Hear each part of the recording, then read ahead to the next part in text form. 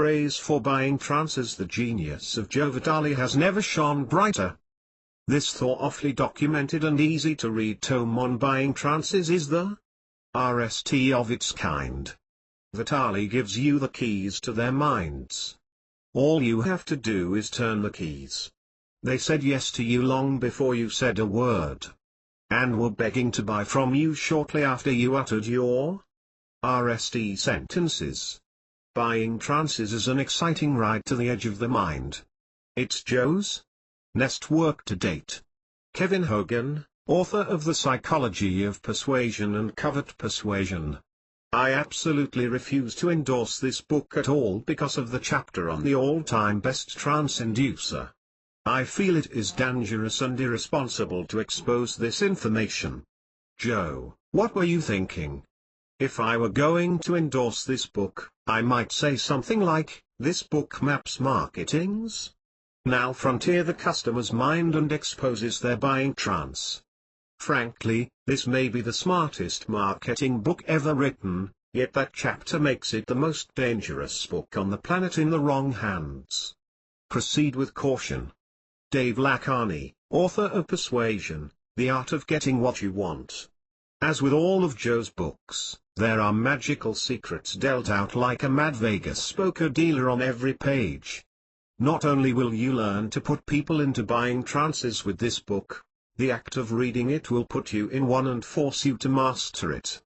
Mark Joyner, author of The Irresistible Offer. Joe Vitale's expertise in hypnotic marketing, combined with his extensive research, challenges the reader on many different levels. He forces you to delve deeper into the BNATS of creating a buying atmosphere and a trance-like desire on the part of your prospect. I found this an absolutely fascinating book.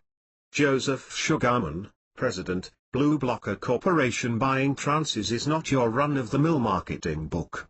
It's an exceptionally well-written, well-thought-out, high-level work that gives the reader unique insights into how to capture his/her prospect's attention.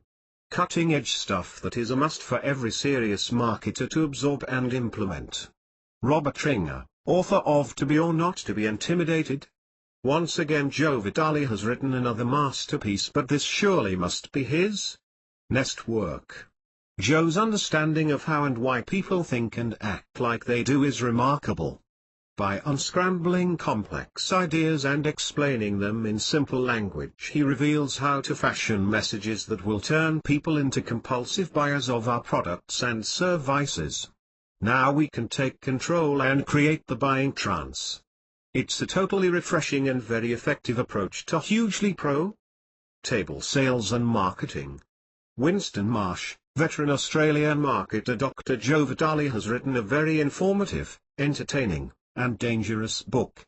By revealing the deep, secret workings of the buyer's mind, he makes it all too easy to analyze anyone's current mental and emotional state, and use that knowledge to put prospects in a helpless buying trance.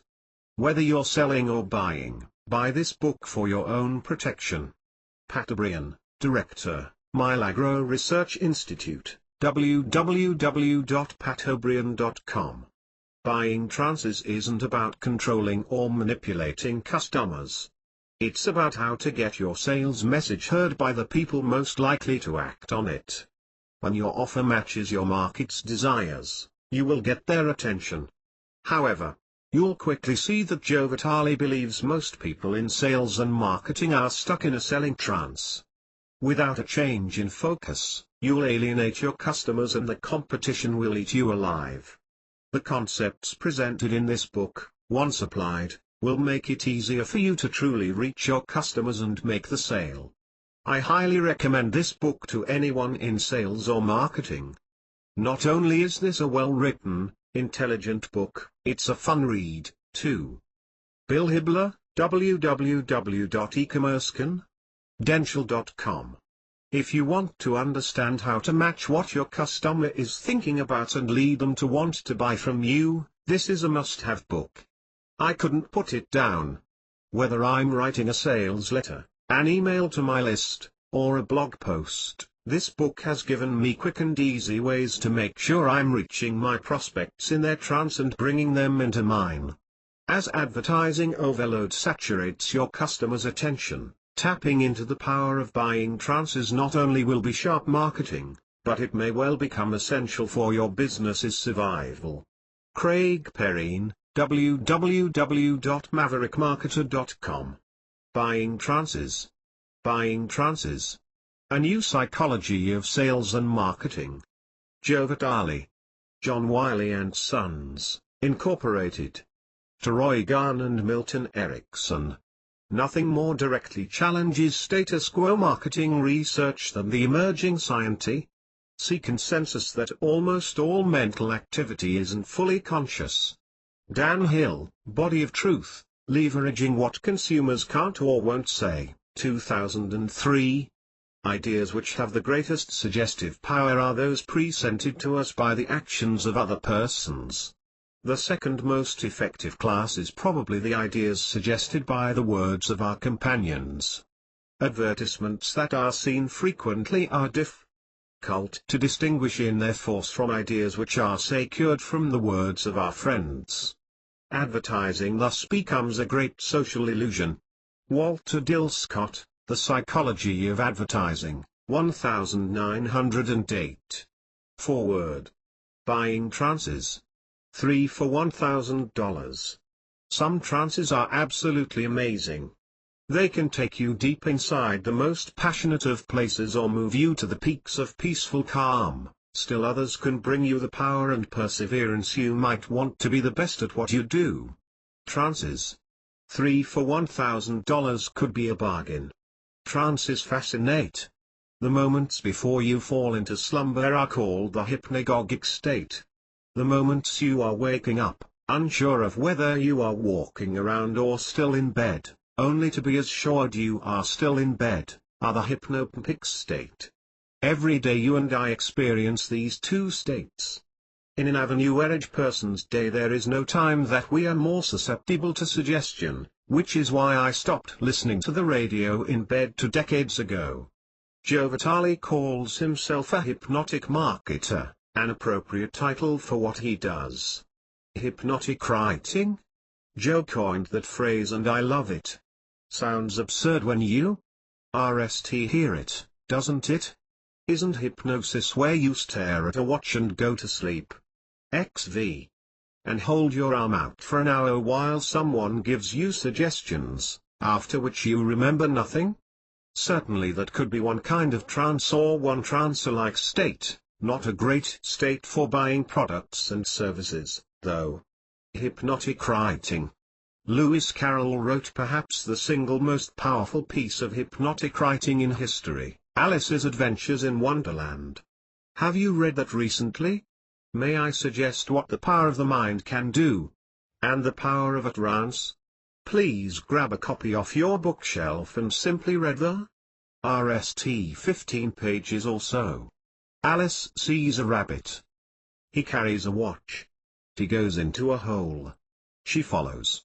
She gets tall and small. She gets wide and thin. She has adventures that she never wanted but would have a story to tell for life. I promise you read the RST 15 pages or so and you will be in one of the most surprisingly focused trances you'll ever experience. Someone can tap you on the shoulder and call your name, but you won't be aware that anyone is there because you are in Lewis Carroll's world, and will come out of it only when he says it's time. And you can learn to write in such a way that causes people to stop, forget what they were just thinking, turn off the lights, put an X on the piece of paper in front of them, hold it up to the moonlight, hear the crickets, and see the shadows extending across the landscape. And it's important to get people to stop what they were doing and bring them to your landscape after you've been in their minds, because you can't sell to them if you don't turn off the trance they're in and bring them into yours. Spy forward. The recent War of the Worlds movie with Tom Cruise isn't scary at all unless you have watched the RST 15 minutes during which you see that everything is normal in New York. Dad plays catch with his irritable teenage son and there is tension between them as there is in anyone's family. The little girl. Well, She almost gets lost in Dad's house because it's such a mess. Then stop. The earth opens up. And that is where you are taken from your trance, normal life in New York, and put into Steven Spielberg's trance, the invasion of the planet. There are two fundamental ways to move people out of their trances. One is to get into their landscape, show them you understand their world, show them you can live in their world, and show them you empathize with their problems. You could write the book, and then, once you have them captured, boom, you invade the earth. The other is to simply cause brief single-second confusion for the person. You do this by accident every day. You are walking to the den or the living room and you forget why. You look around. People stare at you and you look silly because you can't even venture a guess as to why you left that other room. Of course, you go back to your room or sit down, and are instantly back in your world. You remember exactly what you were going out for. But what got you sidetracked? Maybe someone's tie wasn't straight. Maybe you saw a paycheck on someone's desk or a magazine lying on the or whatever it was, you didn't in any way anticipate it and it took you from your trance to their trance. In hypnosis it's called a confusion technique. My research shows that if you confuse people for just a moment and bring them into your trance, you can capture forwards their minds. But once they are confused you have only seconds to capture their attention, or all is lost and they will return to their own trances. Remember Alice in Wonderland? Exactly. It seems like such a long time ago. Why? Because since we talked about Alice, we've been invaded by aliens and seen someone's goofy tie and someone's paycheck. We've done a lot of traveling in our minds. Walking from room to room, talking to kids, all that stuff gives the brain the illusion of time, making it seem long ago that we were talking about Alice, but it wasn't. It was only minutes. It seems like hours, and conversely, sometimes in trances hours seem like minutes. But I'll leave all of that for Joe Vitale. Buying trances will help you understand how people think so you can help people buy from you. Kevin Hogan, www.kevinhogan.com. E. Egan, Minnesota, September 2006. XVI forward. Acknowledgements.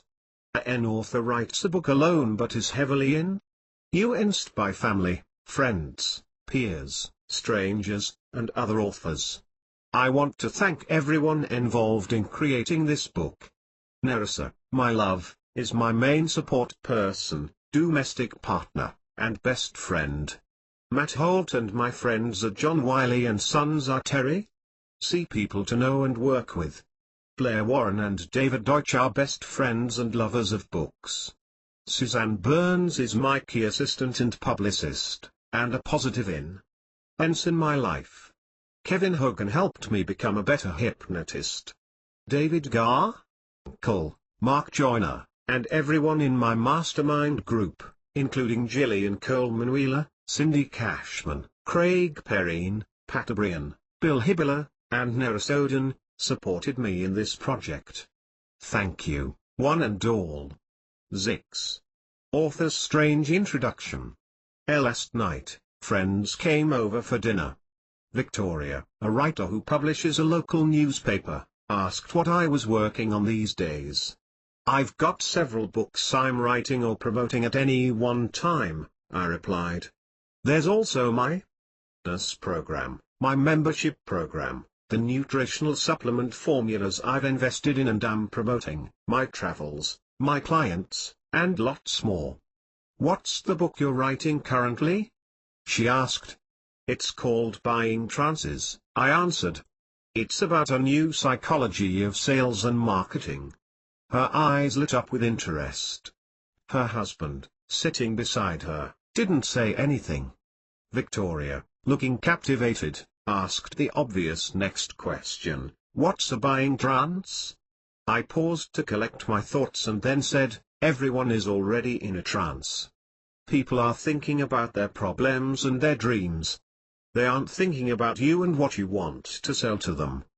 This isn't negative. They are simply preoccupied with their lives. In order to make a sale today, you have to meet them in their current trances, then guide them to what you want them to focus on, which is your XI product or service. If you don't meet them where they are in their heads, they'll never hear you, let alone buy from you. So you need to ND out what's on their minds before you try to persuade them. Victoria offered. That, in essence, is the definition of a buying trance. It's meeting people where they are before you take them where you want them to go. It's the difference between a sideshow barker yelling for people to step right up and buy his product and you treating them as friends you care about and want to help. The former is going for a quick sale. The latter is going for a pro-table long-term relationship. This book is about the latter. Now, stop and reflect on the unspoken elements of the preceding story. Victoria is a newspaper publisher. She is naturally interested in books and words. Her question came from her existing trance and my answer spoke to that existing mental state. Had I not addressed her question, or had I instead talked about my nutritional supplement company, she might have lost interest, fogged out, and never heard a word I said. And note that her husband, sitting at the same table, didn't show much interest in the conversation. He was polite and looked attentive, but he was not involved. He's into bike riding, video production, and health.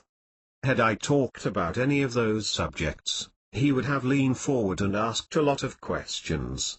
He wasn't in a buying trance. His wife was. Your readers, prospects, customers, and clients are all like this. When your sales and marketing reaches them, it arrives when they aren't there. They may be present physically, but not mentally. In their minds, they are preoccupied with their lives. You may be granted about 10 seconds to make your case. If you don't connect to their trance or bring them out of their trance in those precious 10 seconds, the chances for a sale are next to none. XI Author's Strange Introduction. This book is intended to help you discover how to better communicate with people, so that your sales messages are heard and acted on. You'll ND that little things will make a difference. For example, look at the title of this introduction. By adding the word strange, I made a simple introduction much more, well, hypnotic. While most readers skip introductions to get right to the meat of a book, chances are very high you stopped to read this one, all because of an added word that broke your existing trance. This is where the world of the buying trance begins. As you proceed through this book, here are a few ideas and questions to allow into your awareness. What would your sales and marketing be like if you found yourself understanding buying trances and naturally using them in your business? You don't have to use the buying trance right away, it's only important that you are open to the idea of using it soon. What would it be like if you allowed your use of the buying trance to evolve naturally, easily, and quickly? If you were to understand how powerful the buying trance is, how much more would you enjoy reading this book? You might notice how a single word can define your focus, as well as that of your prospect, customer, or client. Just pretend for a moment that you're the kind of person who can easily master this information and become good at using the buying trance. I know you are wondering what all of this has to do with sales and marketing, and that's a good thing to wonder. When you ND yourself using the buying trance naturally, will you be really surprised or just delighted? Author's Strange Introductions XI. Whatever your answers or thoughts at this point in time, just pretend that all of it is moving you in the direction of more sales, more fun, and longer and more pro-table relationships. As you relax into your chair, alert yet calm, let's begin. Dr. Joe Vitale www.mr.re.com. Austin, Texas September 2006. XIV Author's Strange Introduction. Buying Trances. G. Rance. Are you reading these words right now? That question isn't as obvious as it may appear. You may be looking at this page, but chances are very good that a part of your mind is wandering, or is about to wander. You might be thinking about your next meal, next appointment, next book, next sale, or any number of things. In essence, you are in a trance. Your mind is focused on these words, but if I write the wrong word or phrase and activate a new mental process within you, your mind may run off in a new direction.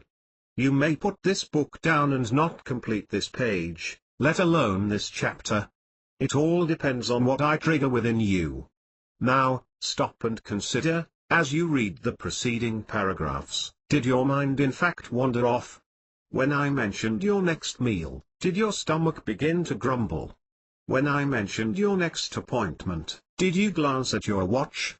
1. When I mentioned your next book, did you think of other books you want to read? I've been very careful not to suggest anything outright stimulating. If I did, your mind would wander off. As it is, even with the innocent triggers I've listed, I bet your mind still left the page at least a few times. This little exercise should give you a small sense of what your own prospective customers are going through as you talk to them or ask them to read a letter or email from you or visit your website. They are preoccupied. They are thinking of themselves and their interests. They are in a trance. Your waking trance, the trance people are in, isn't a somnambulistic one, during which they are deep asleep but conscious of spoken words. It's more of a waking trance, during which they are alert and aware, their eyes are open, but their minds are focused on something other than what is right in front of them. The term waking trance was coined in 1924 by Wesley Wells. In my recent book, Hypnotic Writing, I named it this way: a waking trance is a concentration of attention. You are focused on something before you, to the exclusion of virtually all else. Whenever you read a fascinating book, you are engaged in a mild trance. Because your eyes are open, this state is called a waking trance. Everyday waking trances are common. They help us get through the day. When you have a long drive to make, so-called highway hypnosis slides in and you safely drive, but you aren't totally aware of time. When you read a good book, your mind focuses on it and, at least for a while, you forget the world around you. When you are in a conversation with someone, you are somewhat focused on them but mostly focused on your next words or point. You've experienced those trance states. However, few to buying trances. People realize that most of their life is spent in a trance of one form or another. Stephen Wolinski writes, "In trances people live. Trances are often a necessary means of surviving and negotiating the physical universe. They are like tunnels you walk through in order to maneuver and focus in the world." Stephen Gilligan writes, "In therapeutic trances, trance experiences are not divorced from a person's normal patterns of functioning." Roger Strauss writes, "In creative self-hypnosis, we are all walking around in something like a trance, sleepwalking through our lives, following what amounts to a set of postnatal suggestions to be a certain kind of person and to think and behave in a certain way." According to Ronald Haven's The Wisdom of Milton H. Erickson, the legendary hypnotherapist once said, "Trance is a common experience. A football fan watching a game on TV is awake to the game but is not awake to his body sitting in the chair or his wife calling him to dinner. Almost no one in business understands that unless you merge with and lead the existing trance of your customers, your chances for a sale are slim to none." This book is about awakening you from the trance most business people are in and putting you into a new trance, one in which you are in control. This may be confusing. But as I pointed out in my book The Attractor Factor, confusion is that wonderful state right before clarity. Confusion itself is a trance. Clarity is another one. This book is about awakening from trances. A new psychology of trances ned as any condition where the focus of attention is narrowed. This is why so many traditionally trained Got trance? 3. Hypnotists ask their subjects or patients to focus on something specific, such as a candle, a point on the wall, a swinging watch, or even just a deer. This focusing of attention, a characteristic of the trance state, is a way to actually induce a trance. You can do this with words spoken or written. My book Hypnotic Writing explains how to use words to seduce people into paying attention and then paying for your product or service. Words can lead people into a waking trance state. For the purposes of this book, we will use words to lead people into what I call a buying trance. The buying trance is a focusing of attention on what a person will get from your product or service. As long as you focus their attention on their needs, you can keep people in a buying trance. But this is easier said than done. The average person in business is focused on his or her own needs, to make a sale. She or he is stuck in a selling trance, which doesn't put anyone in a buying trance. The difference is dramatic. I'm calling this procedure a new psychology of sales and marketing because it is a breakthrough in the psychology of selling. Modern psychology hasn't been around more than 150 years. According to James Goodwin in his book, A History of Modern Psychology. Business psychology is even younger. The RST popular psychologist in the business arena was Walter Dill Scott. He wrote many books, beginning in 1903 with The Theory of Advertising. Scott said consumers were not rational decision makers and could be influenced by suggestion and emotion. He scratched the surface of how to begin a buying trance, though he never used that term. Still, Scott was strongly influenced in his view of suggestion by the work of H. Bernheim on hypnosis, especially by the 1889 book, Suggestive Therapeutics, a treatise on the nature and uses of hypnotism. My own work in sales and marketing has been influenced by hypnotists and hypnotherapists. Knowing how the who for buying trances man-mind works better enables any marketer to produce more focused, memorable, and practical messages. Since the average person is bombarded with an estimated 2,000 to 3,000 selling messages per day, most of which they never remember or remember incorrectly, business needs a better way to grab and hold attention. Using principles of hypnosis in selling can help create that buying trance, where your chances of making more sales increase. In this book you'll learn how to create a buying trance that serves your customers. You won't be able to control or manipulate them, but you will be able to get your message heard by your target audience. When your message is a match to what your audience needs or wants, you'll find that they perk up and focus on you, which is the essence of walking hypnosis.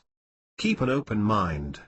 You're about to discover a breakthrough, a powerful new tool for increasing your results in all your sales and marketing. Why you need this? Why is knowing how to put people into a buying trance important? The answer should be obvious: you've got competition. Some of it is from unscrupulous advertisers and marketers, some of it is from people who aren't even in your business, and lots of it is from businesses that are simply cluttering the marketplace with their messages, most of which fall on deaf ears. I tried to get a number as to how many sales and marketing messages the average person hears or sees in one day. The numbers I found are conflicting, but seem to average about 3,000 per day. For example, Tony Roblewski, in his book, Mind Capture, says we are hit by 1,500 messages per day. Got trance? 5. Mike Adams, in his booklet, The Real Safety Guide to Protecting Against Advertisers, Marketers and Big Business Propaganda, says we are exposed to more than 3,000 commercial messages a day. Some of my other research revealed the following. The average person today is exposed to never-ending deluge of 1,700 marketing messages during a single 24-hour period. Look around you. We marketers have pasted, integrated, injected, and / or overlaid advertising in any possible place imaginable. Case in point, NBC will start to digitally insert commercial billboards into advertising content to be broadcast during the Winter Olympics, in essence a commercial within a commercial. www.intellective.com/online internet marketing rm.pdf. According to a recent consumer expenditure survey, households spend $4 trillion per year. It's estimated that $236 billion will be spent this year in the United States on print, radio, online, and broadcast advertising to get a piece of this market. The result is sensory bombardment. It is also estimated that each American is exposed to well over 2,500 advertising messages per day, and that children see over 50,000 TV commercials a year. In our view, as many as 1/4 of all these ads are deliberately deceptive. Increasingly, the family of businesses that advertise is not one you should be proud to be associated with. www.nolo.com/product.cfm/objected/5E5BFB9EA33A43 decibels 9D166R646A/sample chapter/5/111/277/. An effective marketing plan can help you cut through the clutter. Did you know the average adult is hit with 3,000 marketing messages per day? How do you know your message is getting through and, more importantly, your message is getting to the right person? A marketing plan will let you answer these questions with confidence and a sense of satisfaction. www.fairfaxcounty.org/tw_potomac.htm. Advertising has long been a sort of black art with a murky return on investment, and for a simple reason. Clients rarely 6 buying trances know for sure who sees their ads, let alone whether the ad's in UNS anyone. Even though companies spend $1/3 trillion a year on advertising, those ads often end up being irrelevant to the people who see them. On average, Americans are subject to some 3,000 essentially random pitches per day. 2/3 of people surveyed in a Yankelovich Partners study said they feel constantly bombarded by ads, and 59% said the ads they see have little or no relevance to them. No wonder so many people dislike and ignore advertising, and so many business owners feel gun-shy about investing in serious campaigns. www.incorporated.com/magazine/20050801/futureofadvertising.html. Your potential customers are being hammered with marketing messages through the day and night. One statistic I heard was that we now experience 3,000 different marketing messages in an avenue each day, from slogans, jingles, spam, emails, billboards, direct mail, image advertising, branding campaigns, etc. http://advertising.ductupmarketing.com/2006/02/index.html. Consumers and business-to-business clients have distinct preferences in how they prefer their communications. And when people are bombarded with over 3,000 messages daily, yours can easily get lost in a sea of messaging in a variety of channels. www.marketingprofs.com/6/fogel6.asp. Believe it or not, the $1 Million homepage is sold out. Most of the ads are tiny. The minimum was a 100-pixel ad, so the result is a visual cacophony of banner ads like none you have ever seen. If it's true that the average American is exposed to 5,000 advertising and promotional messages per day, you can get your minimum daily requirement just by going to the $1 Million homepage every morning. www.tompeters.com/blogs/main/marketing/index.php. As should be painfully clear by now, the number of messages in the marketplace is overwhelming. Although you may have a product or service worth gold, your target got trance? 7. Audience may never hear about it unless you utilize some new tools, such as the buying trance. There's got to be a better way. Even if you disregard the number of marketing messages that are shot at people all day long, there's also the reality that people are tuning out those messages. They're not listening to you. Your audience is fed up with marketing. They've had it. They'll do almost anything to turn off the advertising or block it. To prove this, here are some facts from the Yankelovich Partners research on advertising and marketing. Some 60% of consumers have a much more negative opinion of marketing and advertising now than they did a few years ago. Just 61% feel the amount of marketing and advertising is out of control. About 65% feel constantly bombarded with too much marketing and advertising. Of consumers polled, 53% said that spam had turned them off to all forms of marketing and advertising. Of consumers polled, 36% said that the shopping experience is less enjoyable because of pressure to buy. About 53% said that, for the most part, marketing and advertising do not help them shop better. Some 59% feel that most marketing and advertising has very little relevance to them. Just 64% are concerned about practices and motives of marketers and advertisers. About 61% feel that marketers and advertisers don't treat consumers with respect. Some 65% think there should be more limits and regulations on marketing and advertising. 8 Buying trances. About 69% are interested in products and services that would help them skip or block marketing. Just 33% would be willing to have a slightly lower standard of living to live in a society without marketing and advertising. Those statistics should jar you. Have no fear, though, there is a better way to reach your customers and clients. It's called the buying trance. Expect to learn. A few weeks ago I was stuck at the San Jose, California, airport, waiting for the airline to end a safe plane to get me back home to Texas. I sat there for 9 hours. While a lot of other passengers kicked and moaned and otherwise had T.S., I and maybe a dozen others went with the hour. I used the downtime to write, read, and relax. One of the books I had stuffed into my bag was good for my mind, was a delight to read, taught me a few things, and prompted me to write this section.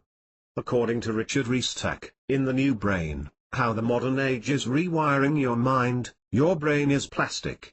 You can teach your brain new tricks, skills, languages, and more with repetition, intention, awareness, and patience. He says there is a 10-year rule stating that virtually anyone can become a genius or at least a superior performer in a niche if they apply themselves in that area for a decade. As I think about how I became an author, then a copywriter, then a publicist, then a speaker, and then an internet marketer, I can see I spent decades learning those subjects and honing my skills. I read books, studied authors, bought courses, and invested in weekend seminars and trainings. I put myself through a relentless and disciplined self-study and home study quest to learn and grow. Got trance? 9. I still do this today. I was stuck at the San Jose airport because I had only to attend a weekend seminar. And, just the weekend before, I held the world's RST Manifestation Weekend, www.manifestation.com, where already successful people came from all over the world to see how much more successful they could be. The point, if you want to become a better salesperson, or marketer, or copywriter, or author, or speaker, or anything else, you should expect to invest time, energy, and money to learn the craft. You should expect it to take longer than a weekend. You can start the process in a moment, with a decision, and you can see progress very quickly, but mastery will take a little longer. Maybe even 10 years. But if you don't start now, where will you be in 10 years? Open your 1001 ND, said Carol Dweck, in her wonderful book, Mindset, The New Psychology of Success, explains that there are two perspectives to growth in your life, a Z mindset and a growth mindset. The Z mindset is where you decide you cannot learn anything new in an area, no matter how much you try. Your ability is Z. The growth mindset, in contrast, is one whereby you feel you can learn with enough energy, focus, time, and commitment. Your ability is Xable. You are able to grow. When I read Weck's book, I thought about the world of marketing. In that area, I have a growth mindset. I feel I can learn new things with guidance and effort. In other areas I had a Z mindset. When it came to performing magic for others, for example, I felt my skills were Z at a poor level. Even though I love magic, am on the board of the local magic group, and am a lifetime member of a famous magic organization, I felt my performing skills were Z. After reading Dweck's book, I decided that was not true. I awoke to the fact. 10 buying trances. That I can learn anything, even how to perform magic, if I focus on it and work at it. Today, I perform magic for anyone who asks, and sometimes for those who don't ask. The same concept holds true in my professional career when it came to direct selling. At one point I had a Z mindset about my ability to deal with powerful people. I was intimidated by them. As I changed that old mindset to a growth mindset, I've been able to deal with the sea of such tycoons as Donald Trump, Sir Richard Branson, and Kenneth Feld. As you read this book, I encourage you to come from a growth mindset.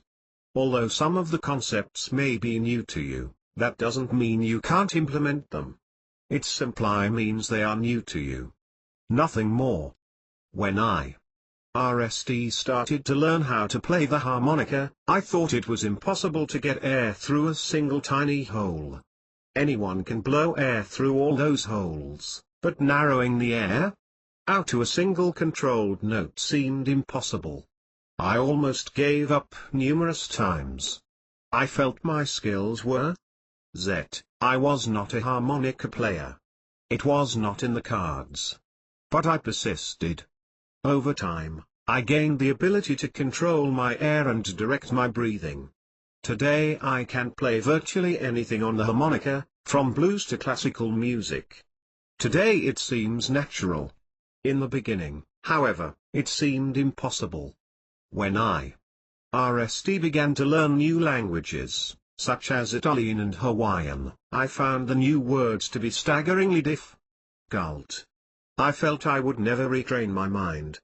But by adopting a growth mindset, by realizing I could learn anything with time and persistence, I was able to learn conversational Italian in time for a trip to Italy, and I am still learning Hawaiian. Advisors Dweck, picture your brain forming new connections as you meet the challenge and learn. Keep on going. Got trance? 11. As you practice what you learn here, the entire process will become easier and easier. And then, one day, it will be second nature to you. It all begins with your mindset. Steve Andreas, in his 2-volume work, 6 Blind Elephants, says, it is one thing to realize that the beginning stages of learning are often inevitably difficult and uncomfortable. It is quite another to use that discomfort as a reason not to learn anything new. In other words, stay open-minded. Just relax and read. I'll make the learning process easy for you.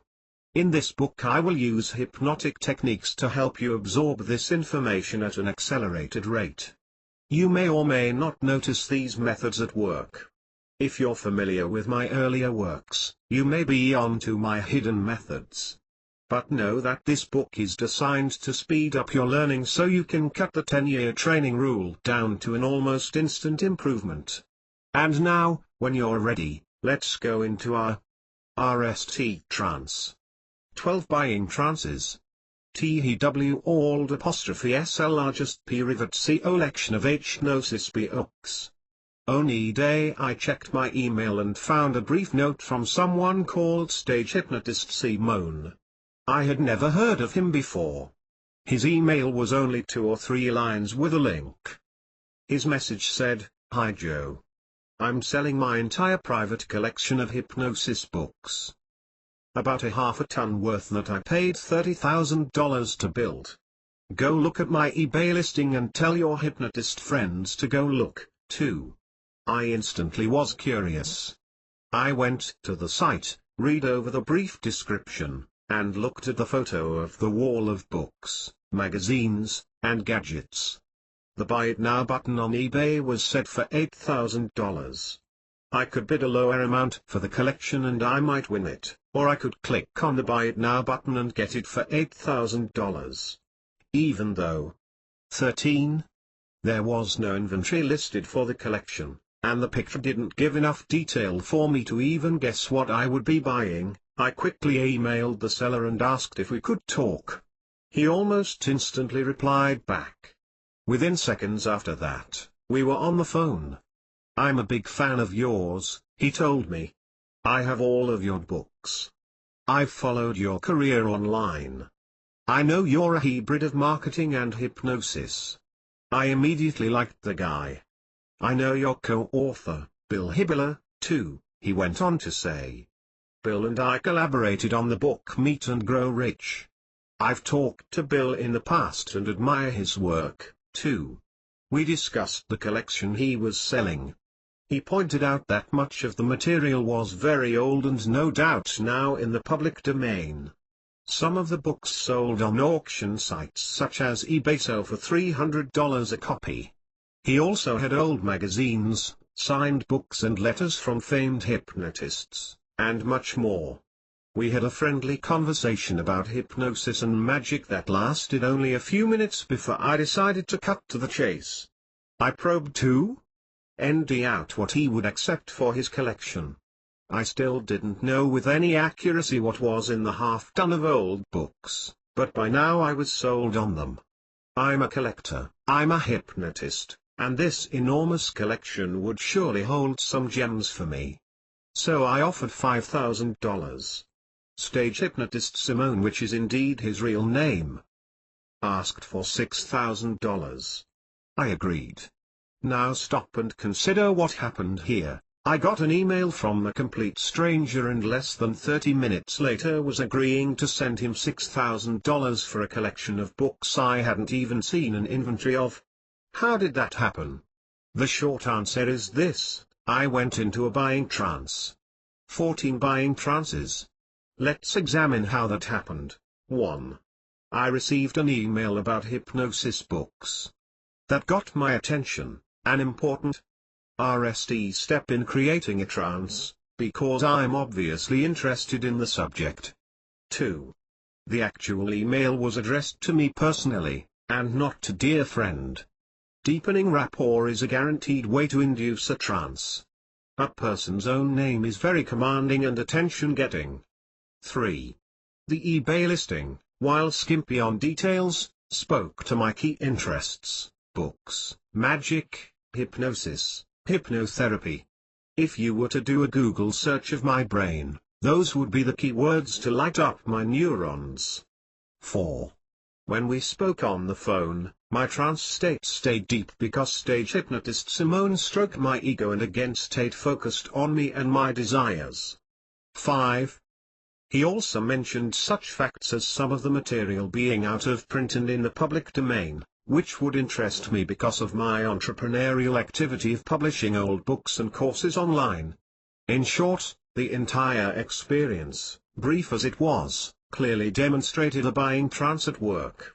Before you let yourself get too critical of this true story, consider instead how you can create this type of experience in the people you want to sell your products or service. It can be as easy as what happened with me and a complete stranger. Let's find out how.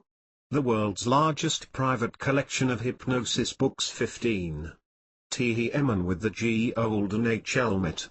I was watching an unusual documentary one night about belief. It was called Mana, Beyond Belief. It focused on people places, cultures, and rituals from around the world.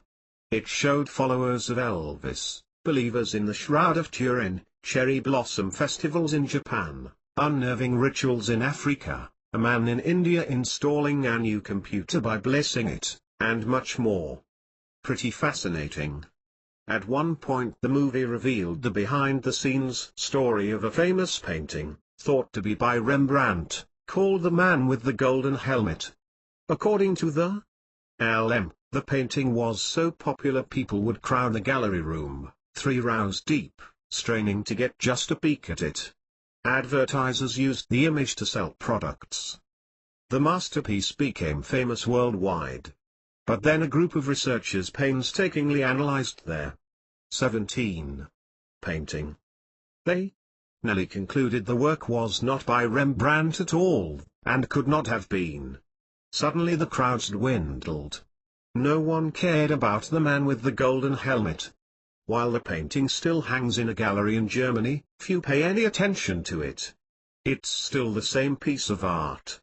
Reproductions of it are still sold around the world.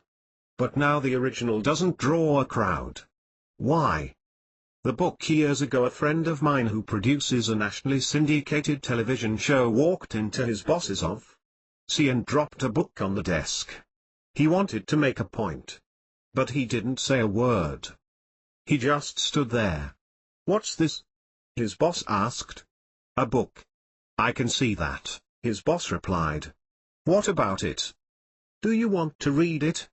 "Not without knowing something about it," his boss replied. "Yeah, that's the point," my friend said, and he walked out. What did he mean? What was his point? Blotnick's lie. In one of my latest books, The Attractor Factor, I recount the story of Sruli Blotnick, an author and researcher of many best-selling books. Dr. Blotnick often wrote about a study done proving that people who follow their dreams make more money than those who pursue money. It's a fascinating report. It's inspiring. It's one of the favorite sections in my own book. But the story, I'm told now, is a myth. 18 by Trances. Apparently Blotnick never did the research. According to Susan Faludi, author of Backlash, The Undeclared War Against American Women, although Blotnick wrote several respected books and they were all published by reputable publishers, and he even wrote a column for Forbes magazine for 10 years, he was later found to be a fraud. Those who read about his work today but who don't know the punchline are inspired to pursue their dreams, just like the people in his supposed study. But those who read his work today and know of his later debunking don't feel so inspired. Why is that? Before I start to unravel this apparent contradiction of memorizing stories, let me share one more with you. Big Fat Liars. In a book I read a while back called Big Fat Liars, author Maurice Chaffetz recounts the story of a book that awakened everyone to the true story behind the supposed gun culture in the United States. The book, Arming America, claimed to use probate records to prove that prior to 1850 fewer than 10% of Americans owned guns, and fully half of those guns didn't work. The book was a major hit. Scholars praised the book. Columbia University gave the author the prestigious Bancroft Prize for History. Chicago's Newberry Library awarded the author a $30,000 fellowship. The applause continued until one day someone questioned the author's research. According to Big Fat Liars, the author of Arming America had fabricated his research. When confronted, he said his notes from probate records had been destroyed in a vote. He couldn't prove his claims. When backed into a corner by investigators, he kept changing his story. Ultimately, his Bancroft Prize was withdrawn. His book died, too. What happened? The Man with the Golden Helmet. 19. What's the theme within all of the preceding stories, anyway? Before you leap ahead, stop and describe what you think is going on in these stories. Underscore. Underscore. Underscore. Underscore. Underscore. The ultimate secret. Brace yourself. What I'm about to tell you may be the greatest marketing lesson of all time. It ties into my often stated belief that most of marketing is perception. Yes, you need a good product. Yes, you need to fulfill your promises to people. But what will earns people more than anything else in their purchasing and in their satisfaction is their perception. Consider the following. Rembrandt's painting was perceived to be great while it was perceived to be by Rembrandt. As soon as it was discovered to be a fake, interest dropped. It was no longer perceived as valuable, even though it's a masterful painting and still hangs in an art gallery. My friend could not get his boss to read the book he brought him because there was no framing for the book. It was simply a book, something unknown, so there was no perception of any real value. The gun control book was perceived as a breakthrough as long as people perceived the research was truthful. As 20 buying trances. Soon as it was revealed to be a hoax, the book and author lost all respect, and sales dropped. Blotnick's work was respected and popularized by many, including me, until it was discovered that he may have fabricated his studies. As a result, perception of him went from holy to humbug. Are you beginning to grasp the secret? Are you beginning to see a pattern here? Perceptions control how people respond to anything, and their perceptions are largely controlled by others. Who controls their perceptions? Need I answer that? Well, maybe I do. So let's continue. When you walk into a grocery store and choose one brand of toothpaste over another, the pretty packaging is only part of what activates your decision to buy. The rest was programmed into your mind over time through advertising and publicity, the strong arms of marketing that you rarely paid conscious attention to, causing you to create a perception. That perception created the urge to buy, or not. Who's in control here? Who's pulling the strings to make us buy? Who's the wizard behind the curtain, anyway? Could it be you? A new psychology. What I'm suggesting is that people are, let's be blunt, machines. They are not awake. Yes, their eyes are open. Yes, they can think. But the vast majority of their actions are stemming from unconscious motivations. Even they don't know why they do. The man with the golden helmet 21. What they do. Ask them and they'll give you a reason, but it's rarely the accurate one. Hypnotists know this.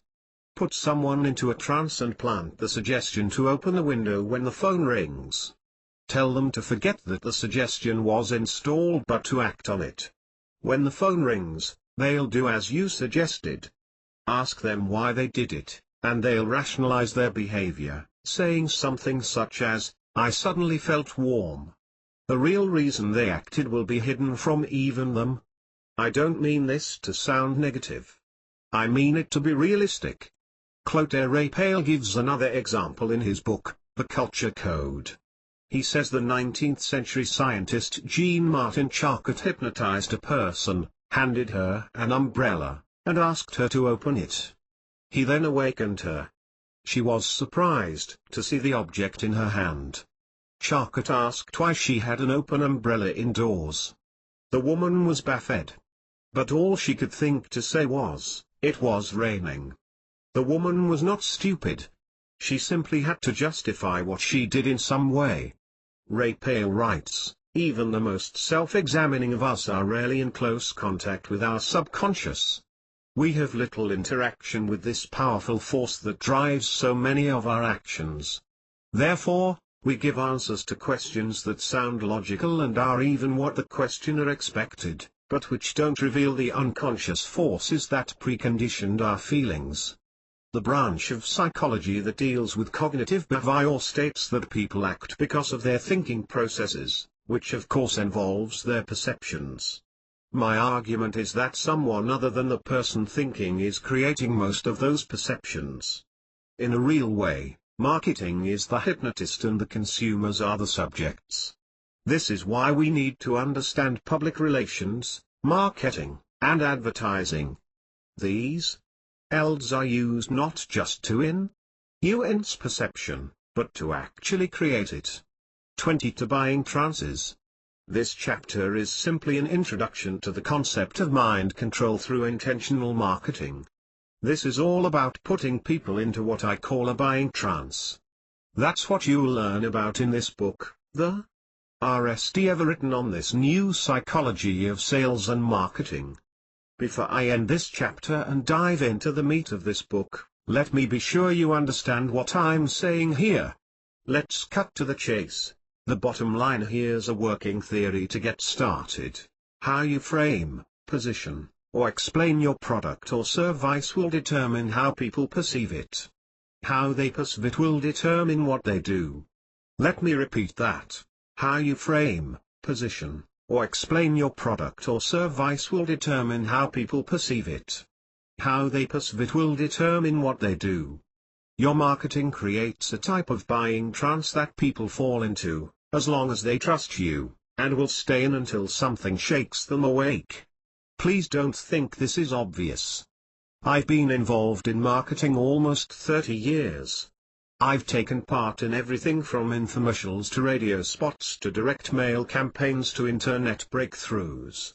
I'm considered the father of hypnotic writing and hypnotic marketing, and wrote books on both subjects. I've taught thousands of people how to get results through their marketing. I've written more books than I care to list. I've recorded audio programs, taught seminars, held events, and even have my own executive mentoring program and Hypnotic Gold, my own membership program. I've spent half a lifetime learning, teaching, and practicing marketing. The man with the golden helmet 23.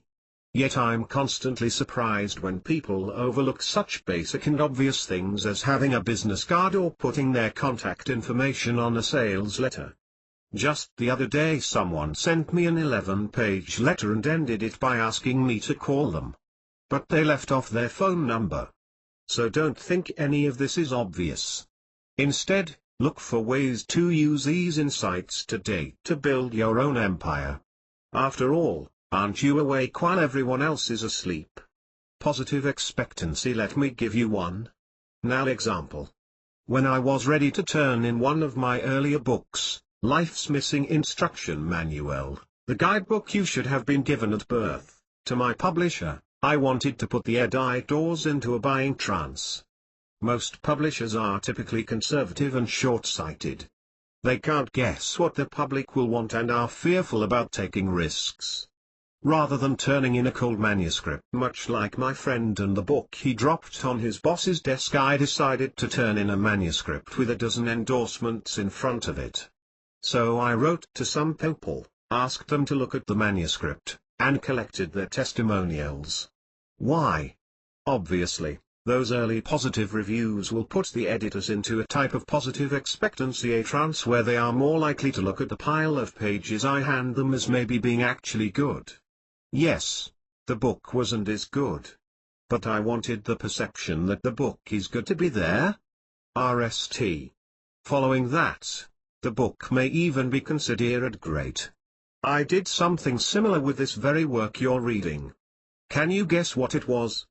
24 buying trances.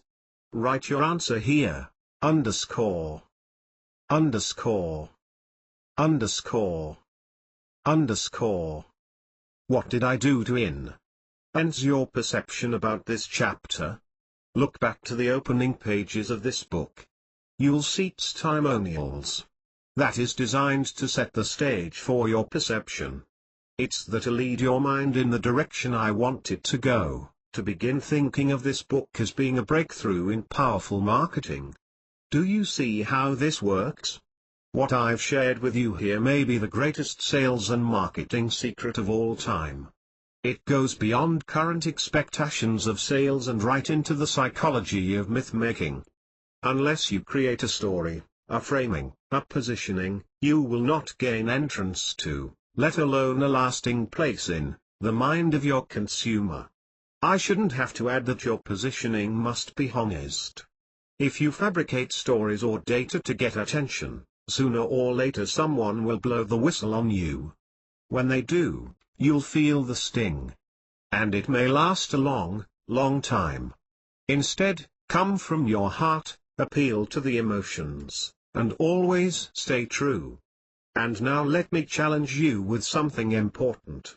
Your challenge: here's something else to chew on and to keep you up tonight wondering about. I've used this chapter to establish at least one perception within you. The man with the golden helmet 25. Whether you agree with that bold assertion or not, assume I know what I'm doing and that I installed a perception in you through these very words. What is it? Or is there more than one? Write your answer here, or on a sheet of paper someplace near you. Underscore. Underscore. Underscore. Underscore. Give up? Let me give you a clue. Think back to what you read here so far and consider what you now want to know more about. Write down your thoughts, ideas, and insights. Underscore. Underscore. Underscore. Underscore. Now here's the million-dollar question: did what I wrote in this chapter create that interest? In other words, did this writing create that perception in you? Maybe consider the question this way: did you have that interest before reading this chapter? I'll let you wonder about the answer to that. But note what you do over the next hour or so after reading this chapter. Finally, my purpose here has been to introduce you to one of the most powerful and maybe even darkest marketing. 26 Buying Trances. Secrets of all time. I trust you will use it to brighten the world. After all, people are waiting to be led. They're machines, remember. Lead them to greatness, and lead yourself to riches. Carry the torch to victory. Remember. Bene agendo nuquam difficus. Never weary of doing good. The man with the golden helmet 27. T Ruth about WHPEOPLBA. Before you learn about the buying trance, it would help to have a foundation about the nature of who man psychology is. Most people currently understand it. Based on my own experience in business, I'd say Abraham Maslow is the reigning king in business psychology. The troubling fact, though, is he's wrong. Maslow was wrong. Abraham Maslow is best known for his famous hierarchy of needs. One of the many interesting things Maslow noticed while he worked with monkeys early in his career was that some needs take top billing over others. For example, if you are hungry and thirsty, you will usually take care of the thirst RST. After all, you can do without food for weeks, but you can do without water for maybe a couple of days. Thirst is a stronger need than hunger, according to Maslow. 29. By the same token, if you are thirsty, but someone is choking you and you can't breathe, which is more important, water or air? Obviously, the need to breathe. Immediate survival is more important than quenching your thirst. Sex is less powerful than any of these, at least in Maslow's opinion. In short, you don't need it as much. To help you understand his model, here's Maslow's famous chart. If you don't think about it too much, Maslow's chart looks logical. But let's take a closer look. Robert Fritz, the author of Creating and the Path of Least Resistance, once told me that Maslow was wrong. Fritz said, "Look at rap music. It's a new form of creativity and it came from the ghetto, where kids still experience hunger, thirst, and poverty. They didn't need to actualize. RST. They need to express. RST." Fritz isn't the only person to disagree with Maslow. Stephen Rice, in his book, Who Am I?, discusses 16 basic desires that 30 buying trances. Being needs. Self-actualization. Safety needs. Physiological needs. Deficit needs. Esteem needs. Belonging needs. Motivate people. They don't match Maslow's model. The basic desires Rice found are power, social contact, independence, family, curiosity, status, acceptance, vengeance, order, romance, saving, eating, honor, physical exercise, idealism, tranquility. Interestingly enough, William James, the great American psychologist, listed the following desires in his epic work of 1890, The Principles of Psychology: saving, play, construction, sex, curiosity, shame, exhibition, pain, avoidance, family, herd, hunting, vengeance, order. Obviously, not all concerns are equal in the eye of each beholder. You and your customers and clients will focus on some desires over others. They won't all compel you to take action. You may be more interested in exercise than in eating, or, as in my case, the reverse. You'll need to know what your prospects are most interested in to be able to create a buying trance that captivates them. That's where research comes into the picture. For now, understanding what really motivates people is the foundation to understanding this new psychology of marketing and selling. While Maslow offered a hierarchical model that doesn't seem accurate, James and Rice offer lists of core desires that, the truth about why people buy 31, seem to have stood the test of time. But I don't want to stop there. Let's look at this area a little more deeply now. The top 5 reasons Elmer Wheeler, famed sales easel, not the steak salesman and author, described the psychological motivators in 1948 in his book, Tested Salesmanship. These, the hot buttons, are still trance inducers today. They are: 1. Importance. Wheeler used psychologist Alfred Adler as evidence that the number one motivator for people is the search to feel superior. 2. Appreciation. People leave their jobs and their spouses to ND this hot button elsewhere. 3. Approval. Wheeler explained that we all want to be liked by other people. Most people will torture themselves, such as going on a strict diet, to attain this sense of approval from others. 4. Ease. People are lazy. As a result, they want things easily, quickly, and even instantaneously. Wheeler suggested that the quest for ease might be the story of evolution itself. 5. Success. People want whatever success means to them. It could be money, security, a bigger house, a better insurance plan, or many other things. Wheeler understood people better than most psychologists of his time. He knew that if you did your selling and marketing with one of the motivators in mind, the chances of a sell were high. Who needs a bathtub? To put this in perspective, in 1880 few American homes had a bathtub or even running water.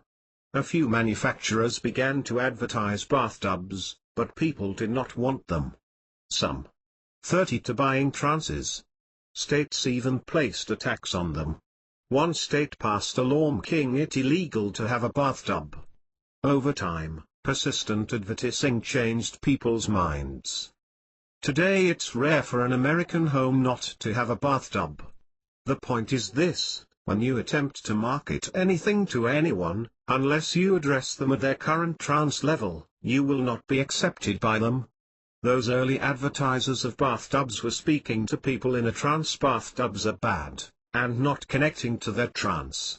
Repetition, which is a hypnotic technique, can get the message through, but only over time and at great expense. A better way is to remember that people are in a trance, and to use one of their core desires to reach them and awaken them. Let's explore this even more deeply. The 26 reasons people buy. Why do people buy anything? What are they hoping to achieve when they spend their money? The following list is from my book, A Complete Guide to Small Business Advertising. If you appeal to one or more of the following 26 reasons people buy anything, you will get more of their money. Why? Because you will automatically begin to lead them into a buying trance. You will be speaking to their current trance, or interests. 1. To make money. 2. To save money. 3. To save time. 4. To avoid effort. 5. To get more comfort. 6. To achieve greater cleanliness. 7. To attain better health. 8. To escape physical pain. The truth about why people buy 33. 9. To gain praise. 10. To be popular. 11. To attract the opposite sex. 12. To conserve possessions. 13. To increase enjoyment. 14. To gratify curiosity. 15. To protect family. 16. To be in style. 17. To have or hold beautiful possessions. 18.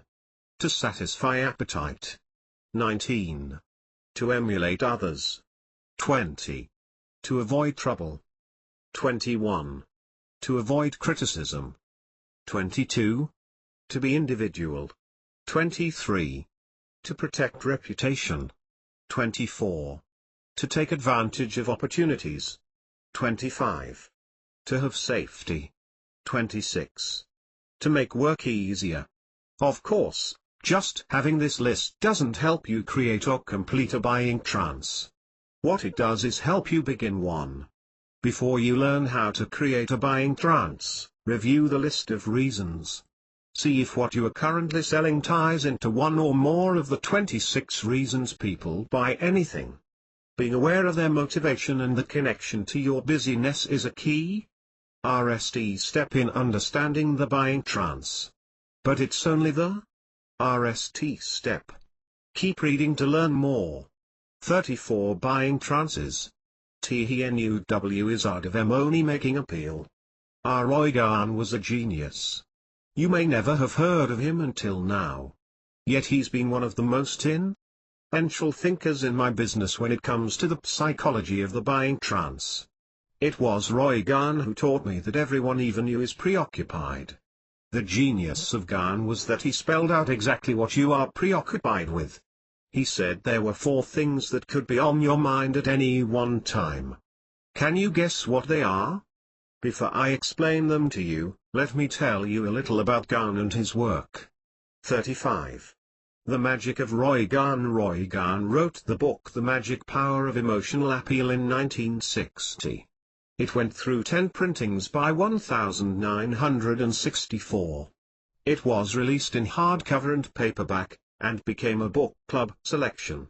Today the book is largely forgotten. I have read the book 5 or 6 times. While some people in business read Napoleon Hill's classic work, Think and Grow Rich, multiple times, my own personal favorite for repeat readings is Roy Gahn's The Magic Power of Emotional Appeal. To me, it is a life-changing classic. I've never been able to learn anything about Gahn. I've done the obvious Google searches on him. I've even hired a private investigator to locate Gahn or any of his relatives. He didn't ND a thing. I also hired Google researchers to locate Gahn. They couldn't ND anything, either. I've done library searches, written publishers and other authors, and more. Nothing. Gahn has disappeared. I've often wondered, jokingly, if Gahn went into some sort of witness protection program. He's gone. Fortunately, though, his masterpiece remains, at least in used bookstores and sometimes on eBay. If you can get a copy of his book, do so. It will help teach you about the core essence of the buying trance. As Roy Gahn wrote in his book, remember that preoccupation is the bugaboo of your existence and that everybody is preoccupied. Selling to emotions. What I love about Gahn's message is the simplicity of it, coupled with his memorable illustrations. Let me give you a few examples. Gahn talks about 4 lingerie shops on the same block in the same city, all selling the same type of nightgowns. This was intense competition. 36 Buying Trances. What would you do to sell more gowns than your competition? One store hung signs onto racks. One sign said, "For sins." The other sign said, "For saints." In 3 days the store sold out of all of the nightgowns. 2 newspaper stands stood beside each other, competing for customers. One seller said "next" after every sale. The other said "thank you" after every sale. The latter sold 4 times as many newspapers. At a meeting of business people, an otherwise normal-looking gent was introduced as a killer from Brooklyn. The audience was riveted. They wanted to know who the killer was. The man turned out to be an exterminator. In one area of the country, people kept speeding, even when the signs on the road clearly said the speed limit was 20 miles per hour. Finally someone suggested a new sign. It read, 20 miles per hour or $19.95. Everyone slowed down. An owner of a parking garage in a big city couldn't get people to park in his lot. He tried putting up signs saying, "Parking and park here." But few people parked there. What would you have done? The owner put up a new sign, this one with some emotional appeal in it. It read, "Protected parking." Sales increased at once. In each of these examples, emotional appeal is being used to take people from their state of mental preoccupation into a new state, a buying trance. This is the genius of Roy Gunn. The Nude Wizard of Money-Making Appeal 37. The fatal for what are people preoccupied with? Gunn revealed the fatal for, as he called them, preoccupations of each of us in his book. He said they are, 1. Self-preservation 2. Romance 3. Money 4. Recognition. According to Gunn, all buying decisions and motivators fall into one or more of those 4 categories. That's it. If that's true, and I certainly believe it is, then knowing them can help you quickly get someone into a buying trance. With that in mind, let's look at each preoccupation. Self-preservation. Self-preservation is health, security, protection of yourself/belongings/family, and anything else dealing with your ability to keep what's yours and live forever. This is the hot button that sells everything from insurance to security systems to TNS products and more. Gunn wrote, it includes fears, hopes, and wishes within attitudes about personal satisfactions, comforts, danger, pain, sickness, health, death, or injury. He added that self-preservation includes love of parent for child, child for parent, master for pet, and related protective feelings. Desires for personal freedom and fears of imprisonment are in this appeal, so are most aspects of religious belief and communication.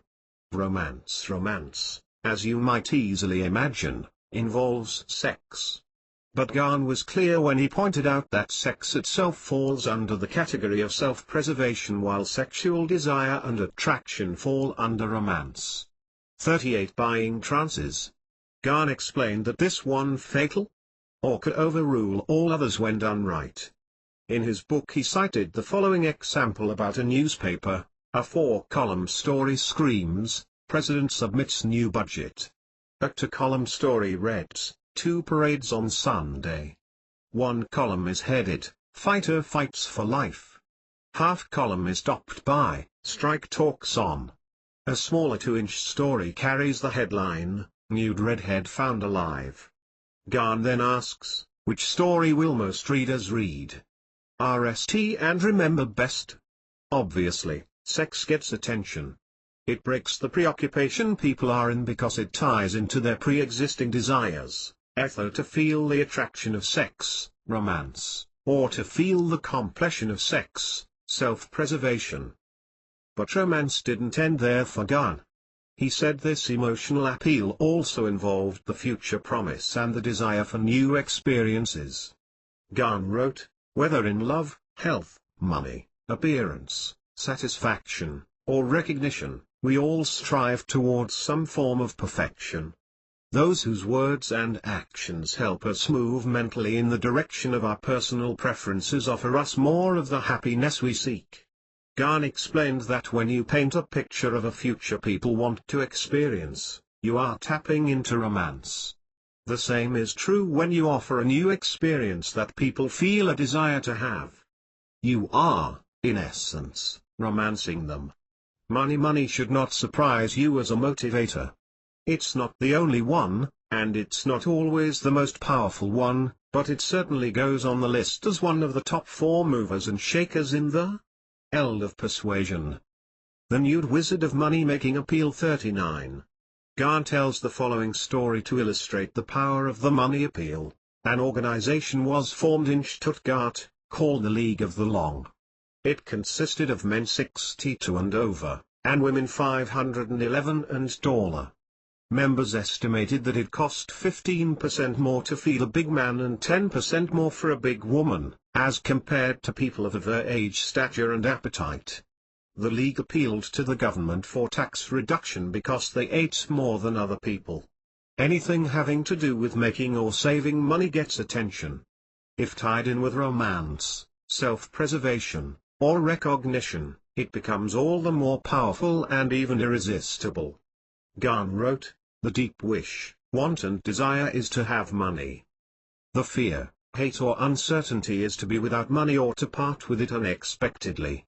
We are most emotionally receptive to the person who suggests ways for us to get more recognition, but money isn't the only motivator, and may not be the most powerful one. Very often people will do things simply to be noticed. This is the power of recognition." Garn wrote, "In human communication, the emotional appeal of recognition can instantly break preoccupation, enter a mind or change a mind. It relates to pride, opinion, appreciation, identity, cation with clothing, appearance, behavior, events, people, products or organizations. It embraces emotional tie-ins to loneliness, popularity and the way you appear in the eyes of others. Looking good to others is important to us. Recognizing someone can put them into the early stages of a buying trance." Garn suggested that listening to someone with your eyes and ears makes them feel important or recognized. He wrote, "If you sincerely want to be better liked by 40 buying trances, them, show that you are impressed by their words, actions or possessions." Here's an example of the power of recognition. In every situation there is an unseen and unconscious play of status. One person is perceived as higher and the other is perceived as lower. This happens virtually all the time. When you start to become aware of it, you'll see it everywhere. You can also use this to your advantage. When you intentionally lower your status, others will feel comfortable around you. They will like you and want to spend more time with you.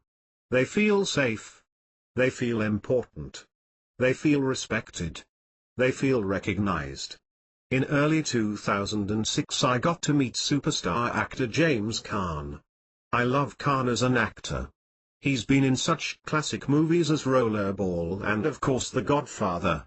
But I really admired him as a person when we were in his trailer on the studio lot of the Las Vegas TV show, and he asked my opinion about a new reality TV show he's currently involved in.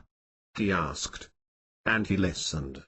On top of that, he did some brainstorming with me, showing that my opinion counted. I disagreed with him about something he was doing to market the reality show, and he didn't argue. He heard me out. He told me his view. I told him mine. We had a discussion. When you consider that I'm a nobody in his world and he's a deity in the movie and television world, the fact that we had any discussion is amazing. In short, Caan lowered his status to let little old Amy feel more at home in his neon-lit world. This was a major feat, and something I will never forget. He recognized me. I have no idea if James Caan did this intentionally or not. I like to think he really wanted my opinion. It doesn't matter. It made for one of those experiences you write home about. It was an example of the power of recognition. Caan would have loved it. He wrote, "No matter who you are, belittle yourself, not your listener. Admit that you're not very smart." The nude wizard of money-making appeal 41. And most people will like you, because you confess their superiority. As you can obviously conclude, knowing these fatal 4 preoccupation windows into a person's mind is a guaranteed way to begin a buying trance. But to more completely understand how this psychology works, it's time to wander into the world of the buying trance itself. 40 to buying trances. How I discovered the buying trance. I couldn't snap Billy out of his trance. It happened more than 30 years ago. I was a teenager fascinated by the powers of the mind. I read about spirituality, psychic phenomena, Unidentity. Ed. Young objects, UFOs, past lives, present problems, the magic of believing, and, yes, even hypnosis.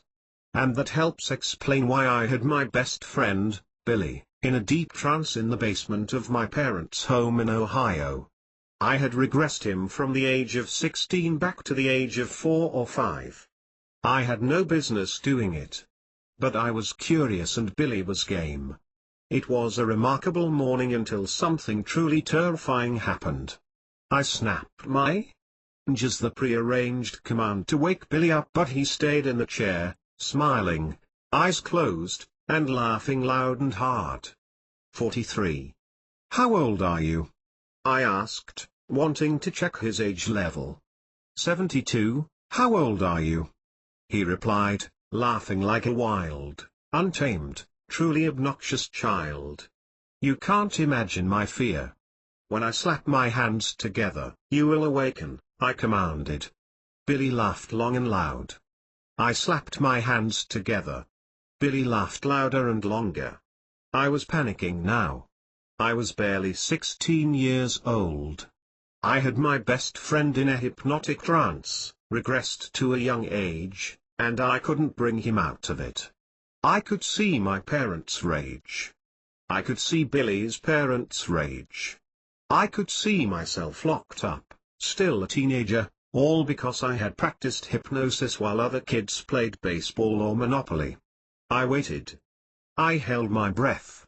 I snapped my fingers. I slapped my hands. I perspired. Billy wasn't coming out of his trance. He was locked into another time period. And I was responsible. Some kids borrow the neighbor's car and wreck it. I borrowed my best friend's mind and put it in park. What was I going to do? I don't recall how much time went by before I decided to call for help. I remember going to the phone book and desperately searching for a hypnotist to call. I found one in Cleveland, Ohio, 100 miles from my home. I called him, got him on the phone, and acted as cool as I could. Doctor, my name is Joe, and, well, I've been learning about hypnosis, I began. I was just wondering, what would happen if you put someone in a trance and they, well, never came out of it. There was silence on the line. Then I remember the voice bellowing at me. Are you practicing hypnosis there? 44 buying trances. Oh, no, I lied. I was just curious what would happen if, you put your best friend under, regressed him, and he wouldn't come out of it. Is that a bad thing? Is your best friend there now? The hypnotist was onto me. Well, yes. Will he come to the phone? He won't do anything I ask, I said. My voice was cracking now. I was scared and it showed. Don't worry about it, the hypnotist advised me. He'll either naturally awaken shortly, or he'll fall asleep and then wake up. But he thinks he's years old, I added. You kids have to stop playing around. He roared. But I want to be a hypnotist someday, I explained. Get training? RST. He snapped. Okay, I will, I said. But what do I do about Billy? Put him on the phone. I went to Billy and somehow got him to get on the phone, and the hypnotist said something that helped Billy awaken. To this day I don't know what he said. And since I haven't seen Billy in nearly 20 years, I have no idea how old Billy really thinks he is. I understand he's now a state trooper in Ohio, so I imagine he's stable and well. Still, I'm staying in Texas. I learned something profound that day in my parents' basement when my life stopped for a morning. I learned that hypnotic trances are powerful. They are real. And we are all in them. That's right. You're in a trance. Yes, right now. So am I. We may not think we're years old, but we think we are Ritz, or marketers, or salespeople, or some other trance. As long as we believe the trance we are in, We will play it out perfectly. When we wake up, we'll just be in another trance. Even the I'm now awake trance is just another trance. How I discovered the buying trance 45. Stay with me here. Whether you disagree or not, there's a valuable lesson here, one that can help you increase your sales and your TS. In short, your prospects are all in trances. If you merge with their trance, you can then lead them out of it and into the buying trance you want them to be in. I'll repeat that, your prospects are all in trances. If you merge with their trance, you can then lead them out of it and into the buying trance you want them to be in. Let me explain with an example. Say you want to sell a new software program on how to incorporate a business. How would you do it? The average person might send out a sales letter that says, "New program makes incorporating a snap." That approach would get some sales, especially from people already wanting to incorporate. But a more hypnotic approach would be to run a headline such as this: "Tired of paying too much in taxes? Read this surprising way out of the maze." This new approach would merge with the existing trance in a business person. In other words, they are in the taxes suck trance and the small businesses get screw trance. Agree with them. Merge with them. Accept the trance as your door. Then lead into what you want to sell by tying it back to their trance. Let's break down this process into 3 steps. 1. What do your prospects believe right now? Current trance. 2. Agree with their beliefs to merge with them. Rapport. 3. Lead their beliefs into your offer. New trance. That's it. That's the real secret to hypnotic selling using the buying trance. 46 Buying trances. What? Oh. You want another example? Here goes. Say you want to sell a pair of pants. How would you use our buying trance 3-step process to move them? Step 1. What do your prospects believe right now about pants? A little research would help. Let's say they believe all pants are the same. They are in the all pants are alike trance. That's their current trance, or mindset. You would not be very wise to argue with it. Instead, accept it and go to step 2. Step 2, agree with them.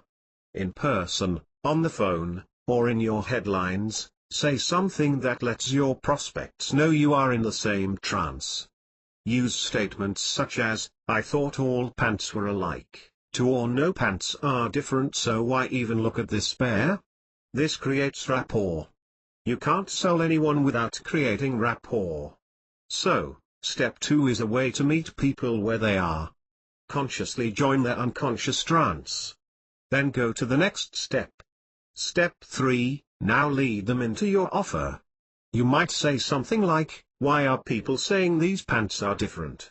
Here's why." This is taking them into a new trance, a trance that says, "Some pants are different," a buying trance. Because you have acknowledged the trance they were in and merged with them, you are now in a very powerful position to sell them. There are numerous ways to ND people's trances, merge with them, and then lead them into a buy from you trance. I won't be able to go into all of them in this short chapter. I'm just giving you the tip of the iceberg here. But before I end, let's look at possible existing trances. How I discovered the buying trance 47. Prospects may be in when you call or send them a sales piece. They include, "I'm worried about money" trance. "I'm lonely" trance. "I'm afraid of people" trance. "I'm sick and tired of my job" trance. "I'm fed up with my kids" trance. "The world sucks" trance. "I'm hungry" trance. "I need to lose weight" trance. And so it goes. You'll notice that each of these trances is self-serving. That's the nature of people. They are interested in their well-being. RST. They are preoccupied with their own needs, desires, pains, and more. Any inward state is a trance. Naturally, everyone is in one trance or another when you call them or write them. Your job is to note it, merge with it, and lead them out of it. Here's one.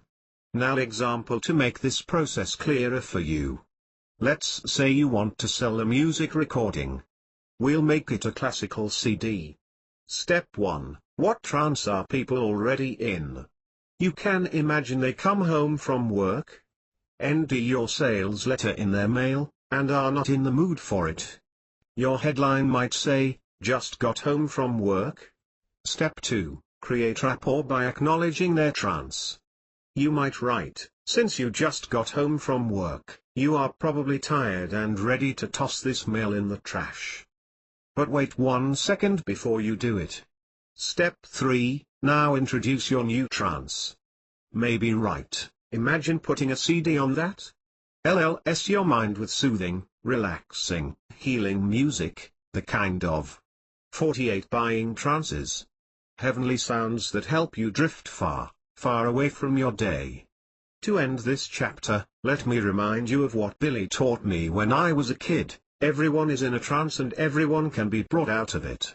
The idea is not to ignore this quirk of human nature, but to use it for the well-being of all you touch, including your own What you can do is take people from their existing trances into your buying trance.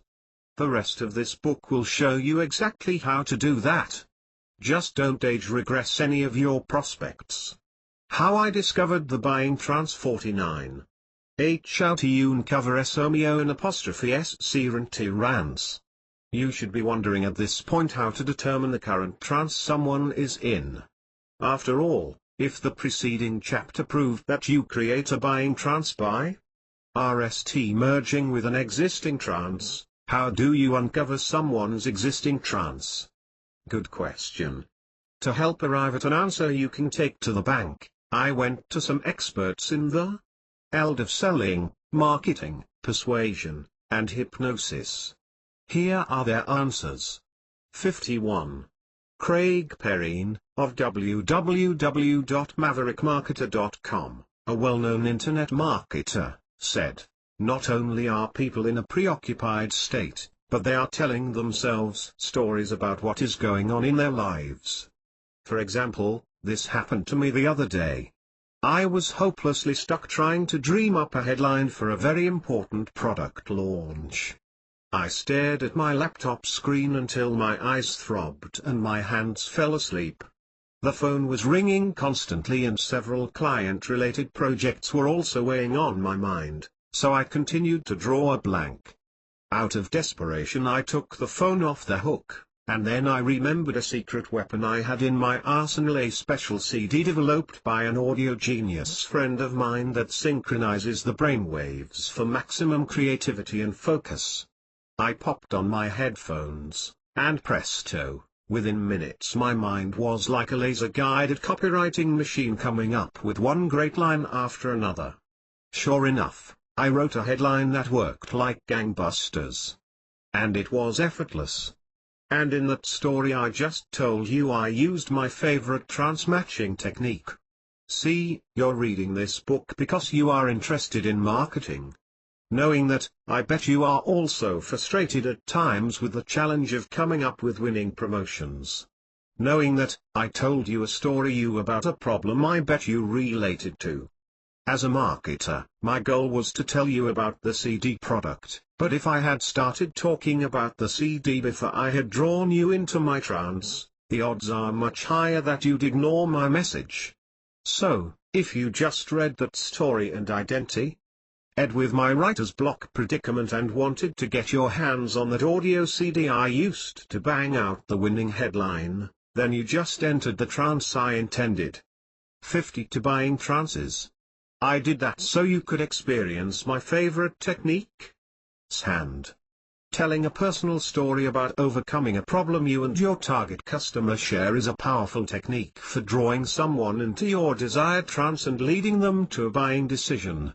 The more your story sounds like their story, the more they'll feel you have something in common, and the more they'll stop what they are doing, pay attention to what you have to say, and buy from you. Note, the audio CD Craig mentions is called Audio Espresso, Getting It Done Now. It's by Pat O'Brien. See www.milagresearchinstitute.com/e.htm. Daniel Levi's, a copywriter at www.sellingtohumanity.com, replied, "My favorites are forums. I wrote a sales letter for an investment newsletter recently. It's called Gold Newsletter, and it's targeted at a very small subculture. To research what this niche was thinking, I visited this discussion board, http://forum.whiskeyandgunpowder.com/viewforum.php. F equals 1 and sit equals 91 bf 47 ebo 5 act 64 d20 c 45 a 22 e2. David Garkle, of www.worldcopywritinginstitute.com, a famous copywriter and online marketer, said, "I look for signals in two areas: what prospects or customers really want and how ready they are to buy. It's the rare customer who can tell you straight out what they really want. Usually if you ask people directly what they are looking for, they will have a cover story, something that masks their true desires. Most of the time this isn't on purpose, at least at a conscious level. Over the years, people have learned to protect themselves from getting taken advantage of by unscrupulous sellers, by sending out. How to uncover someone's current trance. 53. Verbal decoys instead of fully expressing what they want immediately after being asked.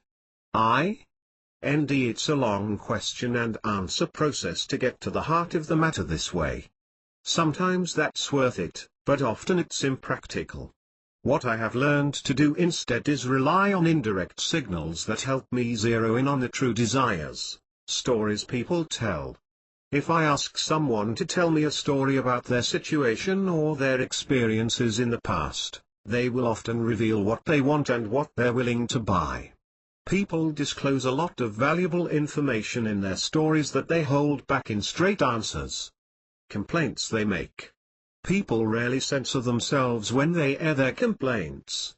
As they tell me what they don't like, it becomes a quick process of elimination to determine what they do want. Questions they ask. It's a mistake to think of questions solely as requests for information. They're also expressions of want and need, although the wants and needs are sometimes disguised. As for readiness to buy, certain questions about delivery or starting date, payment terms, and features or terms and conditions tell me a person is close to yes. Nonverbal signals in the voice, like the rate of speech, the tone of voice, and the energy level and cadence as a person speaks, are also reliable indicators of readiness to buy. Mark Joyner, internet legend and author of The Great Formula and The Irresistible Offer, said, "In print, you have to guess what kind of trance the reader is in. But, instead of guessing, you target those who you know are already in the trance." 54. Buying trances. One maxim I created years ago in the early days of web marketing was all clicks are not created equal. This simply means that each clicker is in a different kind of trance. So, all you have to do is call out to those who are in the trance that is most conducive to a sale of your product. You do this by targeting your advertising. In a multi-step marketing process, you call out to those in the proper trance in your RST step. In your primary sales vehicle, you use a headline that calls out to people who are in the right trance. The headline will alienate some people who aren't in that trance, but that's okay. They're unlikely to buy. In person, you can ask people innocuous questions that are likely to reveal bias. Questions about controversial topics asked in a neutral way but with emotion are great. Here's an example. "Man, what do you think about that stuff happening in the Middle East?" The way they answer not only will reveal their bias on the topic, notice that you didn't reveal yours, but will also say a lot about their disposition. David Deutsch, of www.thinkininside.com, well-known direct response copywriter, said, "As a copywriter, I have to start, As Robert Collier says, with the conversation already going on in the prospect's head. How do I ND out what that conversation is? It's a three-step process. First, I read everything I can that would help me ND out. I read the magazines and books that they read. I read research and anything else that could give me insight into what they're thinking and how to uncover someone's current trance 55 feeling. I read other successful promotions to the same audience, which, because they were successful, help me infer how to tap into their thoughts and feelings. Second, I try to talk to the prospects themselves. Maybe they are actual customers or prospects. Or maybe they are friends, relatives, or acquaintances. I think the same pro. I engage them in a conversation about the product in a way that brings out how they think and feel about it and anything surrounding it. I try to sell them on the product so I can see what thoughts and emotions it brings up.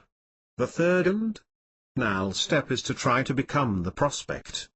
I sit quietly and imagine I possess the characteristics and circumstances of my target audience. And I see what I think and how I feel about the category the product falls into, health or investing, for example, items in the news related to the category, new health discoveries or the recent market downturn, for example, the product itself, the problem the product solves, the benefits the product brings, and so on. Pat O'Brien of www.patobrien.com said, I cheat. I listen. Most people will let you know right away what state they're in by the words they choose to describe what they're experiencing. Do things look good? Does that sound great? Maybe it feels funny. Further clues are in the pacing and speed of speech. My working theory is that the states of speeds visual is fastest, kinesthetic is slowest. If somebody is speaking really slowly, they're probably in a kinesthetic state. And, of course, there are the eyes. I used to carry around an eye chart from a Richard Bandler book and sneak peeks at it while I was talking to people. It's uncanny how much you can tell from people's eye movements even when you tell them what you're doing. When I'm writing, it depends on what I'm writing. 56 Buying Trances. If I'm writing a sales page, I've got a chance in the preliminary email to set the frame. So, if I'm starting out an email with just see yourself, doing whatever, I'm setting the frame to visual. Then, if the sales page continues the visual trance, I'm communicating. Another point worth mentioning is that most people have tapes running in their heads constantly. In sales, the tape we're up against says, "What's in it for me?" It's auditory, and it's loud.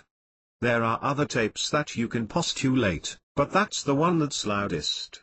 There's a skepticism that jaded readers bring to a sales page that assumes that the sales page is for the benefit of the person selling the item. To knock that frame off and reset with a buying frame, to the reader's benefit, I've learned to start out with the answer to those questions. Copywriters know to stress the benefits right at the top of the page, but they don't always tell you why. It's been my experience that if you can join the reader's conversation with him/herself, you can quickly communicate. Reader, what's in it for me? Copywriter, you're gonna look so good driving this sports car. Reader, what's in it for me? Copywriter, you can keep your money in your pocket. This car is maintenance free. Reader, what's in it for me? Copywriter, the RST 100 people who buy this car will go down in history, and will receive publicity far more valuable than the price of the car. They will also be perceived as intelligent and sexy, and there's a very good chance that owning this car will get you real close to Lindsay Lohan. Reader, where can I get it? How to uncover someone's current trance 57. So, if you can postulate or control the self-talk in readers, you can join their conversation and reset the frame to bring them into the sales copy. An important RST step. Dave Lacarney, author of Persuasion, The Art of Getting What You Want and Power of an Hour, said, One of the most effective ways of eliciting the state that people are in is to ask very specific questions. In fact, the more specific the question, the higher the quality of information you will get back. So rather than taking their RST answer, I ask more exacting questions, questions like, how will or how do you do? Need that? How do you know? What made you draw that conclusion? Tell me more about that. Can you explain that to me? What is an example of how this might work, be true? Or where someone has used it? By asking detailed questions, you get many specific answers that will give you clues as to what people are really thinking, where they have drawn their conclusions, and who has influenced their thinking. They will also expose the weaknesses in their thinking or their illusions. Once you know those things, you are in a much better position to deepen their trance by adding congruency, agreeing, leading, etc., or to do a pattern interrupt by disagreeing or by abruptly shifting the course of the conversation.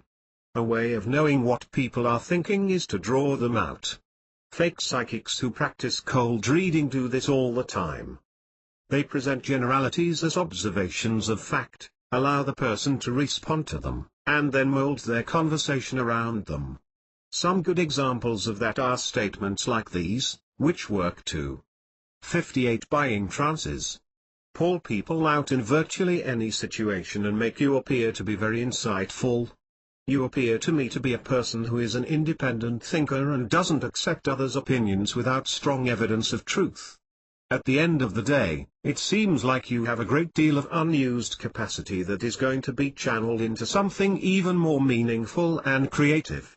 You prefer a little change and variety, and when corralled by restrictions, limitations, or small thinking, you become dissatisfied.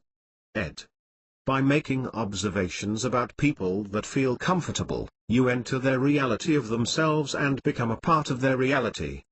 Once you are a part of their reality, you can then impact their reality. You can deepen the trance or change the focus of the trance. Advertisers do this all the time by mind reading their prospects. They in effect create the trance by saying, you are like me, and as we act together we are smarter, and you may begin to notice that only successful people or beautiful people or smart people or financially secure people, narrowing their focus, do these things, and because you are that, you should do it, too. Social proof. But, by mind reading, what you are really doing is getting them to lower their critical thinking. Alters their resistance to your information because you demonstrated great insight. This is in fact exactly why people walk around in a trance all the time, and it often takes a giant sledgehammer blow to their reality to shake them out of it. However, sometimes the most pro-table move is to leave them there and deepen their trance, make their self-induced state their reality, and allow them to experience it more and more as real. A key trance-deepening technique in hypnosis: you may feel the air in your nose, you may become aware of your chest rising and falling, you may notice when you drive the new Porsche that women seem. How to uncover someone's current trance. 59. More interested and attentive, because the more real the trance becomes, the more lucid the hallucination, the more difficult it becomes to look at other possibilities, they just don't seem as appealing. Another area related to this is beliefs. People's beliefs put them into a trance nearly instantly. When they have a strong belief about something being true or not true, they rigorously defend it. They give you clear keys and clues as to what they believe. What would Jesus do? Or they signal non-verbally, vote Bush. Their intentions related to their beliefs. To understand the beliefs deeply held by someone is to be able to deeply influence and persuade them. In order for beliefs to continue, they must be supported by a complementary group. So that group of like-minded people, all creating their own trance, begin to act as one. And as the group goes, so goes the individual. Storytelling and metaphor are the gateways to creating effective buying trances because they impact people at a subconscious level. People instantly understand what to do and how to react when they hear a story. Notice the change in your own body and physiology now when I say, when I was a boy, I grew up in a cult. I was raised to believe. Your whole physiology shifts and I can take it in any direction I want at that point. I can create intense curiosity or I can transfer the state by creating a moral that says, if you believe X then imagine Y, and it, too, is true. Metaphor, while more complicated for people to create, is much easier for the brain to grasp and interpret. It also has the benefit of being a buying trance post-hypnotic suggestion. The moment you hear the metaphor you have the experience. Metaphor is also a trigger. In order to use either storytelling or metaphor to create a buying trance, you simply need to think about where people are at with their belief systems and with their current trances and enter their construct. When there is no commonality for you to mirror, then you enter their construct by telling a story about your product or service, because when you do, they go into a pre-programmed trance. 60 buying trances. 1 in which they listen intently without critical thinking, filters and react emotionally. They know that stories elicit their emotions and they know how to respond, when the moral of your story leads them to their own most logical conclusion, which happens to be one you share, much more effective than the old sales close. Mark J. Ryan, author, therapist, salesman, and trainer of hypnosis and neuro-linguistic programming, NLP, www.markjryan.com, said, someone once told me that the developers of NLP, Richard Bandler and John Grinder, had a running argument. One of them believed that everyone was in a trance 24/7 and the other said that we are never in a trance or something like that. Well, I believe the one who said we are always in a trance. I always presume people are always in some kind of trance. Some longer than others, some more intense, many overlapping. Richard Bandler also said to me once that without curiosity NLP wouldn't exist. And I say if you stay curious when encountering someone already in a trance you can begin to ND out what their present trance is and then lead them into a buying trance. There are several different ways I like to do this from a curious trance state that I get into. Yes, that's right, you, too, must enter trances to gain the trust and rapport you will need for the customer to trust you with his or her trance. Get out of your ego trance. Get out of your know-it-all trance. Get out of your I know what they need trance. Get out of your trance as much as possible and get into their trance. People's favorite subject is themselves, so get curious about their favorite subject. So what do you do when you are in a curious state to ND out where they are? How to uncover someone's current trance. 61. If you are in retail and the customer is approaching you, I always make comments about what they are looking at. I do it in a statement and not in a question form. I know that I like my space when looking for retail products. A statement doesn't infringe on me like a question does, so I afford the same courtesy. I will keep making statements such as those sunglasses are brand new. They have an amazing lens. You can actually see 15% sharper with that lens. What I am doing is giving them some time to determine if they want to engage. I am respecting that they may want to stay in their present trance. I make statements because then they don't have to speak if they don't want to. If I sense they don't want to engage, I may say something to the point of you seem to be deep in thought, again a statement meant to draw them out. If they look interested and are not talking, then I will ask a question such as what are you thinking about using the glasses for? Now I get an idea of where they are and can work from there. If someone is in a hurry I might say to them, you seem in a hurry. The answer is yes or no, and if they are, I follow up with another question of is there anything I can help you with to get you on your way? People will usually be polite at this point and say something like I am going out on a boat with friends in V minutes and I need a pair of sunglasses. So now I know the trance they are thinking about, and I enter into how I might feel if I were in that same situation and pace them into a buying trance for my product only if it will be of value to them. In other situations besides retail, I might still make statements, and would be ready to engage them with questions sooner. I get curious about what they may be wearing, what they're of, is decorated with, and the theme that might interest them enough for them to put up those certain things. What kind of car are they driving? What restaurant are we meeting at? What kind of sports are they interested in? 60 to buying trances. The point is you must enter a close trance, a trance that is close at all times to whatever trance they may be in at the time. Because you usually cannot just ask for their present trance. Most people will not reveal that and will want to get away from you as soon as possible. You enter a close trance that they can easily access without much effort. Is that a red socks pin on your lapel? Either way, yes or no, you now have a close trance to work from. If it is not a red socks pin, the person may say, no, it is a hole-in-one pin from my country club, Redstone. Hey, you were wrong, but look at the juicy information you just got, and who wouldn't or couldn't be serious about a hole-in-one? And how hard is it going to be to get the person to talk about a hole-in-one? And how many different points of interest might come from that story? And a very neat thing is that once you get into a close trance and make that a present trance, you can go in many different directions from there to get to the buying trance. There is no perfect way to do this, however. The more you develop your own style using these ideas, the quicker you will. People openly sharing their present trances.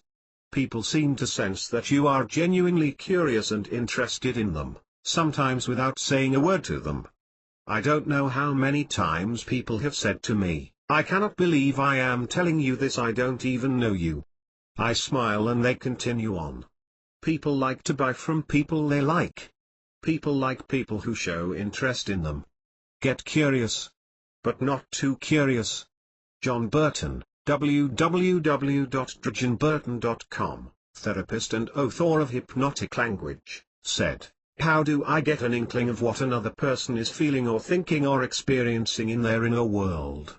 In my work as a psychotherapist, I need to understand what my client is experiencing inside his or her mind. Clients and people in general provide some how to uncover someone's current trance 63 clues as to what they think or feel in the natural process of communicating. During my training in neuro-linguistic programming NLP, I was taught about modes of communicating. In this case, modes refer to the adjectives a person uses when speaking. Maybe when someone talks to you, you hear references to one of the senses. I just think that stinks. Or man, that leaves a really bad taste in my mouth. Or wow, what a sweet deal.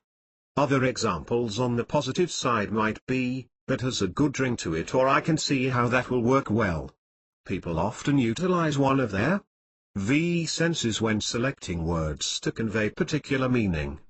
This selected sense can give you some insight into how people process and make sense of information in their world.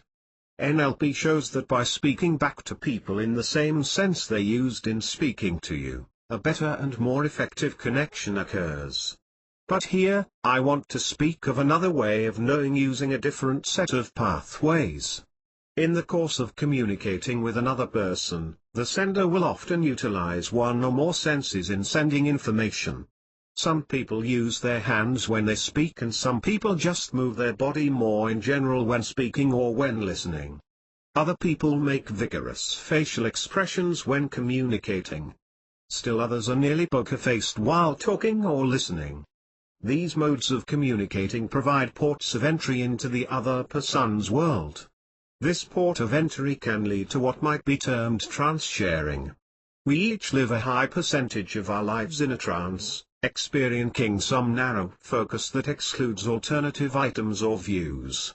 It is tricky for us humans to expand our awareness and consider multiple concepts at one time. And yet this still quasi as a trance as well.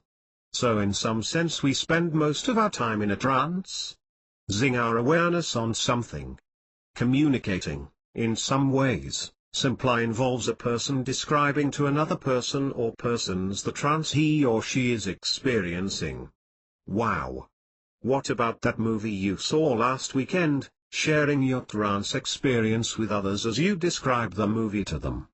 Oh boy, that vegetable garden is in. 64 buying trances. Credible. You should see just how red and ripe and huge those tomatoes are this year.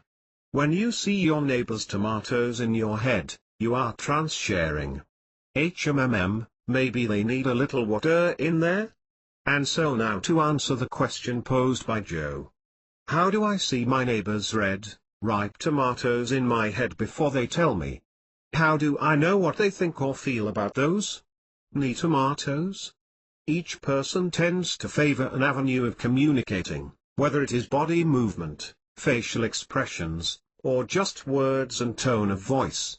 Detecting the sender's most prominent mode can allow you to trance share, providing you with inside information about the sender's thoughts or emotions. The RST step in trance sharing is acknowledging that whoever is communicating to you is already in a trance. They have something on their mind about which they are in a trance. Utilizing this, step 2 is inviting the other person to describe their trance to you in detail. These details allow the person to share their trance with you. As they describe their trance content to you, they invariably rely on their strongest communication suit. Maybe this involves hand and body movement, maybe it involves their facial expressions, or maybe it is just a methodical streaming verbal presentation. In any case, for step 3 I tune into their format and try it on. I empathize as much as I can so that I experience what and how they speak to me. I imagine my hands moving that way and notice my resulting thoughts and what emotions occur.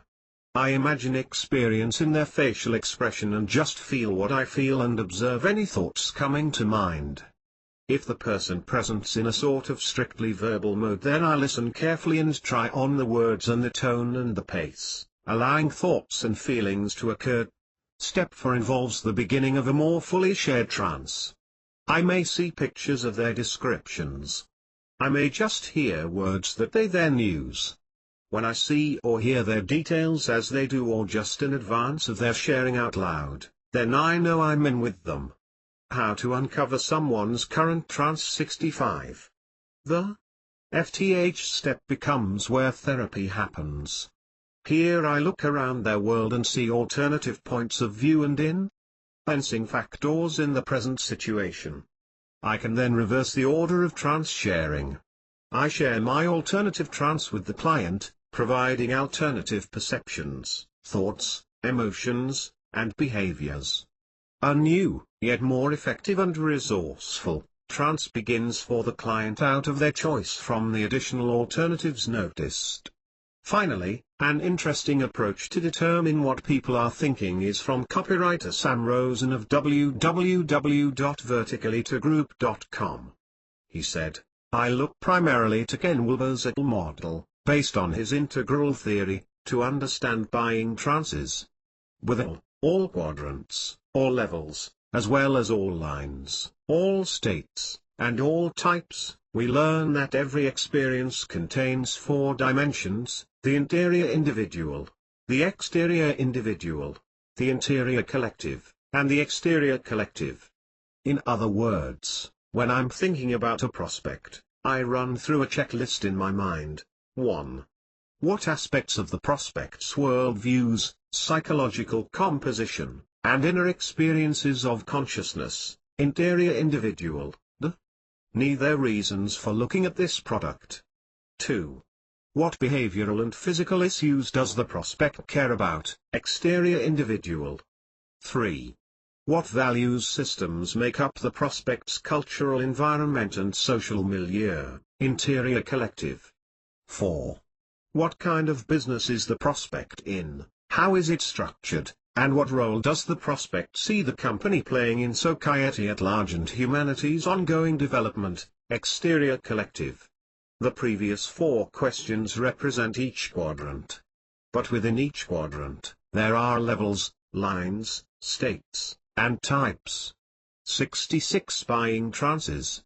Let's focus on the RST question, the inner dimensions of the individual. Now, that individual might feel incredibly stressed all of the time, disconnected, depressed, lacking any real sense of purpose or passion. In other words, she is experiencing repeated state of distress. I can simply observe her state from tone of voice, nonverbal cues, and, in many cases, lifestyle. Now, even though that person is in a stressed out state, she might be very intellectually sophisticated and morally evolved. And yet, she clearly has a difficult time handling her emotions. These various areas of development, intellectual, moral, emotional and spiritual, cognitive, etc., are called lines. If a prospect needs work on her emotional development but is intellectually quite sophisticated, then her buying trance might sound something like, I need emotional help, but I also need intellectual stimulation, a clear sense of ethics and authenticity, perhaps a tinge of the cutting edge and empirical reasoning behind why your product works. This is where it gets fun. Each of those lines, moral, intellectual, emotional, spiritual, and so on, can actually develop. So, for instance, I might have an incredible intellect, but I have neither spiritual awareness nor moral standards. I'm sure you know some people like that. They're smart, yes, but they just can't cope with life. And at the same time, I once knew someone who taught enlightenment and had read every spiritual book on the block, but he ended up going to jail for stealing money. He had access to spiritual states of consciousness, but his levels of development in the moral and ethical lines were quite low. The list of human complexities goes on. You can probably see how this could go on forever, and my responsibility as an integral marketer is to understand how all of these factors produce a see buying trance in the individual and to position the product in a way, using hypnotic storytelling, that leads to the highest possible good for all involved. The marketplace is essentially a combination of the myriad levels, lines, states, and types that exist in each of the 4 quadrants. How to uncover someone's current trance. 67. Target market owned. At the micro level, each prospect manifests identity-able patterns within the ABLE model. Understand this, and the reasons why people buy what they buy starts to make a lot more sense. For more on integral theory and the ABLE model, check out Ken Wilber's classic, A Brief History of Everything. The point of this chapter is to give you a few ways to begin to X-ray your prospect's mind. The more you can understand his or her current trance, the better you can take control and create the buying trance. 68 Buying Trances. The story of the Portable Empire. Even though I am the father of the buying trance, it doesn't mean I have the technique down pat just yet. I still slip up. I'm still learning.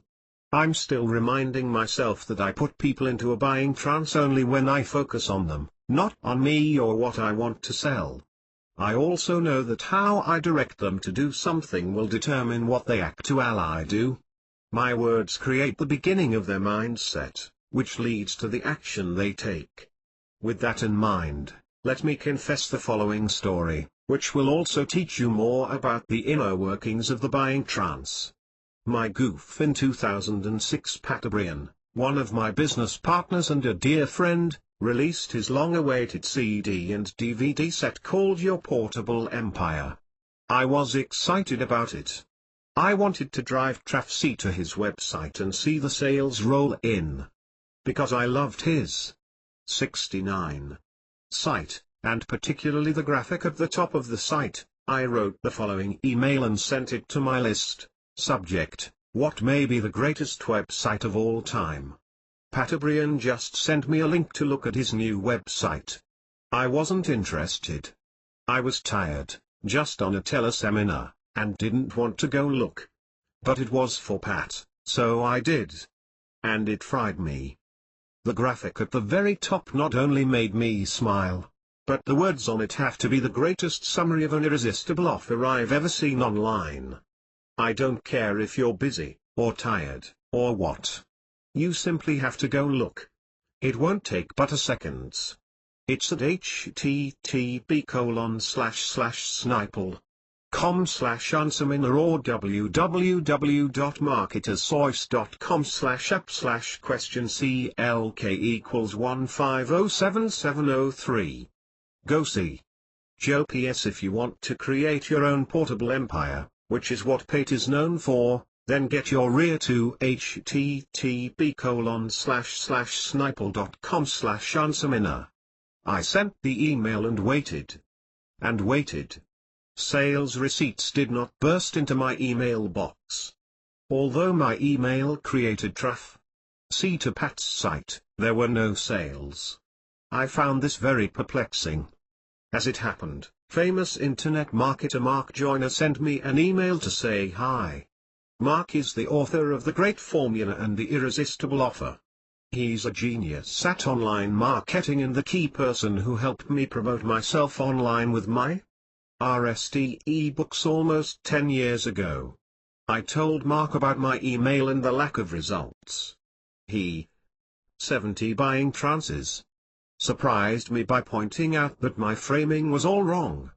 He said by driving people to look at the site to study a graphic, I sent people to the site with the wrong end in mind. They needed to be going with an urge to buy, not just with a desire to look. In short, I was thinking of myself and my own interests, and not the prospect and his or her interests. In other words, I created the perception in the reader's mind that the site was worth study, which meant they went there to study it. But what I needed to do was put in their minds that the site contained benefits for them, which would lead them to get to the site with a completely different mindset. With Mark's lesson in mind, I wrote this follow-up email and sent it to my list. Subject: I goofed and you can learn from my mistake. I sent out an email yesterday urging you to see one of the best websites I've seen in a long time at http://snipel.com/answerminna. Many of you went, but not all of you bought. When I mentioned it to Mark Joyner, he said my positioning was all wrong. He explained that by having you go to look at the site, you didn't go to look at the benefits of the product. In other words, I violated one of my own principles of how to lead someone to buy. Mark said I should have focused on all you get, such as you learn how to set up your own online business in 30 days or less. You learn about hypnotic writing, hypnotic marketing, hypnotic publicity, and much more. You learn the quick start secrets for building a money-making business. You get the idea. The story of the portable empire 71. Because I sent you to the site to look at the hypnotic graphic, you went there with a mindset to learn about hypnotic graphics. There was nothing wrong with that, except I also wanted you to go buy. This is the lesson: whenever you want to get someone to do something, how you lead them there will determine what they do. I led you to look, but I needed to lead you to buy. So let me try again. Please go review Pat's site because the product he offers can put you into business and making money with your own portable empire in about 30 days. If Pat, a once struggling musician with several CDs out but always broke, can do it, then so can you. See http://snipel.com/answerminna. In one of my next mailings, I'll send you the email you should have gotten in the RST place. But don't let that stop you from reviewing his site. Go for it. Joe PS. This very email ought to prove that nobody knows it all except maybe Mark Joyner. If I can still learn something new, then so can you. Get Pat's package and get to the head of the class. Go see http://snipel.com/answerminna. This new email drove even more traffic to the website, which now began to lead to sales. It also had a secondary benefit people respected the fact that an alleged internet marketing guru admitted a mistake and confessed I could still learn something from another. This increased my credibility with readers, which of course made it easier for people to trust what I said. 70 to buying trances. And just in case you're curious, here's the now email I sent to promote Pate's product. You'll notice that this one focuses on what is currently on the mind of the reader, which is the number one thing to do to begin a genuine buying trance: subject, the problem, and 3 solutions. The number one question I hear from people is, where do I begin? They hear about all the courses promising to reveal how to make it big online, and they are confused. They wonder, which one works? Who do you believe? Where do I begin with any of them? I can understand the problem. After all, it seems like everyone and his brother and sister is hyping some new course. Some of these gurus I've heard of and personally know. Some I don't know at all. If I were just starting out online, I'd be confused, too. So what's a well-meaning newbie to do? The way I see it, there are 3 ways to handle this problem of confusion and indecision. They are: 1. Wing it. Just jump in. Try everything, and see what works. This approach takes time, energy, pesos, and commitment, but you could do it. This might be the ticket for you. There are stories of babes in the online woods who try something new and strike gold in cyberspace. Anything is possible. I just can't help but think results would come quicker with just a little guidance, which leads me to 2. Get mentored. Everyone needs a coach, at least in some areas of their life and business. If you want to look into this, the story of the portable Empire 73 group I endorse is the one that conducts my own executive mentoring program. You can get details at www.northstarmentoring.com. But mentoring can be relatively expensive, and that's why I also suggest 3. Build a portable empire. This is what you ultimately want. The man who created his own portable empire in record time is the same man today teaching others how to do it. Get his course. It guarantees to show you how to set up your own online empire in 30 days or less. Pat O'Brien was a struggling musician who quickly cut his teeth online and is now a guru to the newbies following behind him. He understands the beginner's mind. His program speaks right to you. After all, he was once sitting at home reading an email much like this one, asking himself, where do I begin? In his case, he attended my now famous spiritual marketing seminar in Austin, Texas. He learned what he needed and took off like a cyber rocket. All I could see was his smoke.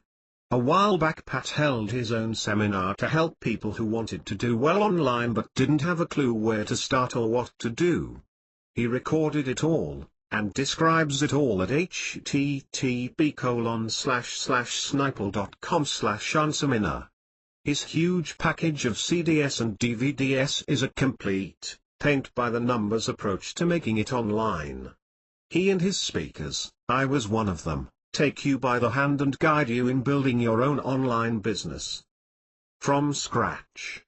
See http://sniple.com/unseminar for details. Or www.marketersource.com/app/question CLK =1507703. There you have it, 3 solutions to one problem. All you have to do is choose one. 74 buying trances. In truth, you could probably do all 3 solutions. 1. Get Pat's course. 2. Get mentoring to help you implement it. 3. Be creative in what you try. Whatever you decide, it's up to you to make it so. If you don't take action, who will? Go for it. Joe P.S. Pate is offering a staggering list of bonuses for the next group of people who order his package. See http://sniple.com/unseminar for details. His site is well worth a visit, if only to admire the graphic at the top of the page. As you can see from that now email, I now put the graphic which was the entire focus of the RST email as an al comment.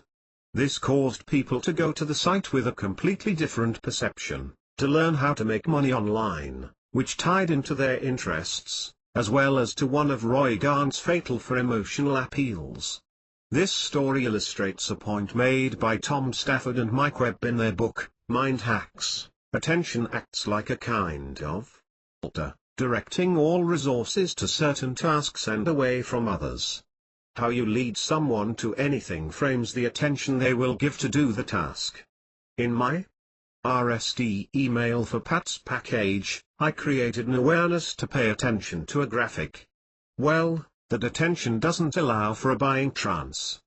By the time I sent out the third email, I was creating an awareness of the value of the product. That new focus leads people into a buying trance. The story of the portable empire 75. Get out of your ego. In short, when you write anything or speak to your prospects, you have to always keep their interests in mind. You have to relentlessly focus on what they will get from your pitch. In fact, you should drop the word pitch from your vocabulary. Instead, just keep thinking you will get. When talking or writing to a prospect. The bottom line is this: get out of your ego and into your prospect's ego. The more you can do that, the better and faster will be the buying trance you create. 76 Buying Trances. See Conversational Trances TFRS dates of M1st. Not all of your marketing or sales will be in print or over the air, so you should also be aware of how face-to-face buying trances work. To understand this aspect of this new psychology of sales and marketing, you need to be aware of the 4 states of mind. They are beta, alpha, theta, and delta. If you've studied meditation, hypnosis, or psychology, you've probably heard of these states of mind before. Here are quick definitions for each. 1. Beta, normal awake state, busy, many thoughts, active mind. 2. Alpha, daydreaming or relaxed focused, meditative. 77. 3. Theta, deep trance, inspirational. 4. Delta, asleep. No conscious awareness. In this chapter you'll learn how people can enter a buying trance in conversation. The same principles apply, but the look and feel is different. Let's take a look. Talking trance. How do the 4 states of mind look when brought to life outside of a therapy session and in the business meeting room? When you talk to most people, they are in the beta state. Their minds are busy, alive with things to do, concerns, worries, and much more. Imagine a room full of kindergarten kids all playing, talking, and acting, and you have a mental image of the beta state in most people. When you try to talk to them, you are trying to get a room of brats to settle down. When you talk to some people, especially if they are relaxed, such as lounging by a pool with a drink in hand, they may be in an alpha state of mind. Depending on what you say, you may be able to easily get their attention and hold it. They don't have as much going on in their heads. Unless you're a hypnotist, you'll probably never have a conversation with someone in a theta or delta state. You wouldn't want one, anyway. They will be very quiet and withdrawn. From those 4 descriptions, it should be clear you want to get people into an alpha state of mind. Considering the hustle and bustle of today's high-stress, high-tech, always busy world, that may seem impossible. It isn't. The secret: when I was a journalism student at Kent State University back in the 1970s, I learned a trick to get people to relax. Whenever I or any reporter has to interview someone, the person being interviewed is on guard. They may not be X. 78 Buying Trances. Expecting something bad, but they are expecting to be recorded. They clam up. They watch what they say because they don't want to look foolish. Who can blame them, right? But I was always able to get subjects to relax by asking one question. All I would do was say, "What do you do for fun or relaxation?" Although I didn't know it when I was a youth in college, I was hypnotically leading people to relax. By asking them what they did to relax, they had to go to that place within where they knew the state called relaxation. For example, I remember one of my RST interviews. I was just as nervous as the grisly old professor I interviewed. But I began by asking him what he did for relaxation. To my surprise, he relaxed. He began to tell me about his golf game. I didn't know a thing about golf. I'd never played it. But I listened. As I showed attention, my interviewee told me stories. He was very proud of a hole-in-one he scored one day. It was also my RST time to know what a hole-in-one meant. The point is, my single question turned an awkward moment into a rapport-building one. This story illustrates how you might capture people's attention and begin a buying trance by focusing on their likes, not yours. But what if you come across a difficult prospect? Conversational Trances, The 4 States of Mind 79. How to handle Assistant P. Prospects. What if you come across people who are resistant to your sales message? What if you approach someone who seems interested but remains skeptical? What if you hit a brick wall before you even open your mouth? There is a solution. It comes from the world of hypnotherapy and was invented by one of the most powerful and innovative hypnotists and therapists of recent history. Milton Erickson, the famous hypnotherapist, invented a form of hypnotic therapy called the naturalistic approach. It was basically hypnosis without an induction. In other words, Erickson didn't spend time asking you to relax or close your eyes, or do any other obvious or formal form of trance induction. Instead, Erickson simply talked to you. He would use whatever you said or whatever he noticed about 81. You, and weave it into an apparent conversation. That conversation would more often than not put you into a trance state. Erickson was able to use his naturalistic or utilitarian approach to handle the most resistant clients. He didn't always cure the chronic cases, but his success rate was still higher than that of most therapists. According to the wisdom of Milton H. Erickson by Ronald Havens, one definition of Erickson's approach is this: use whatever dominant beliefs, values, attitudes, emotions, or behaviors the patient presents in order to develop an experience that will initiate or facilitate therapeutic change. I believe we can model Erickson's no-induction healing process to the sales and marketing world. When you have to deal with prospects who are resistant to your sales message, and even when you are approaching someone open but skeptical about your offer, this heart approach to sales and marketing can make all the difference to your bottom line. If we translate the definition of Erickson's method into marketing terms, it might look like this: use whatever dominant beliefs, values, attitudes, emotions, or behaviors the prospect presents in order to develop an experience that will initiate or facilitate the buying trance. Let's see how this might work. Milton Erickson's 3 steps. Milton Erickson used a 3-step process to implement his naturalistic approach to change. Here are his 3 steps, from a therapist's view, according to Yvonne Dolan in her book, A Path with a Heart. 1. The therapist must accept and appreciate the problematic resistant behavior or perception as a legitimate piece of communication from the client regarding the client's current inner state and the client's model of the world. 80 to buying trances. 2. The therapist must be willing to view the client's problematic resistant behavior or perception as a potentially valuable therapeutic resource. 3.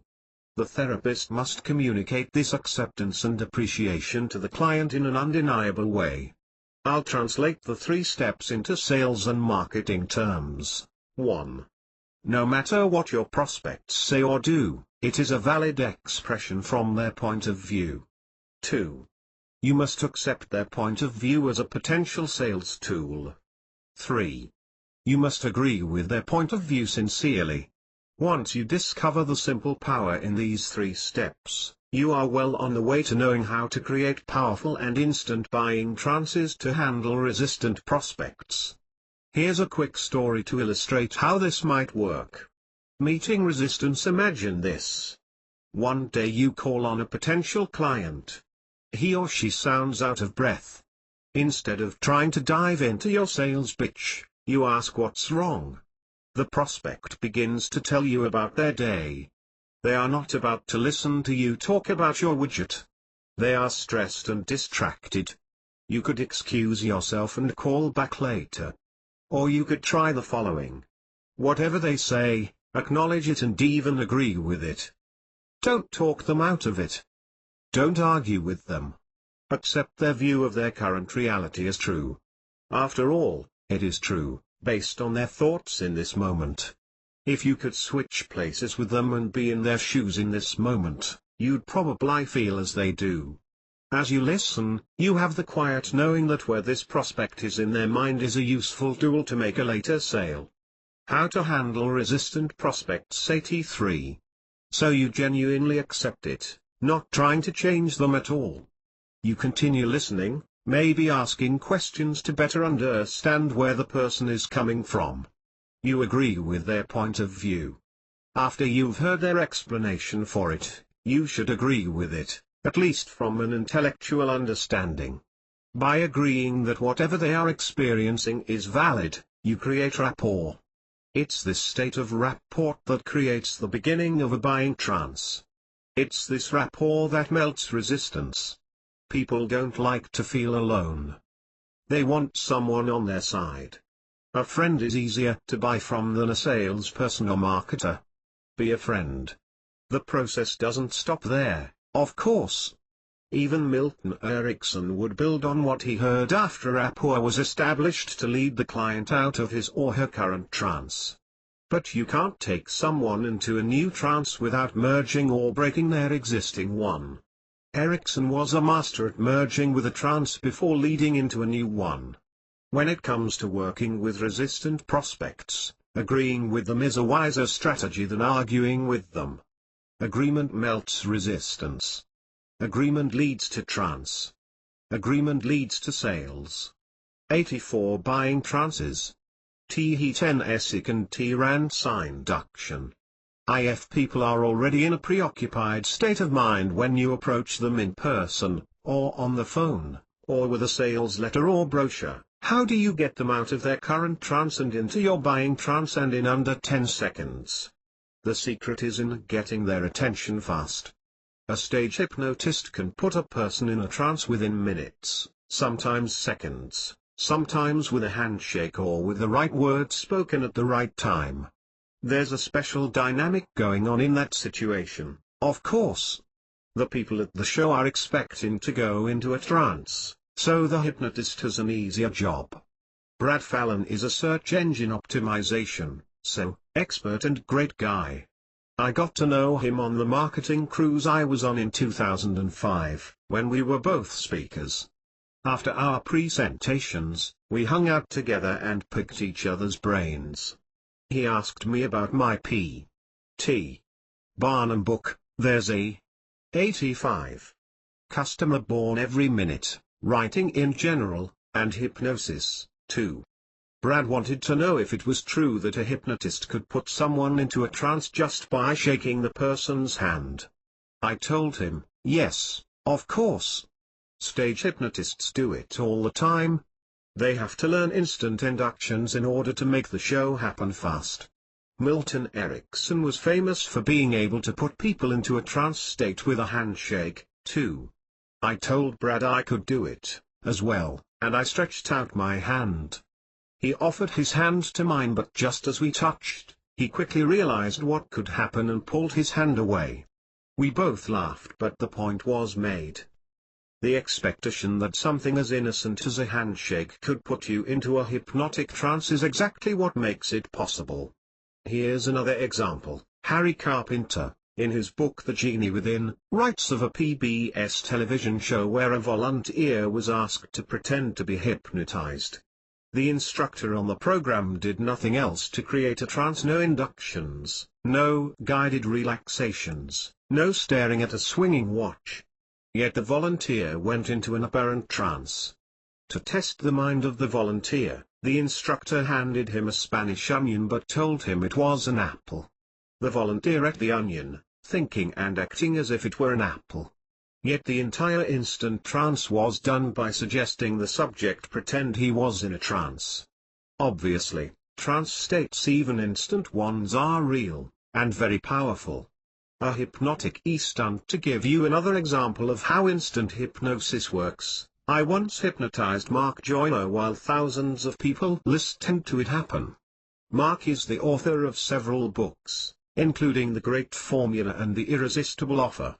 To help promote one of our mutual products, I came up with the idea of hypnotizing Mark live, on a teleseminar, as a publicity stunt to get everyone's attention. 86 Buying Trances.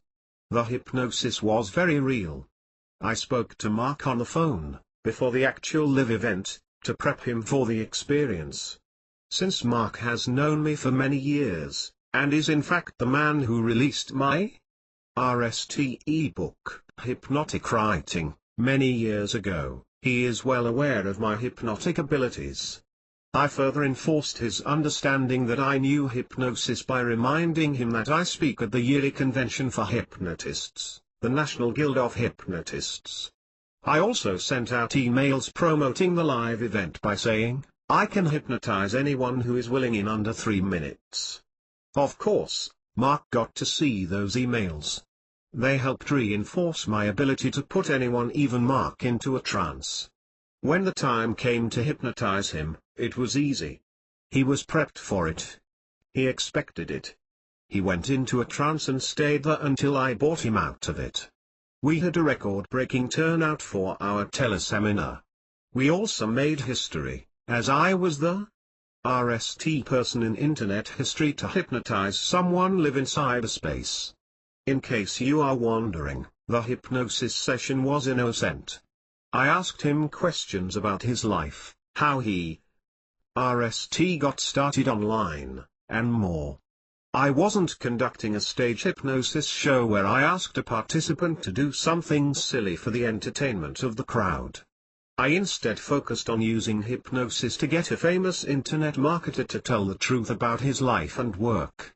Since Mark always tells the truth, the hypnosis session didn't reveal much new. But it still drew a crowd. And people are still talking about it today. Even Mark. But what about you and me, when we approach a prospect cold? How do you get their attention and hold it? It's still possible to get someone's attention quickly. You can do it within seconds if you do it right. And when you do it right, it could mean an abundance of sales. All of this was proven in the 1930s by a man known for selling the sizzle, not the steak. The 10 Seconds Trance Induction. 87. Tested Selling Institute. Elmer Wheeler founded the Tested Selling Institute back in the 1930s. He wrote many books, such as Tested Sentences That Sell and Word Magic. Wheeler proved that people have a mental window of 10 seconds. If you don't grab their attention in 10 seconds, they will go back to their current trance and tune you out. Wheeler's method was to write dozens of word combinations, or tested selling sentences, for any product he was trying to promote. He then tested them all, either on friends or, if the client would stand for it, on customers, until he found the perfect phrase. In one 10-year period he tested 105,000 sentences for 5,000 products. He eliminated just about 100,000 sentences. For example, in Seeking the Sizzle in Barbazole, he tested 141 senator tenses. He Nelly selected, "How would you like to cut your shaving time in half?" This boosted Barbazole sales 300%. When Texaco needed a sales kick, Wheeler studied gas stations and noticed the clerks were asking, "Check your oil today." Wheeler came up with the more hypnotic question, "Is your oil at the proper level today?" For these 8 words, Texaco paid Wheeler $5,000. This was $625 a word in the 1930s, the time of Depression-era America. Wheeler worked out the malted milk and egg technique for Abraham and Straus, so that the stores might sell more eggs at their soda fountains. He not only devised the phrase 1 or 2 eggs today, but also planned the gesture of the clerk holding an egg in each hand. In each situation Wheeler devised a fast attention-getting statement to grab a person from the trance they were in and get them into his trance, which usually led to a sale.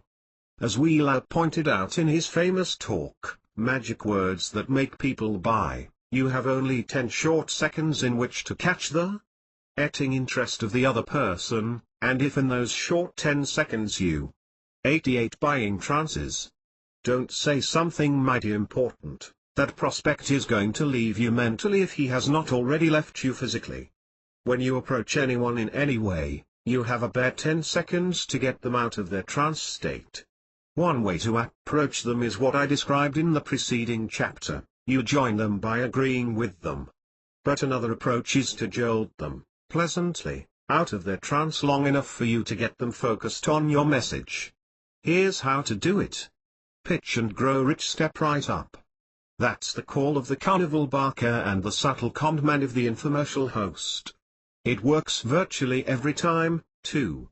People line up to buy $1 mice that move by magic, as well as exercise equipment that costs hundreds of dollars, only to be used as a clothes hanger later. The secret art of the pitchman has been used to sell Jinzu knives, pocket fishermen, potato guns, steam magic, defrost wanders, and topsy-tail hair curlers. None of these items are essential to life, yet people spend their hard-earned money to buy them. How is this possible? What do pitchmen on television or in the fairs know that we don't? How are they able to grab and hold attention, and then get people to part with their money when they were never in a buying mood to begin with? Pitchmen, those barkers at sideshows or trade shows, know how to get attention. They may do it with food, magic, models, displays, or any other visual, or by inviting you to see whatever awaits behind the curtain. But what about those who use only words to grab attention? May I see your hand? Nerissa and I were walking through a shopping mall one day, waiting to see a movie playing a little later in the day.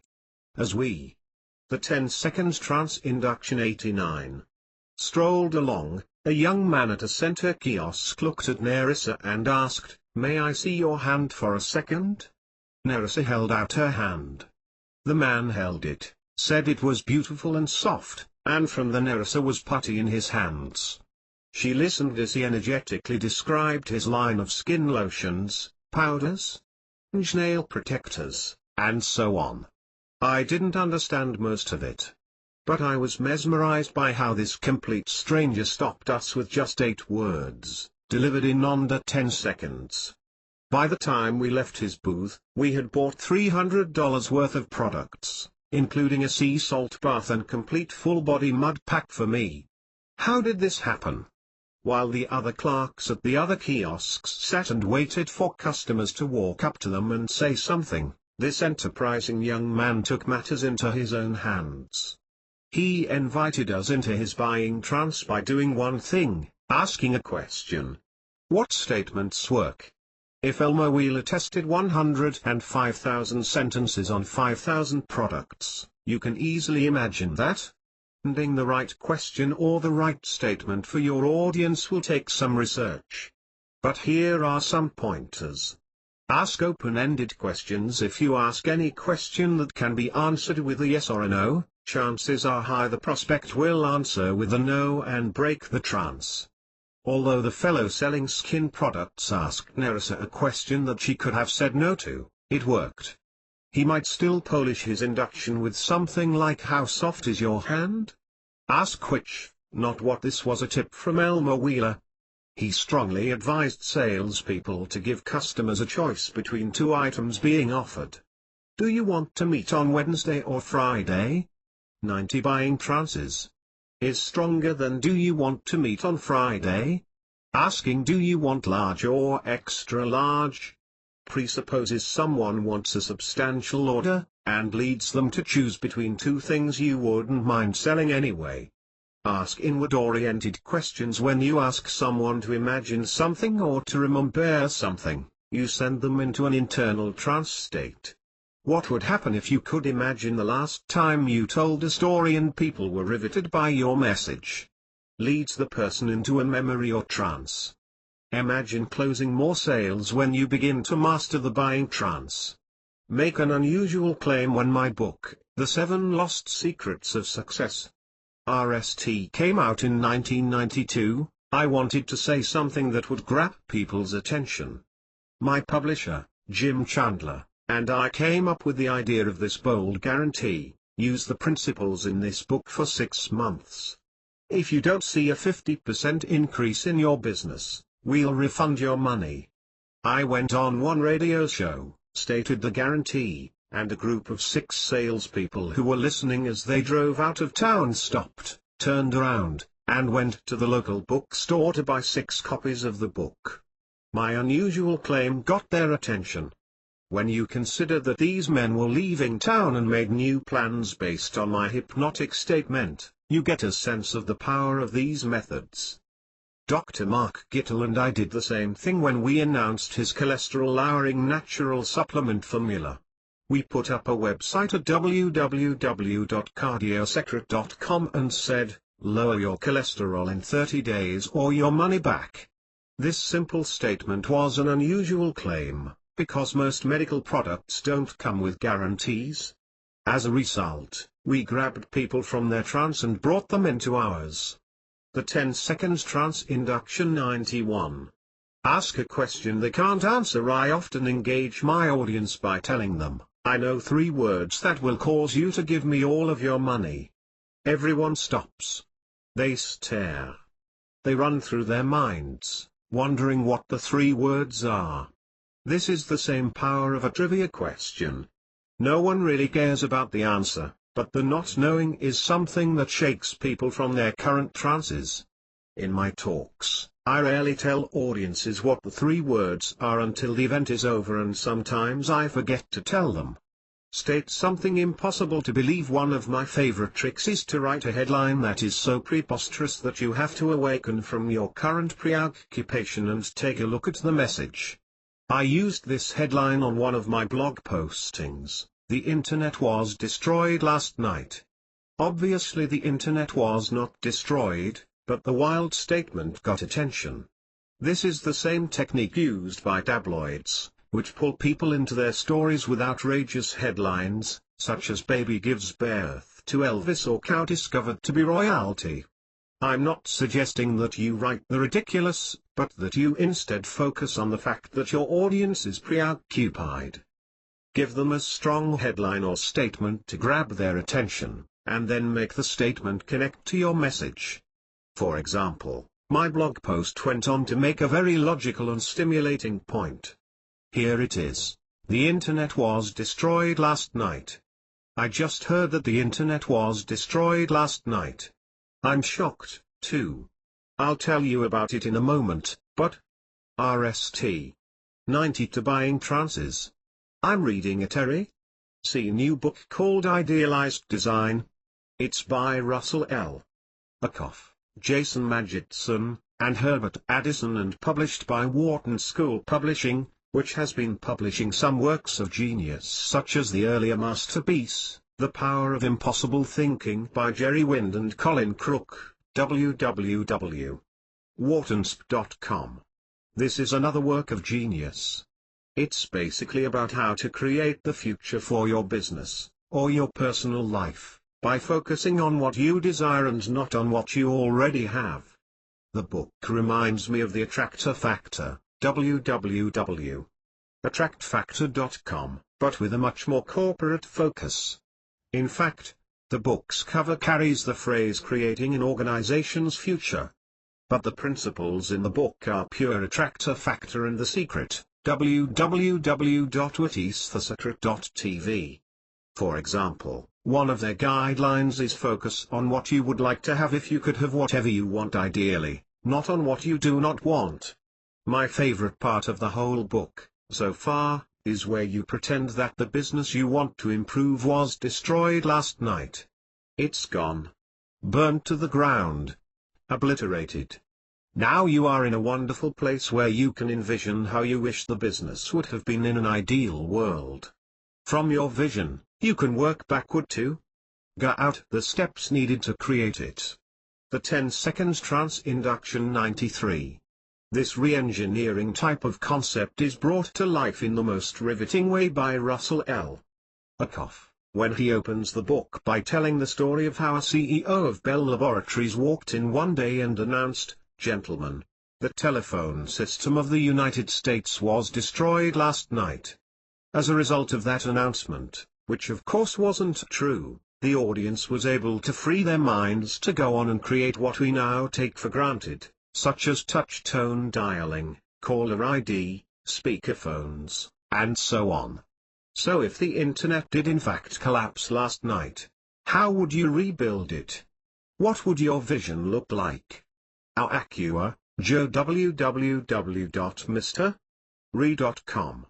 Again, your audience is not thinking about you. They are thinking of themselves. You need a good awakener to get their attention. From there, you can lead them to the buying trance you want them to be in. 94 Buying Trances. W. Hoels W. Ants to W. Writer H. Edline T. Hattleways W. Walks. FM'd copywriter David Garr. Uncle teaches people how to use headlines to break the preoccupation they have or trance they are in. I interviewed David for my Hypnotic Gold membership program, www.hypnoticgold.com. He explained that because people are preoccupied with their thoughts, their lives, their problems, and more, you have to approach them carefully. Say the wrong thing and your prospect may simply turn a deaf ear or a blind eye. David said one of the best headline templates to use is this one: "Who else wants to? LL in the blank." 95. The idea here is to call out your target audience with a promise of a bene they will be glad to hear about. For example, who else wants to heal their back pain? The words "who else" suggest others have already solved the problem. The heal back pain is the end result they will want. That's the formula. This format can be used in any business. The key is to remember to end it with a resulting bene people desire. Here are a few other examples. Who else wants to make more sales easily?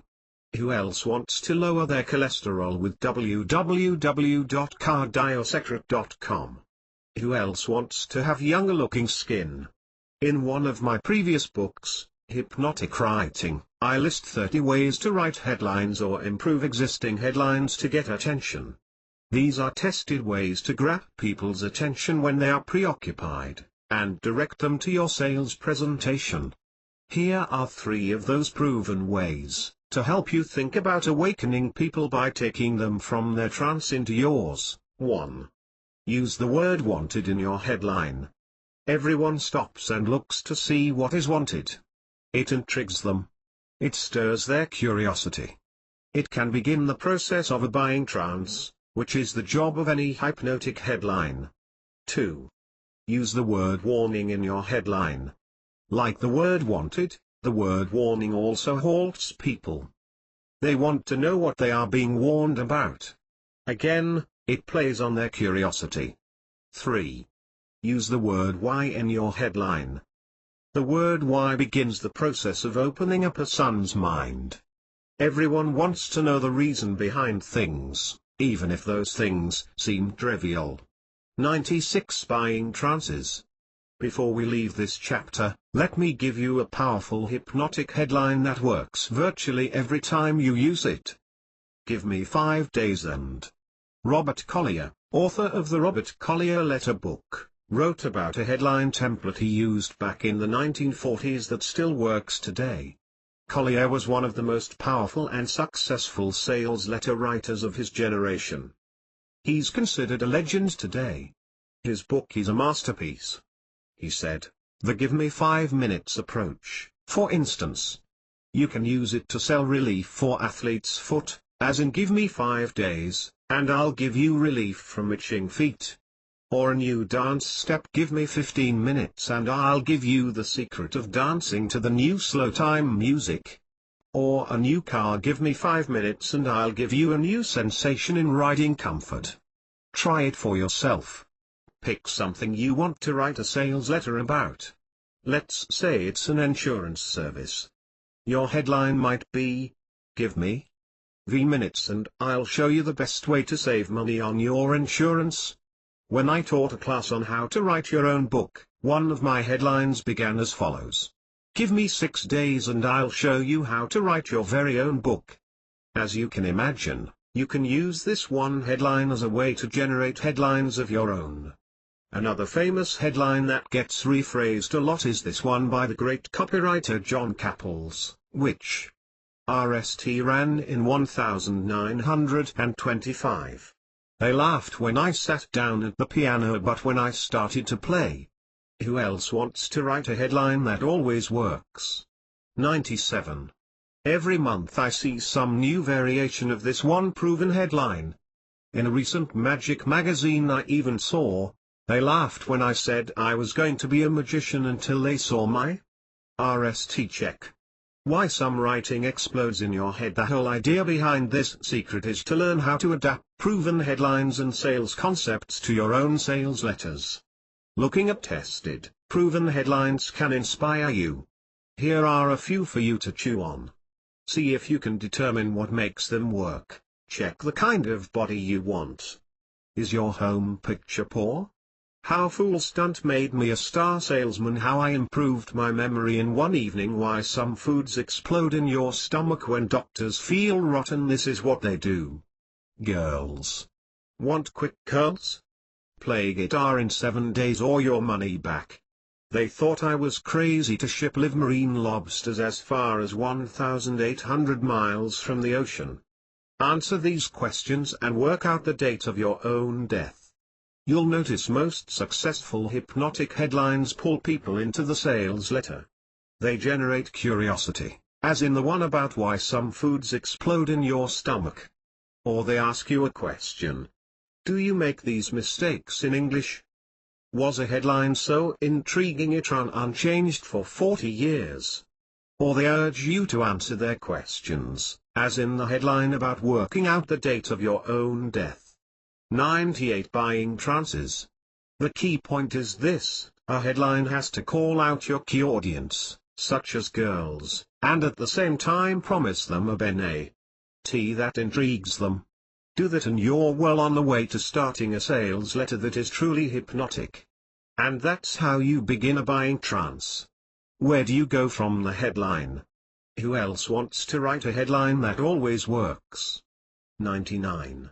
Is the LLT I'm beast ran signed user. On a warm, sunny day in August 1996 I knelt over the grave of P.T. Barnum and had one of the most remarkable experiences of my life. I had begun researching the famous showman in order to write my book about his business secrets. There's a customer born every minute. I had visited the Barnum Museum, done research at the Historical Library in Bridgeport, Connecticut, and met with Barnum scholars, biographers, and collectors of his writings. I wanted to visit Barnum's grave and pay my respects. Little did I know that the incredible, magical experience would change my life forever. Recently I went online to hunt for old books by some of my favorite authors. This time I went after anything by Robert Collier, mail-order advertising genius and author of such 101 classic books as The Secret of the Ages and the Robert Collier Letter Book. I typed in his name at one of my favorite book search engines, which I'm going to keep a secret as long as I can, and to my amazement several new, to me, titles came up. I stared wide-eyed, my mouth open, as I saw that someone had 2 issues of a magazine Collier edited in the late 1920s called Mind, Incorporated. I couldn't believe it. I immediately grabbed the phone, called, and bought those magazines. A few days later they arrived. I opened the brown package, my heart racing with excitement, and nearly drooled as I slid the little paperback-sized magazines onto my desk. They were well worn but intact. I thumbed through them and marveled at my ND. Here were new articles by one of my heroes, my mentor, a man who changed my life not once but twice with his books. I felt like a happy child on Christmas morning, getting the gifts he longed for and needed most. As I looked over the two magazines, something shifted in me. I saw an advertising technique at work that seemed hypnotic in power. I had one of those aha experiences great inventors write about. I held one of the issues in my hand and read the back cover. Collier had an ad there that began, "How can I tell if I am working aright?" Many people ask. There is an easy, simple rule. With it in front of him, not even a child could go wrong. Just ask yourself one question. If your answer is yes, you are on the wrong track, and you will never make much progress until you get off it and on the right track. If your answer is no, then you are working in the right direction, and you have only to keep it up to attain any goal you desire.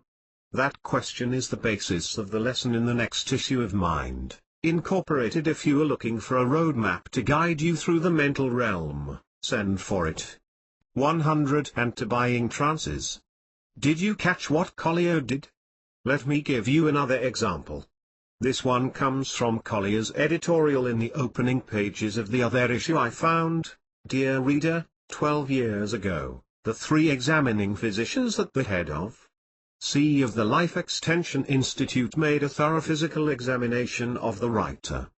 They had him hop and jump and do sundry things to stir his heart into action, then they listened with their stethoscopes and nodded knowingly to each other, nearly gathering in a corner to whisper earnestly together, with many a meaningful glance in the writer's direction. The upshot of their conference was a solemn warning against all forms of violent exercise. The heart was dangerously affected, in their opinion. Tennis, horseback, swimming, all these were taboo.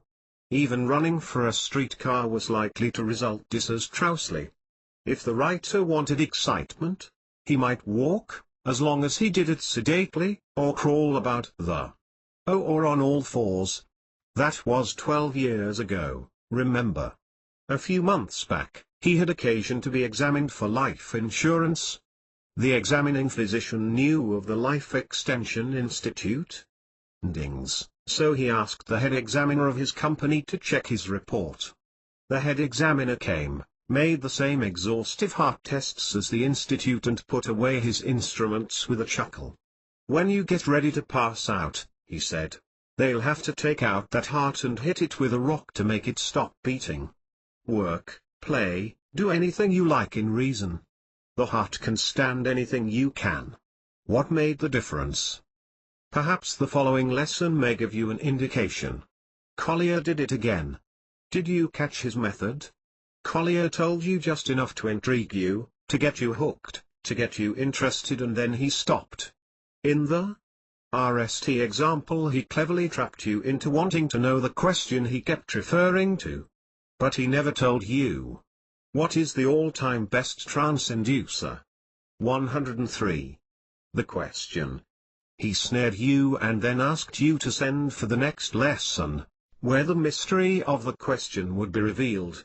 How could anyone not send for it? I sat at my desk reading Collier's ad more than 70 years after he wrote it, and I wanted to send in the coupon, too. But Collier is long dead. I'll never know the question unless I'm lucky enough. ND a copy of the next issue.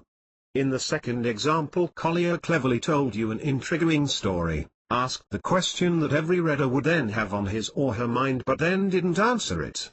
Again, Collier generated interest, and then told you to read the magazine too? ND the answer. Talk about hypnotic writing. And that's how you get people to read your sales material.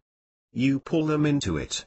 You grab their attention, keep them reading, get them wanting what you have, and then stop and tell them to send in a check or call you to get what they now so strongly desire.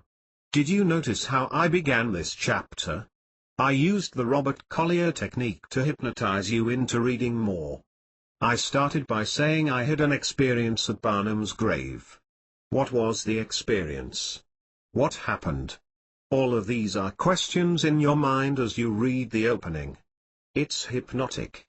And if you've read this far, you know the method works. The next time you want to write something and be sure people actually read it, remember the Robert Collier technique. Start by writing about something that will interest the people you are addressing. Tell them an interesting story. Get them wondering about something that they want to know more about. And then stop. Change direction. Write about something else that may still be related to the opening, but don't resolve the opening until the end of the article and maybe not even there. Maybe you'll want people to send in a coupon or call you for the answer. Here's an example. 104 Buying Trances. I started this chapter telling you I had a memorable experience at P.T. Barnum's grave. Do you want to know what happened? Of course you do. Well, I reveal the whole astonishing story in my new book, There's a Customer Born Every Minute. See how the Robert Collier technique works? You probably won't be able to sleep at night until you get my new book.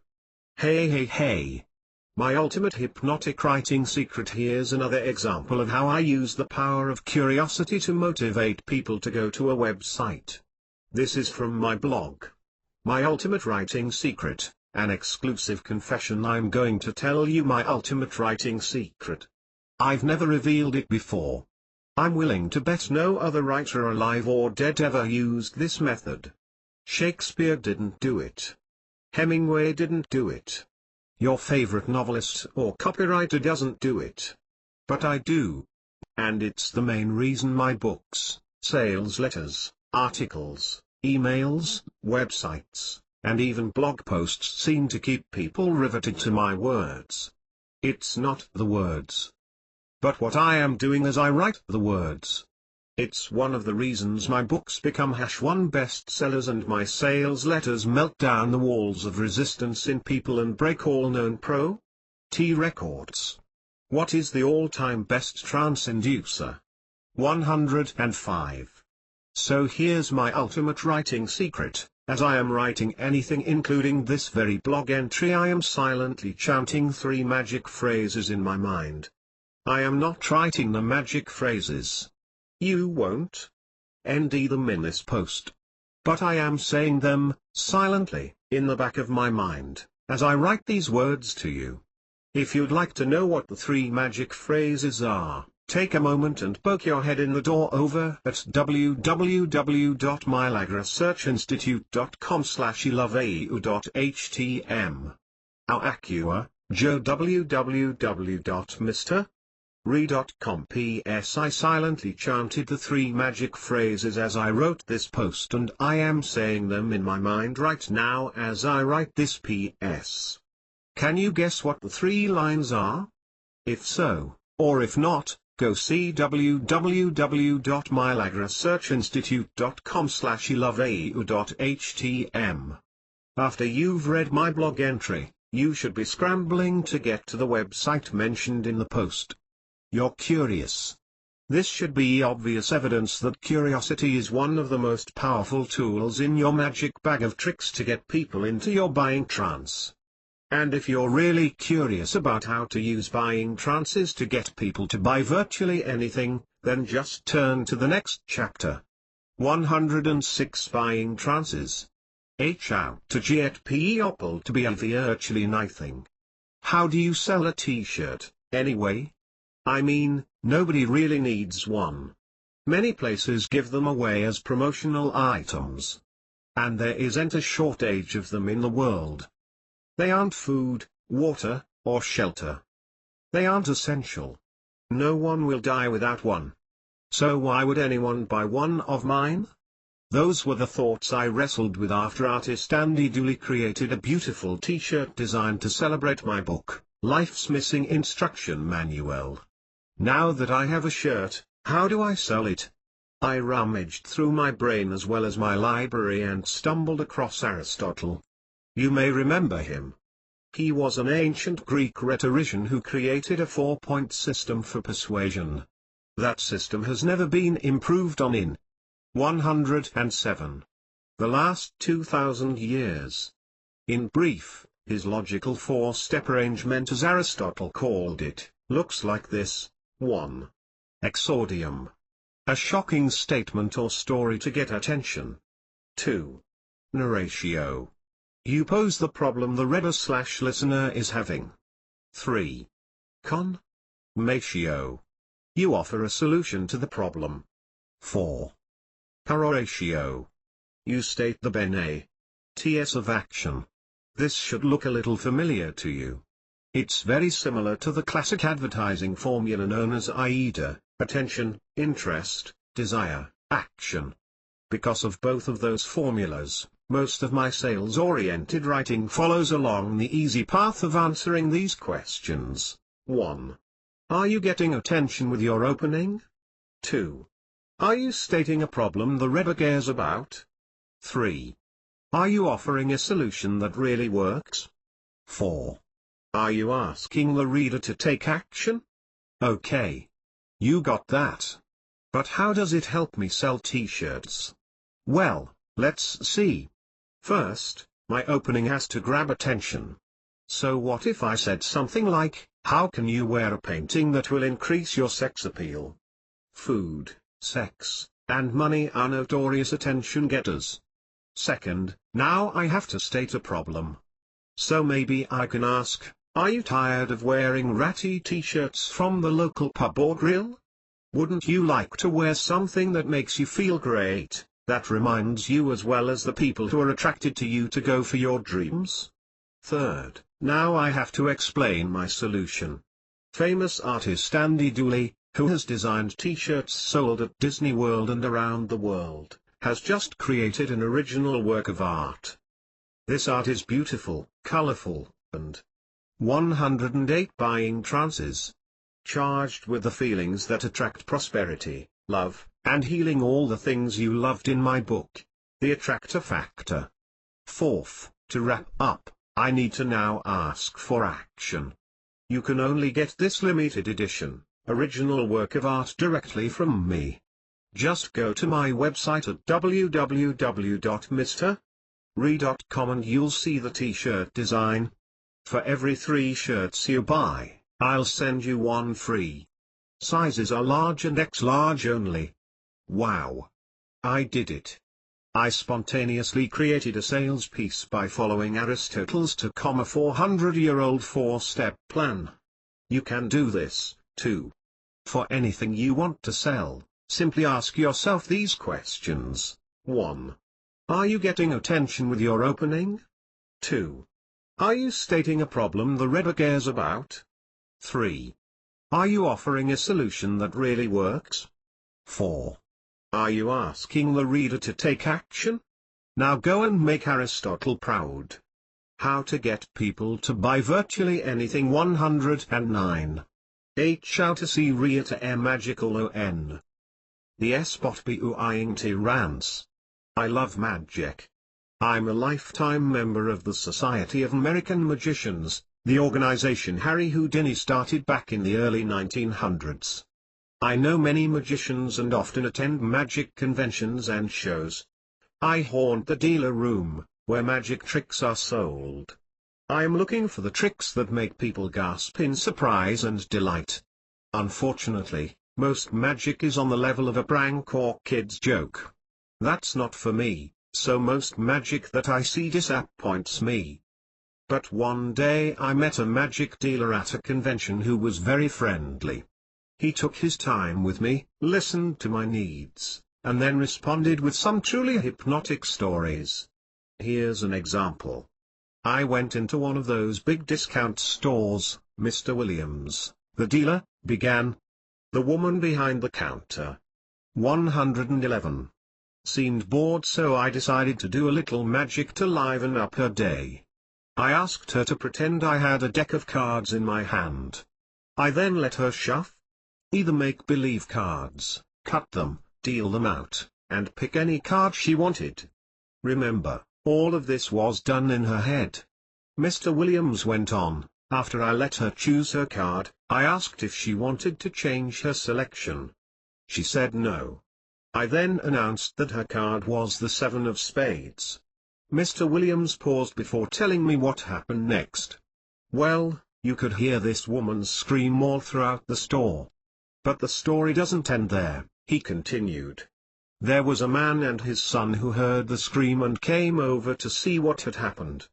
The woman pointed at me and said, "He just fried me by reading my mind." They were all as white as ghosts after that. As this magic dealer told the story, I could see it all happening in my mind. The details were rich enough to help me picture it in my head. And when he said the woman screamed, I felt that rush of excitement that said, "Get the trick, Joe." And yes, I bought that trick. And quite a few others. This same dealer told me 2 more stories, about magic tricks he did for people and their reactions to them. In every case I was there, mentally, and I ended up buying the tricks. If you haven't caught on yet, this is hypnotic selling at work. I'm sure the magic dealer has no idea what hypnotic selling is. He doesn't know what the phrase buying trance means. He does this selling magic naturally. So let's review 3 key points to discover how he pulled off this trick. 1. He listened to me. He couldn't offer any suggestions or stories to me until he knew what I wanted. So he probed to discover 112 buying trances. That I wanted magic that made people gasp. That clued him to what he should offer me. Had I said I wanted magic for kids, I'm sure he would have told me a story about performing magic for children. He tailored his story to me. By doing so, he met me in my existing trance. 2. He told true stories. He didn't make up his stories. He told me exactly what happened when he used these tricks in the real world. That subliminally communicated to me that he was honest and that these tricks would work for me, too. People are always making conclusions based on the little information you tell them. Always be honest, so trust is there when it's time for the order. Again, people buy only from people they know, like, and respect. 3.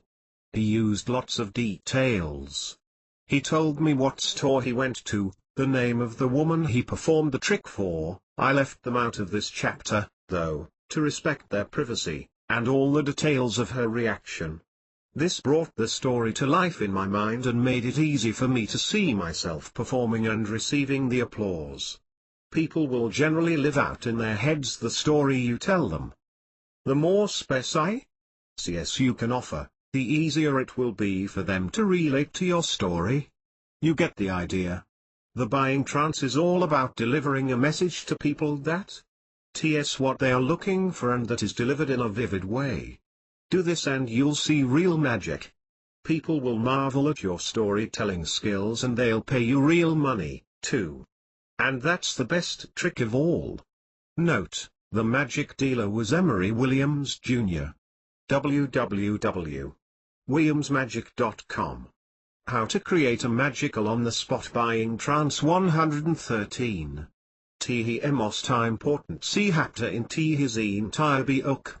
I don't blame you if you saw this chapter listed in the table of contents and then jumped to this page.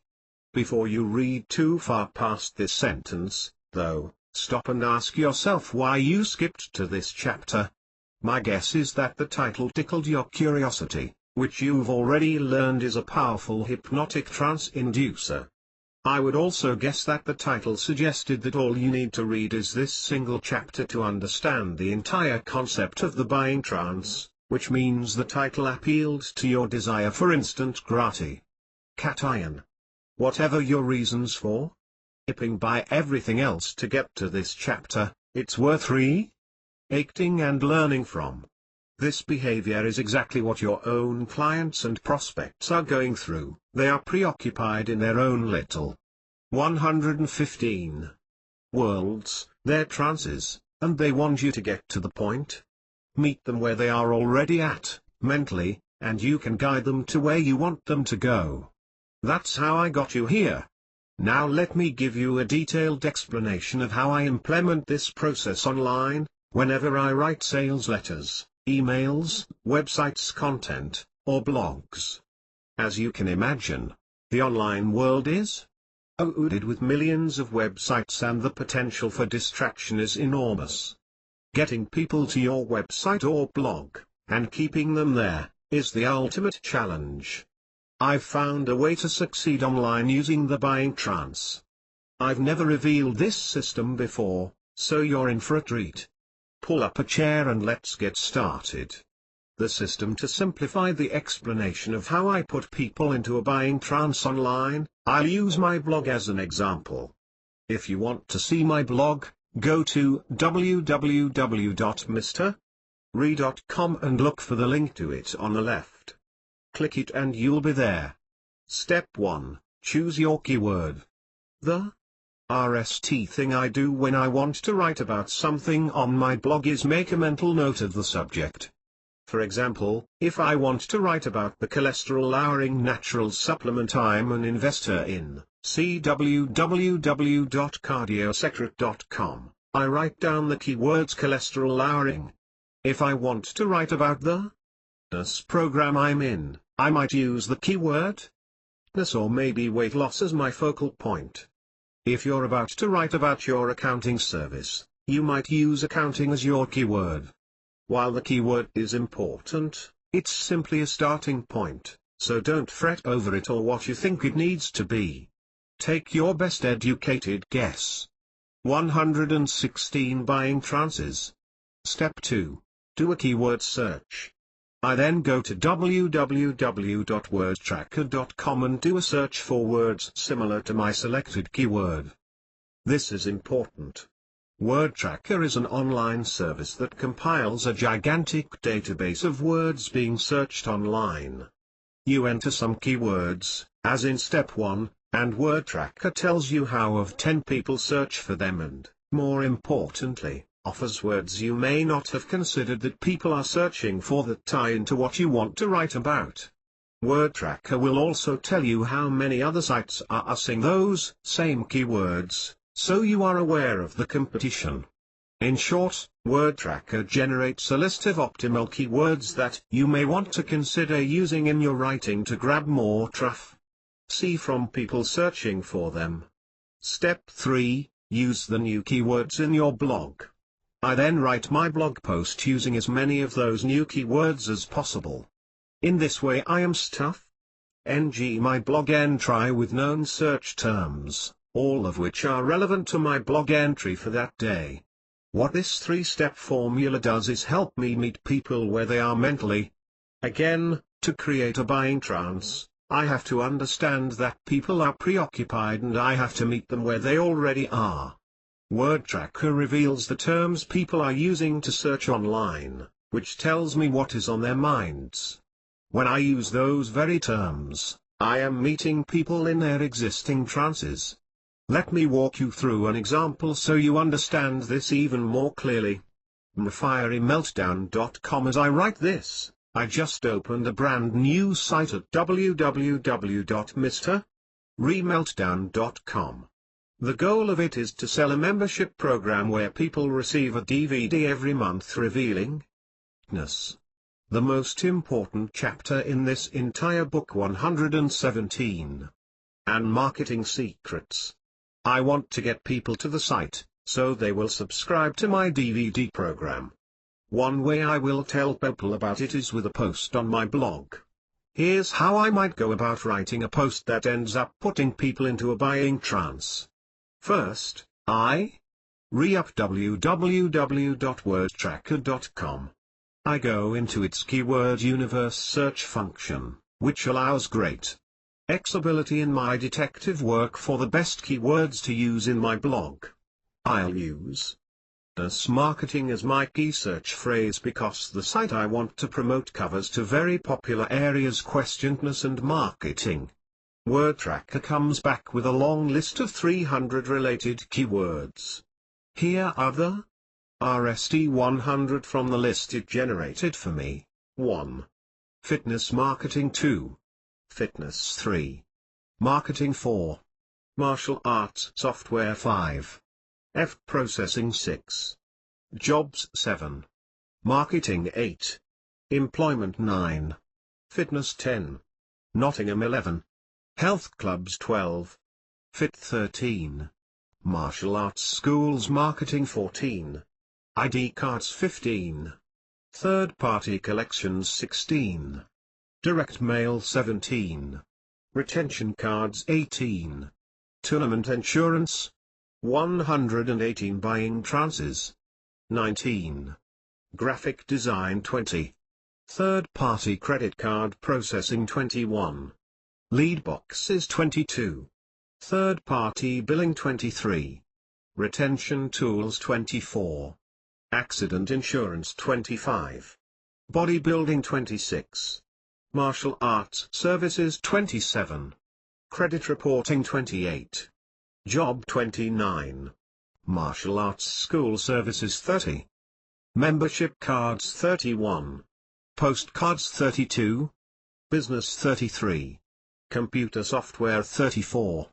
Collections 35. ASF International 36.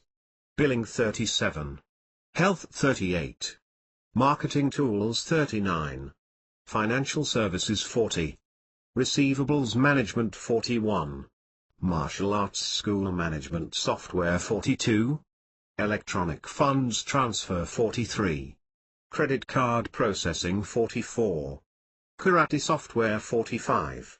Claims services 46. General insurance 47. Check-in software. The most important chapter in this entire book 119. 48. Third-party F processing 49. School management services 50. Modeling 51. Payment processing 52.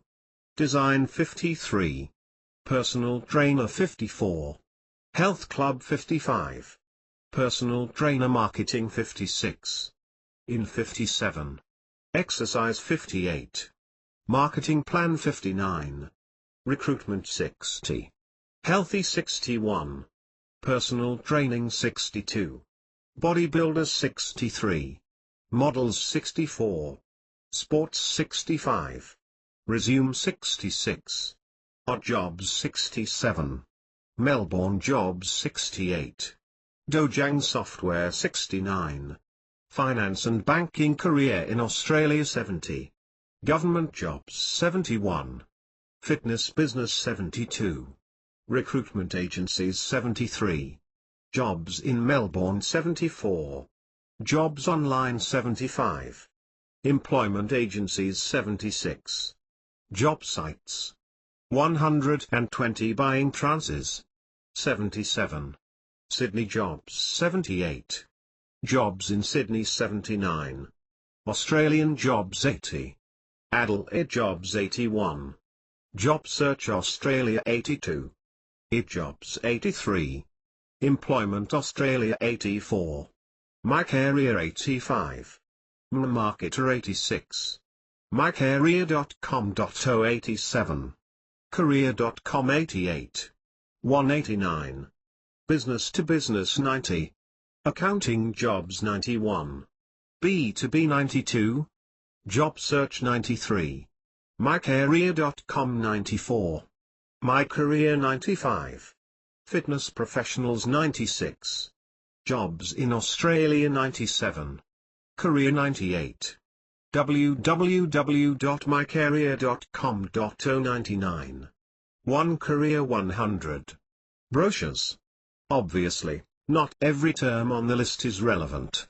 What I do next is select the meaningful terms to ND out how popular they are. Again, what I'm doing is hunting for the popular relevant terms my prospects are currently using. That helps reveal where their minds, trances, are at. In this case, just 2. The most important chapter in this entire book 121. Give you an example of how this works. I'll select term 55, personal trainer marketing, because I suspect personal trainers might be interested in a monthly DVD on marketing and fitness.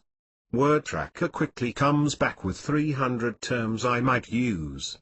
Here are the top V phrases. 1. Personal trainers. 2. Fitness personal trainers. 3. Personal trainers for teens. 4. Marketing yourself as a personal trainer. 5. Personal trainer marketing. Word Tracker lets me dig deeper. Dig function. If I want to see even more tangent words and phrases, all relevant to the ones I have. If I don't like what I see, I can always scrap them or just hit the back button on my computer and go back to the original list. In this case, I don't like the phrases and don't feel they are relevant to my www.mrmeltdown.com site, so I just go back to my original list and choose something else to search. In this case, I go back and select my original search term, marketing.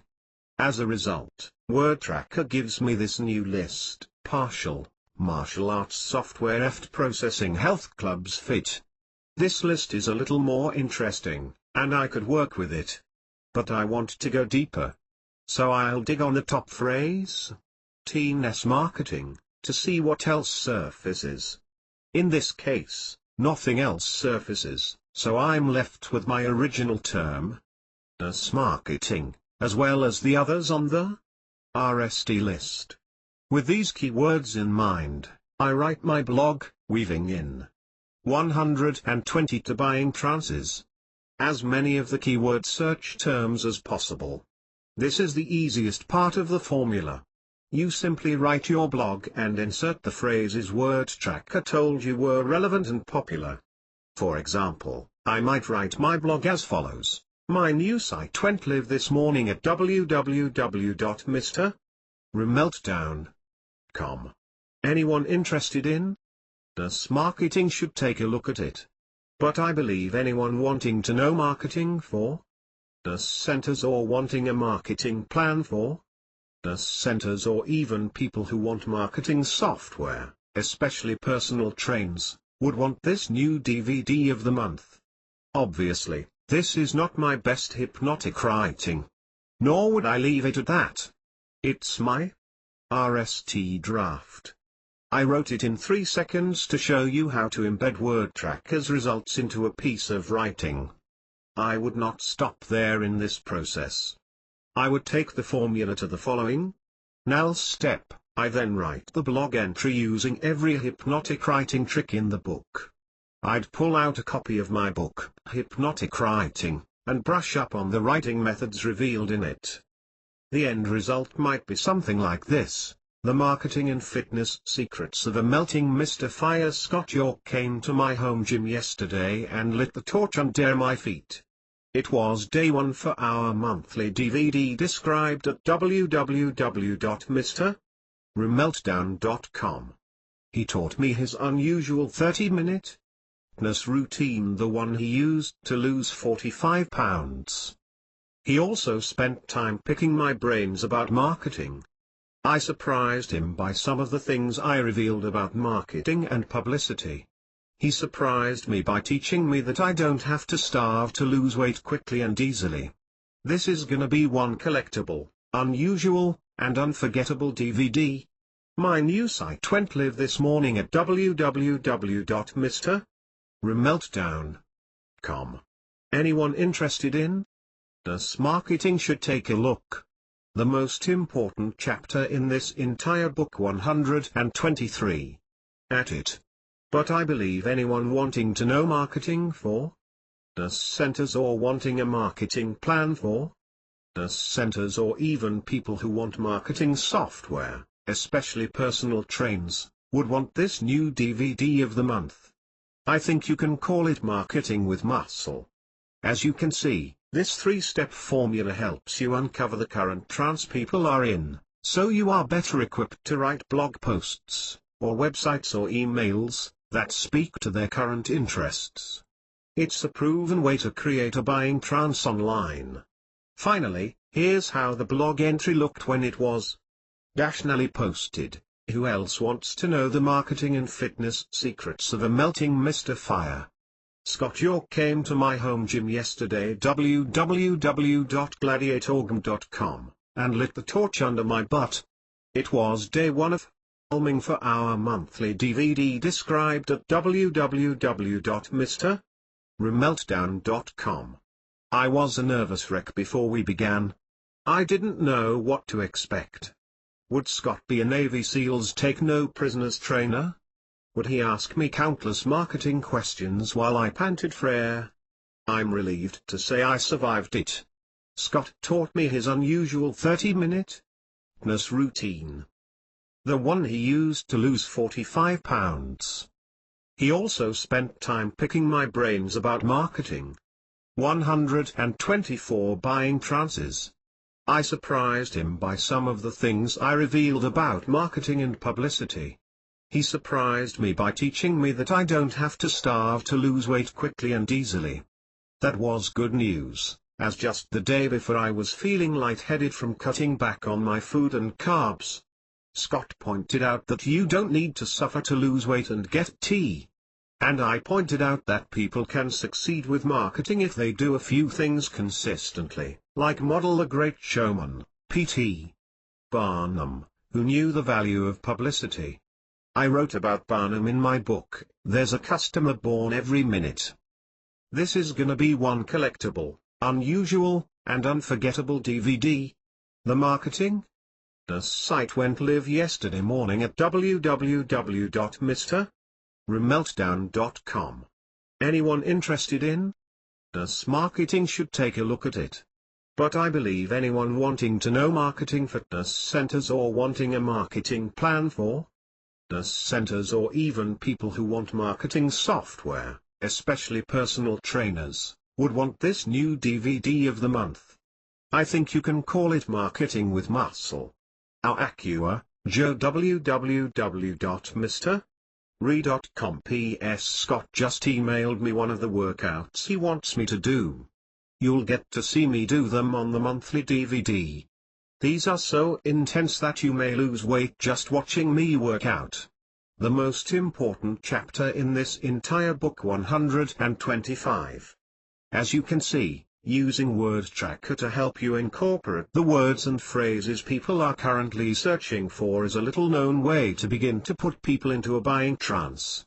But let me confess something to you about this method. As a result of doing all of what I just explained to you, I learned that the site I wanted to promote at www.mrremeltdown.com wasn't working. It wasn't what people wanted.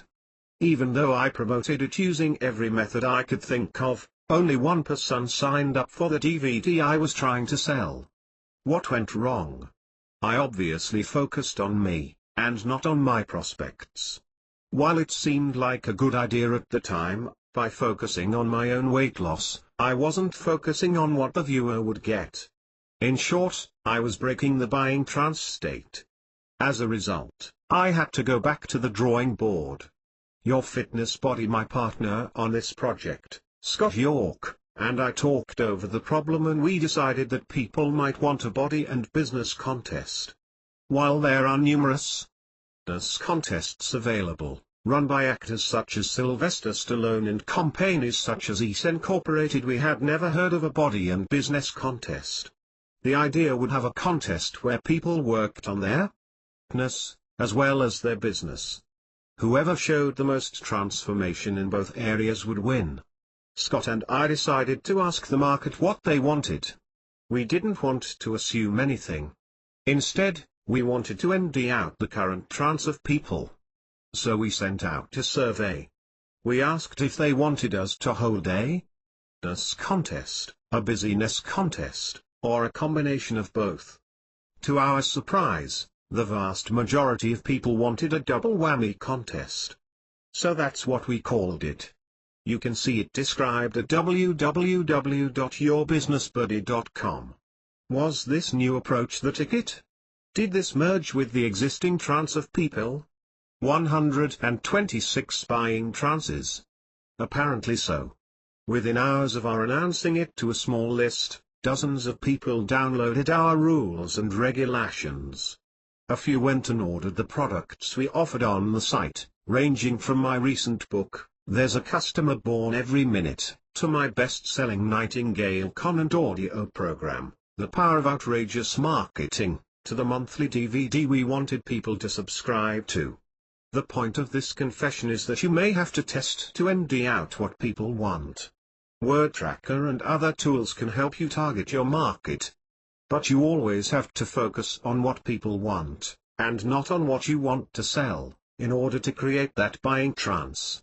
Finally, let's end this chapter by showing you the email we sent to explain our new positioning. You'll notice that this email is focused on the reader, and it tells a story, which easily guides the reader into a buying trance. The letter is from my partner and trainer, Scott York. Dr. Joe Vitale's $150,000 YourBusinessBuddy.com Transformation Challenge. This is exciting. July 2006. Greetings. Big and exciting news. Dr. Vitale and I were having a gut-wrenching training session recently. Well, I was actually just training him, in Dr. Vitale's home gym. The most important chapter in this entire book 127. Dr. Joe Vitale's YourBusinessBuddy.com. It's a double whammy of a challenge. He was sweating and I was filming. I was filming for our Business and Marketing DVD of the Month series for what started out as www.mrremeltdown.com. It was another one of those electrifying training sessions where the creativity was thick, the business and marketing ideas were enormous, each better than the last. As usual, the energy within those four walls of his home gym was huge. I was training Dr. Vitale as well as asking him tons of questions about how to improve marketing, sales copy, create better websites, newsletters, etc. At this point, I have studied most all of Dr. Vitale's work, and so I wanted to know the answers to the questions that no one has asked him yet. Sure, he got a little buzzed at times. Who wouldn't? Here he was grunting and groaning while someone was sticking a camera in his face asking him about marketing as well as having him do burpees at the same time. Some of my fellow trainers out there reading this know exactly what I'm talking about, and I can almost hear them chuckling. As you might already know, some of the best ideas come to you when you are engaging in physical activity. Or soon after. I left Dr. Vitale's gym that day, my head buzzing, with money-making ideas to last me 2 years. My wife always makes fun of me when I get home because she says I have this on top of the world type of aura about me. 128 Buying Trances. I'm a pretty positive guy to begin with, but nothing takes the place of hanging around Dr. Vitale for a few hours every Saturday at his home gym. He is a rarity. He is an absolute lightning rod for success and empowerment. If this guy doesn't make you feel like you can unlock the treasure chest of success, fulfillment, and happiness, then you may as well forget any sort of attempt at all. I mean, have you read The Attractor Factor or seen the movie The Secret? As if it's not enough to see his BMW Z3, BMW 6 Series, Neris's 2007 Toyota Camry Hybrid, these cars have a great new look, and his house. Now he's talking about buying the actor James Caan's 2005 Bentley GT. What does this guy know that you and I can benefit from? While Dr. Vitale is one of the most down-to-earth and unassuming people that you will ever meet, he just happens to like cars. He turns into a marketing monster when we start filming this DVD of the Month series. I've learned so much since I've had the opportunity to train him, eat with him, hang out with him, and really get to know him. And so will you through these DVDs. I will make sure of it. So I'm getting close to the big announcement. The most important chapter in this entire book 129. Upon my return from Dr. Vitale's home, my wife and I were discussing this project, www.mrremeltdown.com. I said to her, these DVDs are really going to be great, and they are going to help so many people learn about marketing and business. But something is still missing. I want this to be a crazy opportunity of a lifetime for as many people as we can reach. Something that no one has done before. We began talking about the Body for Life Transformation Challenge that Dr. Vitali is working towards. My wife said, "Why don't you make this a body and business transformation challenge?" Eureka! That was the missing ingredient. That was the thing that will put this over the top and make it the most talked about event in the marketing world. And one person is going to become the grand champion. I emailed Joe and told him about my wife's idea. I wish I had thought of it, and, of course, he loved it. "Your wife is a genius," he said. For all of the details of this huge opportunity, $150,000 plus, rush on over to www.yourbusinessbuddy.com and read all of the details. Check out the blog, the entry kit, round dates, the rules, and then light a under your butt. Because if this opportunity doesn't, what will? 130 buying trances. Go to www.yourbusinessbuddy.com. Best of luck. Scott and Joe. Contact information / email, Mr. re@yourbusinessbuddy.com. Phone, 512-233-0756. Web, http://www.yourbusinessbuddy.com. The most important chapter in this entire book, 131. Hypnotic power of agreement. Traditional sales and marketing often urge you to put people into a yes mindset. The idea is to get prospects saying yes to a series of questions. The more you can get them to nod their head, the better the odds of your making a sale when you ask them to buy. The yes method is a hypnotic technique. But hypnotists do it with agreement. Although leading people to say yes is a smart move, a simpler, wiser, and more effective approach is to get into agreement with them. At the basic level, this means never arguing with them, never countering their objections, and never making them wrong. As I wrote in my book, Life's Missing Instruction Manual, you can avoid arguments and win friends simply by never making someone wrong. Instead, agree with them. You can always ND something to agree on. When you do, you create this hypnotic state of agreement. Here's an example of how this works. 133. Nerissa's new car. I bought my love a new car. She wanted a hybrid, which saves gas by running on batteries part of the time. It had to be special ordered. We looked in the brochures and decided on the 2007 Toyota Camry Hybrid. We picked the options and color she wanted. We were told it would take 7 weeks to build overseas and then ship to us in the States. We placed the order and made a deposit. After only a few weeks, the car arrived. We went to see it last night. Nerissa's RSD impression was not good. She didn't like the car. Here are a few reasons why. The car was parked under a red dent. That made the silver-colored car look pink. The trunk in the car was very small, due to the huge batteries back there. The car's style didn't match what we saw in the brochure.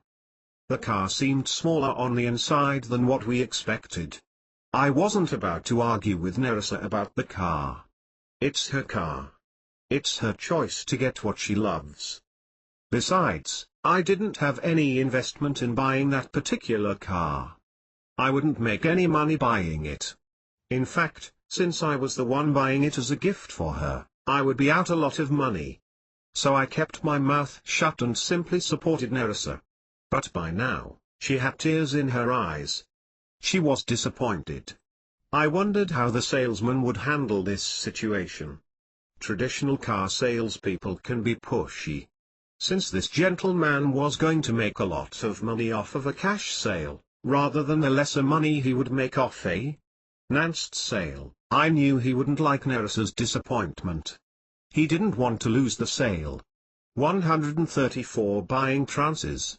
When the salesman returned, I told him, "We have a snag. I looked into his face and saw his eyes squint and his breathing change. He was bracing himself for bad news. She doesn't like the car, I told him. I then told him why. I went on to say, we'd like to take some pictures of the car and go home and think about it. We'll let you know tomorrow if we decide to buy it or not. The salesman nodded and said, okay, that sounds good. He then added, what if you could take the car home for the night? I thought that was brilliant, but Nerissa didn't want the obligation of having the car on her hands, or the pressure of caring for something she might decide she doesn't want. She suggested we just go take more pictures of the car and talk about it. The salesman agreed and let us go out to the car. I have no idea if the salesman beat his head against the wall after we left his office, or if he cursed us in his mind or under his breath, but he never disagreed with us. His agreement to something he clearly did not want was letting this situation evolve in a more relaxed way. Nerissa and I spent some time sitting with the car and talking. I didn't argue with any of her feelings. I let her express her concerns and process her thoughts. I let her know I was knee if she wanted the car, and knee if she didn't. As we talked, I noticed her face relax. She went from having tears in her eyes to a light in them. She went from a hushed face to a radiant face. She went from a tense forehead to a smooth one. By the time we went back inside the dealership, she had decided to buy the car. We did, too. It's in our garage as I write these words. Creating agreement without words. The point here is that arguing with people puts them into a GHT or I trance.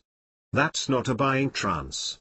In order to lead people into the trance you want them to go in, you need the hypnotic power of agreement 135.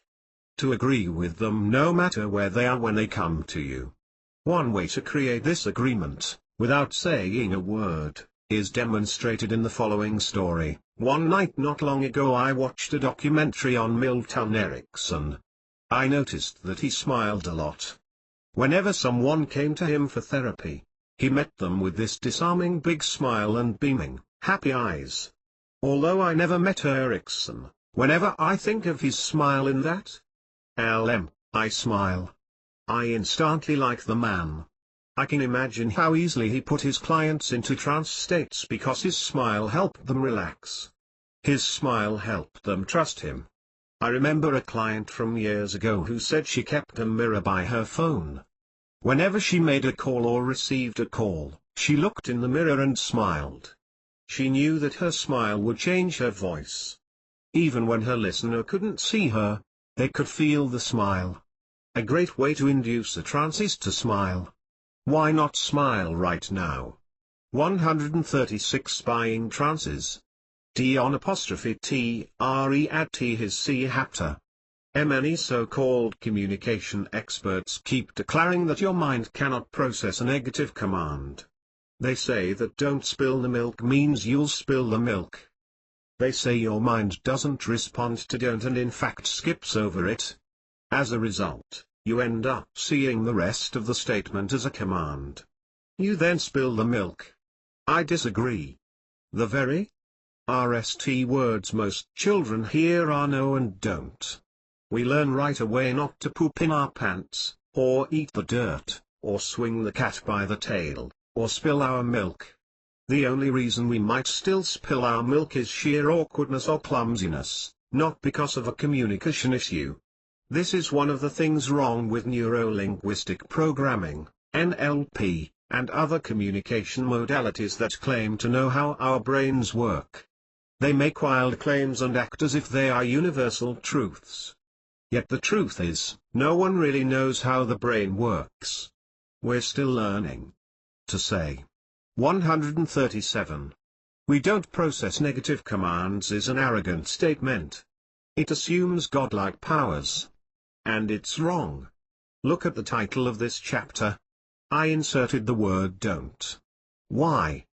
Because the word actually helps make the title more interesting. It increases persuasion. Had I said, Read this article. You might not read it simply because it seemed uninteresting. But I added don't, and suddenly you're curious. Why doesn't Joe want me to read this? You wonder. Don't was seen and registered by your mind. You didn't miss it, did you? Again, communication is more than assumptions about how our minds process information. You learn what many negative words meant before you were 3 years old. Your unconscious mind is well aware of what they mean today. Don't tell others about this book. Don't pass this book to your co-workers or employees. Don't go buy all my books and tapes. Don't send me money. You see the word don't and you'll do what you please. If you want to pass this book to friends, you will. If you don't, you won't.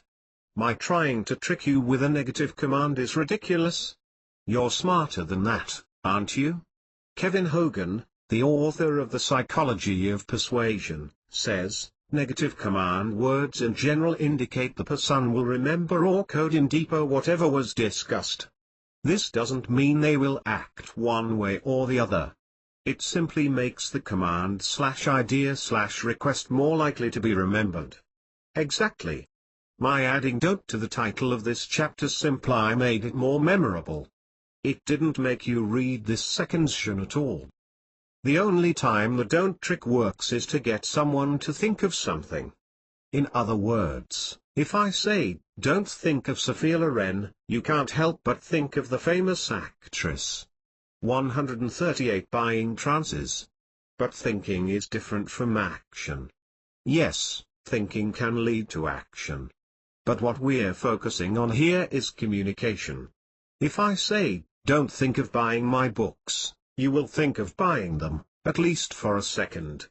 But if I say, don't buy my books, it does not mean you will run out and buy them. You are not a robot. Careful use of negative commands is important when weaving a buying trance.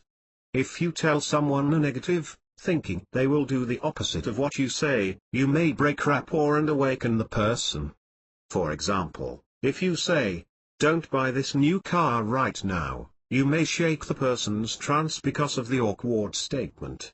But if you say, don't buy this car until I've answered all of your questions, you may be closer to what the person wants to hear. You'll also be planting a presumptuous phrase that can lead to the sale. In other words, you are saying, once I answer all of your questions, you will buy this new car. Let's wake up. Let's realize that we are smarter than generalized rules of language. Let's stop pretending we are all trained monkeys. Don't you agree? Don't read this chapter 139.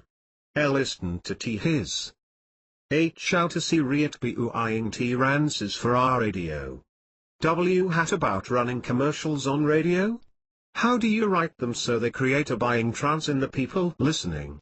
With so many stations playing everything from jazz to rap and broadcasting political debates as well as weather reports, how do you create a radio spot that gets heard? I was once very resistant to running ads on the radio. Since I come from the direct marketing school, which likes measurable results, radio seemed like throwing money at birds. You pay your money, record the ads, hear them broadcast on the air and then they're gone. It seemed pointless to me. I knew you could create a two-step ad, of course. That's where you record and broadcast a radio spot that people hear, which directs them to call a number or visit a website. 141. There's nothing wrong with a two-step radio ad. But again, how do you record one that people not only pay attention to, but stop and act on? Listen to Wendy. One day I heard a radio commercial from Wendy Friesen. Wendy runs the internet's largest hypnosis resource center.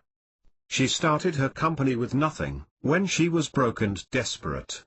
Today her online business at www.wendy.com has millions of dollars of revenue a year. She has 17 employees and can hardly keep up with all the business. One of Wendy's marketing secrets is her radio spots. She spends $1 million a year to air her commercials. Apparently they work. When I heard a spot by Wendy, I was struck by how it charmed me into listening to her. There were no bells and whistles. No jingles.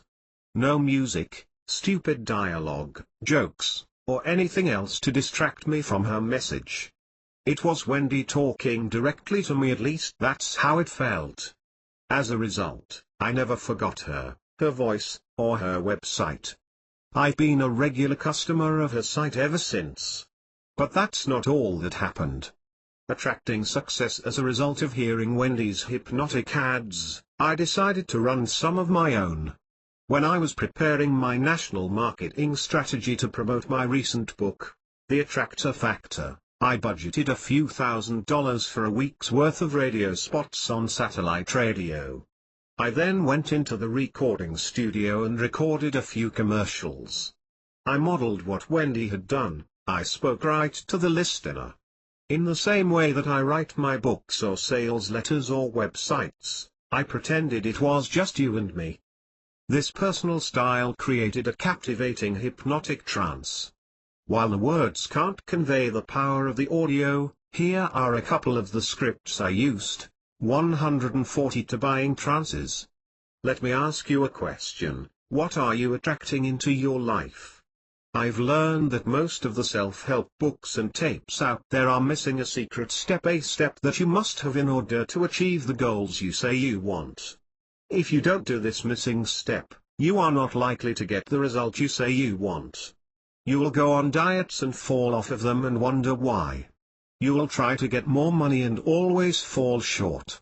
You will try to get healthy or ND the perfect love, but keep hitting a block. What's happening? Your inner state of mind, the one that is your primary operating system, is not in alignment with your conscious intent. I'm Joe Vitale and I have a solution. It will all be revealed on April 5th. For now, go see www.attractfactor.com. Remember, you can have what you want once you know the secret. See www.attractfactor.com. Are you having trouble achieving your goals? Maybe you want to lose weight but keep falling off your diet. Maybe you are trying really hard to get healthy, or earn more money, or ND the perfect love, but something keeps stopping you. I'm here to tell you it's not your fault. It is your responsibility. You simply need to know the V-step formula for getting clear so you can have, do, or be whatever you want. I know you are skeptical. But thousands have already proven that this system works. I'll reveal it all on April 5th. For now, go see www.attractfactor.com. Did the radio ads work? The Attractor Factor became a #1 bestseller online at Amazon. It also knocked out of RST Place the latest Harry Potter book, which no other author or book had done for the previous 6 months. In short, the results were staggering. When you consider recording your own radio spots, keep in mind what I learned from Wendy. Speak to your listeners as if you are sitting across from them. This means using a conversational voice. You wouldn't yell, scream, sing, or throw a tea to get the attention of a prospect if you were standing in their office. You'd be yourself. Be yourself on radio, too. Listen to this: How to Create Buying Trances for Radio 143. Address what is on their minds, not yours. If you know your target audience, and you should, then you have a good sense of where they are mentally when your commercial airs. Maybe they are working. Or they may be driving. If so, you might begin your spot with words that tie into what your listeners are doing. If you're driving around the city right now, wondering where you'll eat for lunch, then let me tell you about this. Tell them to do something. All ads need a call to action. Tell your listeners what you want them to do. Wendy asked people to visit her website at www.wendy.com. I asked people to see my website at www.attractfactor.com. Always end with a direction. As you can see, radio or any audio media such as podcasts, can be a vehicle for a buying trance. But what about television and other video? 144 Buying trances. WHT his. H out to see riet buing t rances for television or video. Only of the television commercials that I see almost every night begins with the words, hormones. The ad rarely changes. One time I noticed there was a different spokesperson. But clearly the person speaking isn't as important as what he or she says. Why does the ad begin with the words homeowners? By now you should know that that phrase is speaking directly to the people the ad is designed to reach. It is meeting them in their current trance state. Only homeowners will be interested in the ad. Only homeowners should listen to the ad, because the commercial is designed to sell re-nancing of. 145. The homes of current owners. By calling out the homeowners, the ad is speaking the personal name of each viewer. Let me put it this way: if your name is Mary and the television commercial begins with, "Hi, Mary," you would sit up and take notice. Or if your name is Tony and the ad begins, "Hello there, Tony," you would pay attention at least long enough to understand whether the message is really for you. The same thing is happening with every television or videotaped piece. The opening of it needs to merge with the current mentality of the person watching it. If it doesn't, there won't be a buying trance. How do you create a buying trance in the visual world? Let's see. Televised trances. If you keep in mind everything you've learned in this book so far, creating a buying trance for any medium ought to be a snap. For example, Roy Garn taught us that people have 4 basic preoccupations: self-preservation, romance, money, and recognition. If you take any one of them, you can use it to lead people into a buying trance. If you want to address the money element, you might begin your commercial or video with a focus on money. Are you looking for ways to save more money? As simple as that question is, it works because the vast majority of people are interested in the subject. By the same token, if you wanted to focus on the recognition strategy, you might begin your spot with something like, "You could win a trip to Maui by entering the world's RST Body and Business Contest at www.yourbusinessbuddy.com. With this approach you suggest the reward of standing out from the crowd, recognition. You can take any of Roy Garn's insights or Elmer. 146 Buying trances. Wheeler's points, and turn them into buying trances in the visual world. But you don't have to stop there. Doggone good fun. In one of my earlier books, The 7 Lost Secrets of Success, I explained that people will spend their last nickel to have fun. What they are doing is seeking relief, or escape, from the boredom of their lives. Henry David Thoreau was right when he said the average person led a life of quiet desperation. As a result, people seek out fun. In 2006 I held a publicity stunt called the Canine Concert.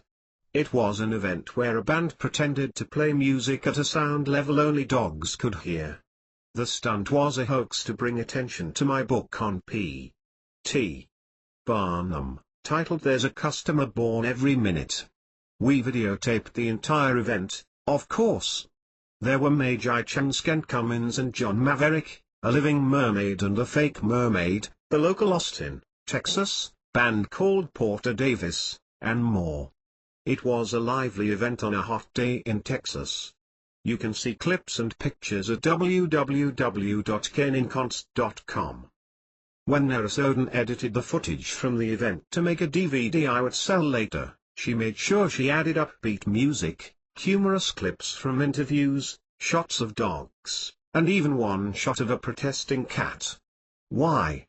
All of this was designed to hold people's attention.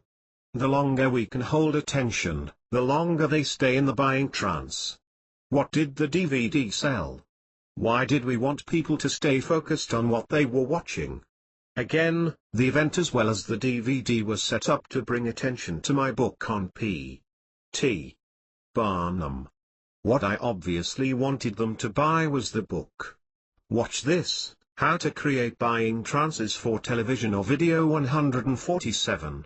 The secret, the key in creating buying trances in any visual medium is the same as in creating a buying trance anywhere else. Focus on the prospect, not on you. Why does this hold true in every medium?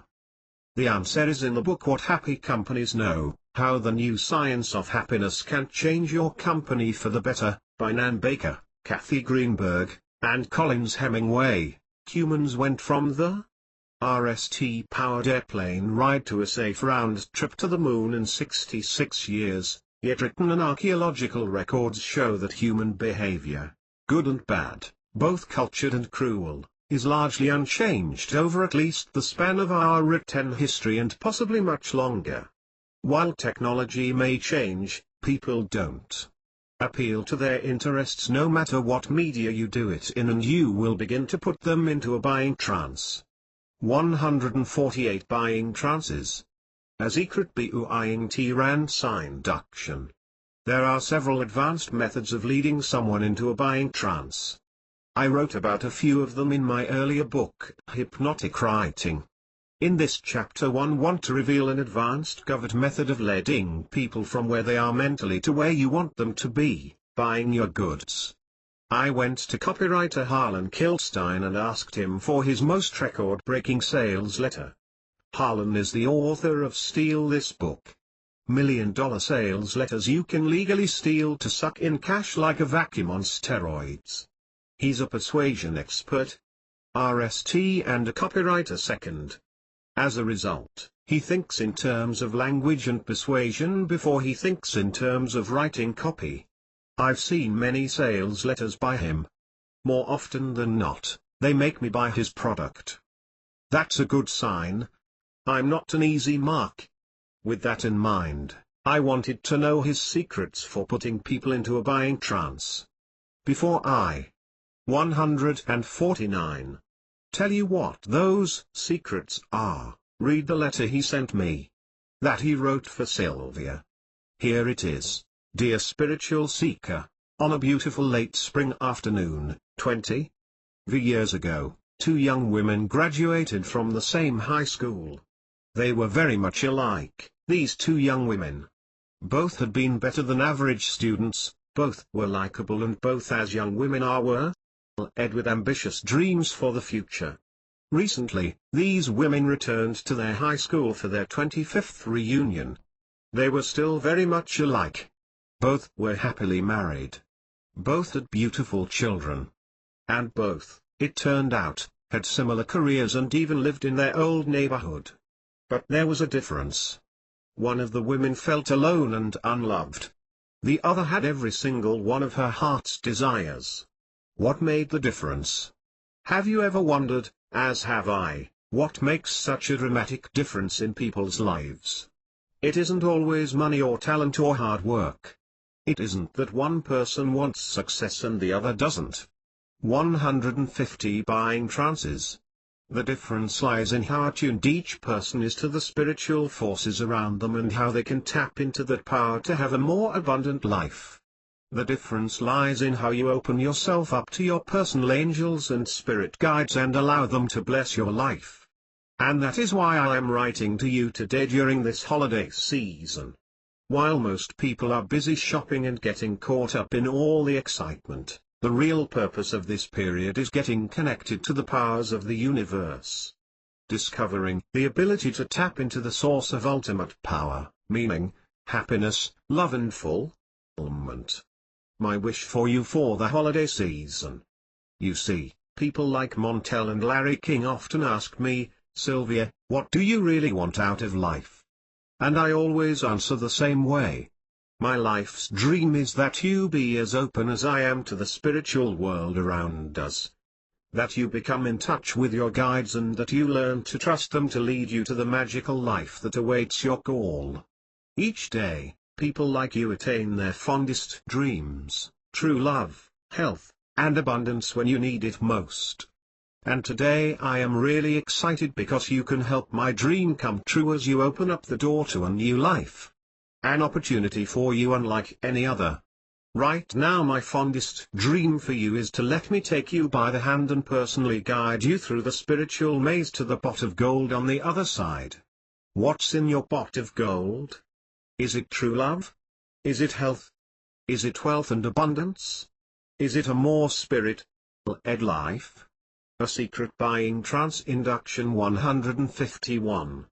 My personal promise to you is that I am going to give you the opportunity to open your eyes and your heart to the other world, to the world where all your dreams become real. I have created a special course for you. I call it God, Creation and Tools for Life.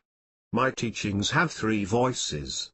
Of course my own is present, but I also have 2 communicating spirit guides, Francine and Raim, who are the major contributors.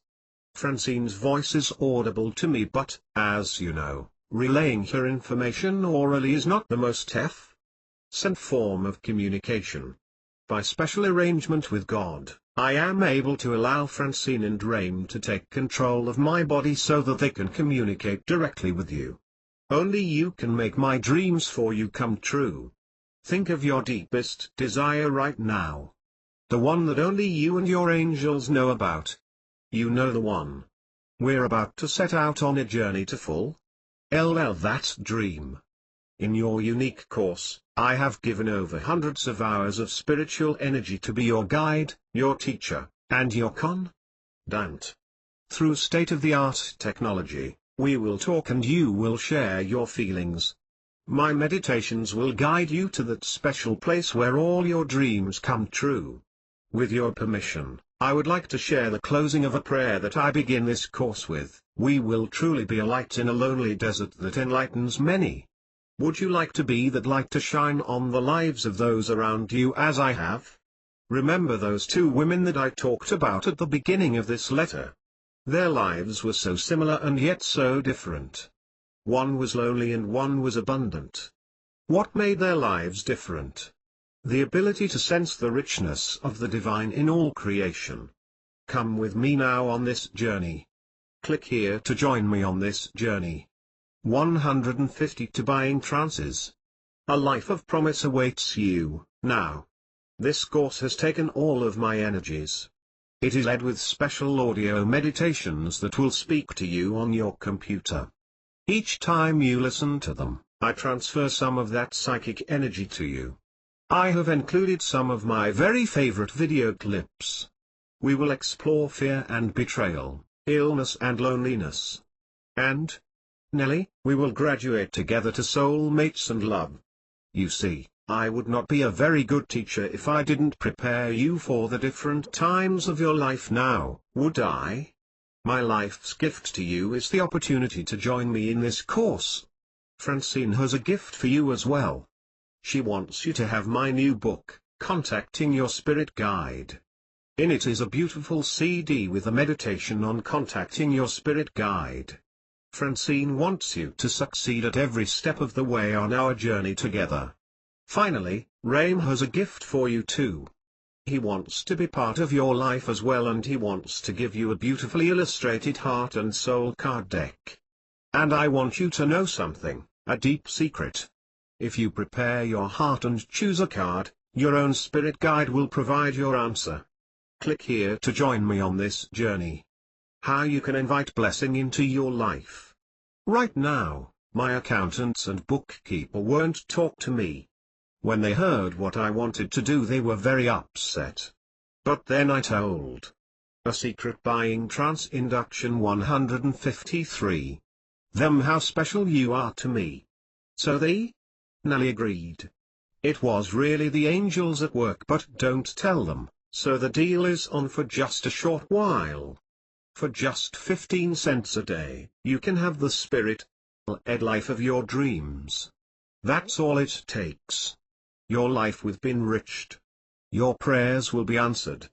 Of course, if you called me by phone, it would cost $700 an hour when I'm available, and there's usually a waiting list. But, until December 25th, I am going to let you have our gifts for you this season for just $59.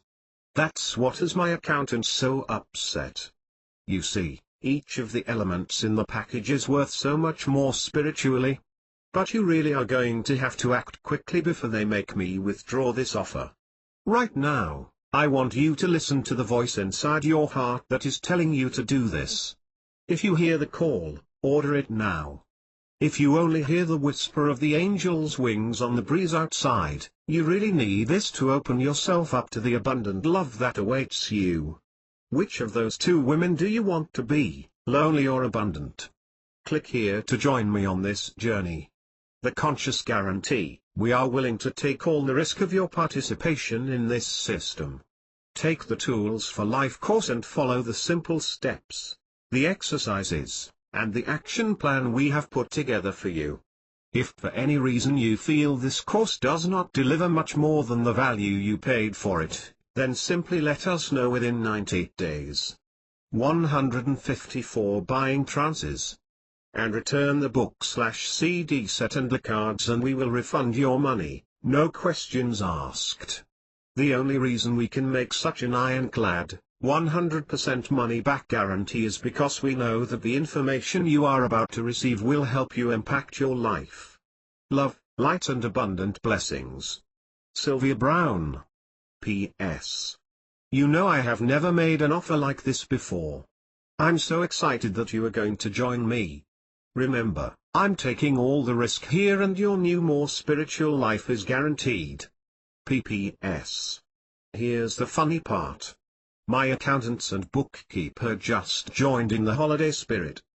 They want to give you a special gift as well. It's a beautiful screensaver for your computer. Click here to join me on this journey. The secret, nested loops. Now here is Harlan's explanation for the success of his letter. This letter was the RSD sales letter I wrote for the company, Trances 1.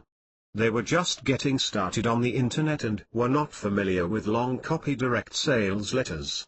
In the past they had only used HTML postcards.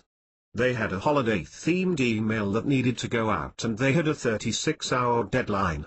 I had never heard of Sylvia Brown Note, a best-selling author of New Age books, and hit the ground running. Most copywriters will recognize this letter as an imitation of the famous Martin Conroy Wall Street Journal letter, which was one of the most successful direct mail letters of all time. In fact, the WSJ letter was itself a swipe of a much earlier letter that I've traced as far back as the late 19th century. And here, I adapted a little bit of the tone of that WSJ letter as well as the goal of moving readers in the direction of spirituality. A Secret Buying Trance Induction 155. The WSJ letter was written to men and this letter was written to women, so the language acts the effort of writing to the female audience. My training as a copywriter began with my study of neuro-linguistic programming, NLP. Many people have written about NLP as applied to writing, but they are generally referring to extremely manipulative embedded commands such as "of course, you want to order right now, don't you?" That's the kind of use of NLP that gives it a bad name. I'm all for the elegant use of NLP, and let me introduce you to one of the concepts used in this letter. It's called nested loops. This methodology comes from the work of famed psychiatrist Milton Erickson, who used a technique of embedding stories within one another. Here is a sample structure of nested loops. Begin story A. Begin story B. Begin story C. Begin story D. Give instructions. End story D. End story C. End story B. End story A. The use of this technique masks the fact that you are giving instructions. If you leave some of the loops open, you can create amnesia and people will forget the instructions you want them to follow. So you need to close your loops. As you read the Sylvia Brown letter, pay attention to the loops as I open and close them. Of course, none of this is in the original WSJ letter. One of the things I've done in this letter is introduce controversy. If you'll go through the letter to how you can invite blessing into your life, you'll see the section about my accountants and bookkeeper won't talk to me and how they. 156 Buying Trances. Don't think that this deal is too good and, therefore, it's a very limited deal. Now, the idea of controversy is disturbing to a lot of people and, therefore, go down to the PPS of the letter and you see that the accountants and the bookkeeper join in the holiday spirit and they give you a gift as well. If you do not resolve that controversy, if you do not resolve the argument, there is an open loop in the person's mind and, as those who have studied NLP know, opening loops but not closing them creates a risk of amnesia and that people are going to forget exactly what you wanted them to do, which in this case was to order. Now a little bit of a technical problem was that this letter did very well and Conscious One heard from the Hay House publishers that they didn't want the letter going out with Sylvia Browne's name on it. So the RST thing that we did was change the signature to a female staff member at Conscious One. Today it goes out with the name of Scott Martino on it. Scott is the president of Conscious One. The change in signature has not had any impact on sales. Harlan Kilstein, ed., www.overnightcopy.com. The psychic demand example. After reading Harlan Kilstein's example and his explanation, I decided to quickly write a sales letter using his nested loops theory. Here's the letter. See if you can spot the nested loop. I demand $25,000 just discovered. The 1910 secret of psychic demand, the long-lost method for getting what you want, guaranteed to always work. Introducing a rare volume in a lost science. See course on success. This is the actual secret method used by Joseph, Abraham, Moses, Plato, Phidias, Shakespeare and other legends throughout history. A Secret Buying Trance Induction 157. Read this incredible true story and discover the secret that commands the universe. A secret you will be able to use, too. In only minutes from right now. Dear friend. I demand $25,000. That's what a sign in a beautiful gold frame read above the desk of an executives of. See in the early 1900s. Many people looked at it. Some laughed. Some were curious. But few knew what it meant. Years later the same executive replaced the old gold-framed sign with a new one. This one read. I demand $100,000. Again, he left the sign on the wall above his desk. He rarely if ever explained why it was there. Few people asked about it, oblivious to what was actually happening. And then again, years later, a new gold-framed sign went above his desk. This one read. I demand $1 million. What was the purpose of the signs? Why were they in gold frames? Why did they keep increasing in amounts? You have to remember all of this was happening before 1910. Even today, in 2006, those sums of money are impressive. But to be demanding $25,000, or $100,000 or $1 million in 1910. That's either ludicrous or miraculous. I recently discovered a little booklet that explains what those signs were doing and the science behind them. 158 Buying Trances. I found the booklet and the story behind them rather hypnotic. Let me tell you about it. The amazing story behind Mastery of Success. The booklet was by Frank Channing Haddock. You may or may not know his name. He's famous for a book titled Power of Will. But few know he wrote a series of 30 little books, consisting of 60 lessons, called Mastery of Success. They're rare too. ND in the original set. And very expensive if you do manage to unearth a complete set. One of my readers found an incomplete set of the books one day and offered them to me. While she loves my work, she didn't just hand the books over to me. I had to pay a hefty fee to own them. But I gladly did. The books are worth gold. When the big box of books arrived, I went to a private area and opened them. I was in a hypnotic state of focused attention as I carefully zipped through the old, dusty, brittle volumes. Every book seemed like it contained the magic spell for getting what I wanted. Whether love, money, sex, power, recognition, health, happiness, or you name it. But one of the books jumped out at me as being the book to get, to own, to read, to learn and practice. This one book alone began with a hook that wouldn't let me go. I still can't believe how incredible it is. Introducing Psychic Demand. It was a later volume from the set, about psychic demand. The name had a nice ring to it, and made me want to learn more. A Secret Buying Trance Induction 159. As I read, I became more fascinated.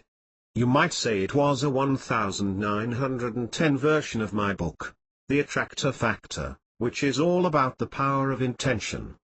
But Psychic Demand is even more powerful. With Psychic Demand, you essentially will the universe to give you what you want. This is huge. In fact, I worry that this magic formula could get into the wrong hands.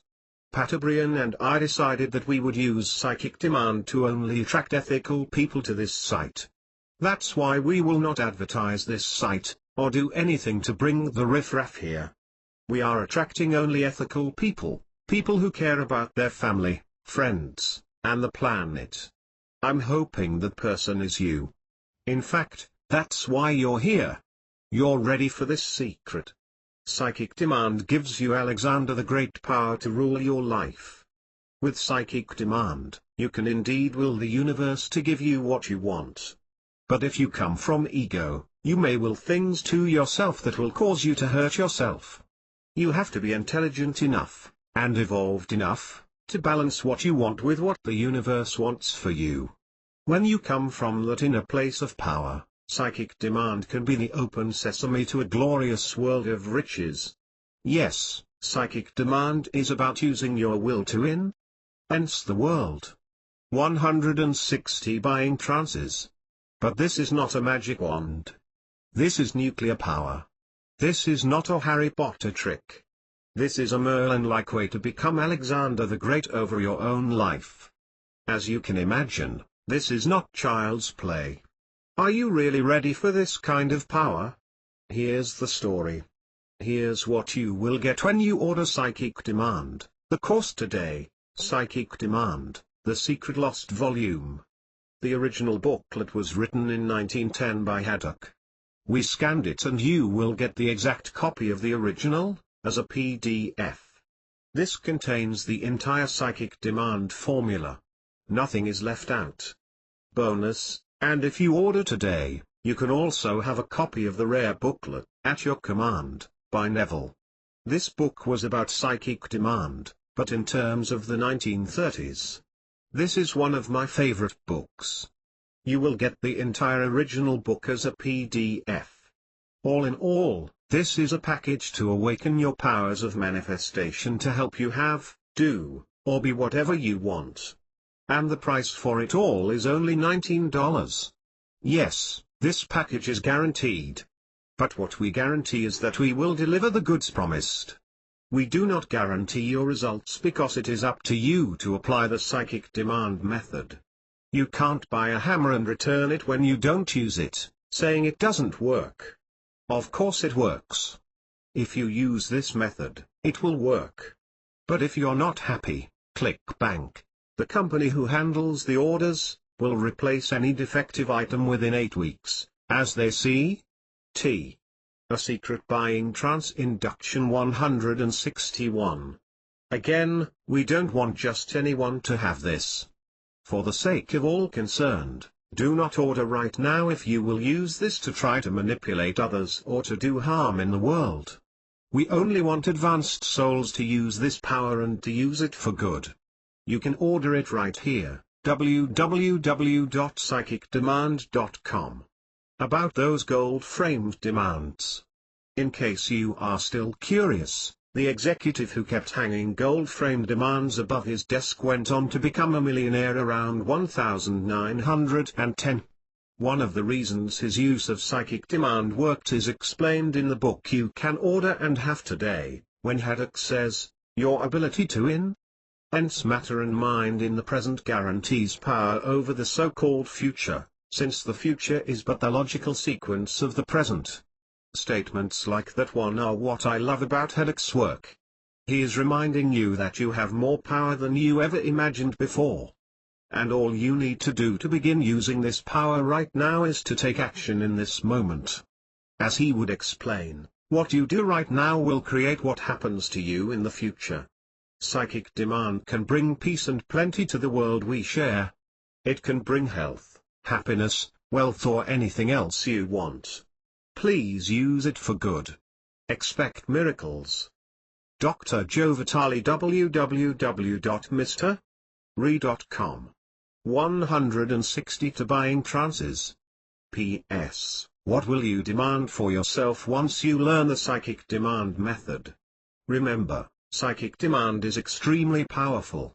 If you feel drawn to this rare material and proven method, then order it right now. You can have it in only minutes. But if you are skeptical or doubting or unsure, then please forget about this and move on. Or if what you want to do with this power is to control others or to overindulge in your own desires, then please don't order. We wish you all good things. We love you. All is well. May the light be with you. Explanation: my sales letter was quickly written, so don't judge it too harshly. There are many essentials missing from it, such as testimonials, but note the main reason for the letter, the nested loop. I began the letter with a story. As you know by now, stories are hypnotic. They are a proven way to capture and hold attention. This particular story has built-in charm, as the tale of the gold frames makes people interested. But also notice that I do not complete the story at RST. What I do is begin the story, which is the loop opening. I then talk about the book I discovered, and the value of it. I keep going with that theme, right down to asking people to order the book. It's only after I've asked the reader to click and order that I begin to close the loop to the opening story. In other words, I began the letter with a story, along the way stopped telling the story and asked people to buy my product, and then went back and completed the story. The completion is under the subhead about those gold-framed demands. Again, this is all an example of an advanced writing method to lead people into a buying trance. I urge you to practice this one. It's powerful, and can certainly increase your sales. In fact, let me prove it to you. A secret buying trance induction 163. I put the sales letter I quickly wrote online, at www.psychicdemand.com. I told my list about the site with this brief email, subject, a discovery of demand. I just found a technique that's far more powerful than the power of intention. In fact, intention is for wimps. I wish I had known this new method when I wrote my book, The Attractor Factor. At least I know it now. You can, too.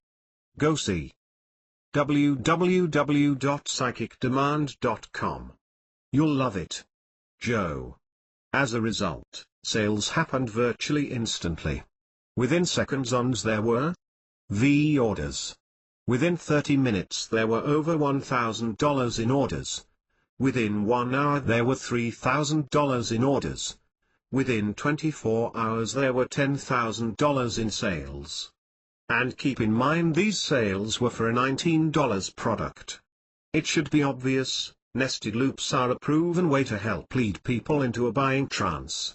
Your grandfather was right. 2 friends dropped by yesterday. We were talking business and I told them about the nested loops theory.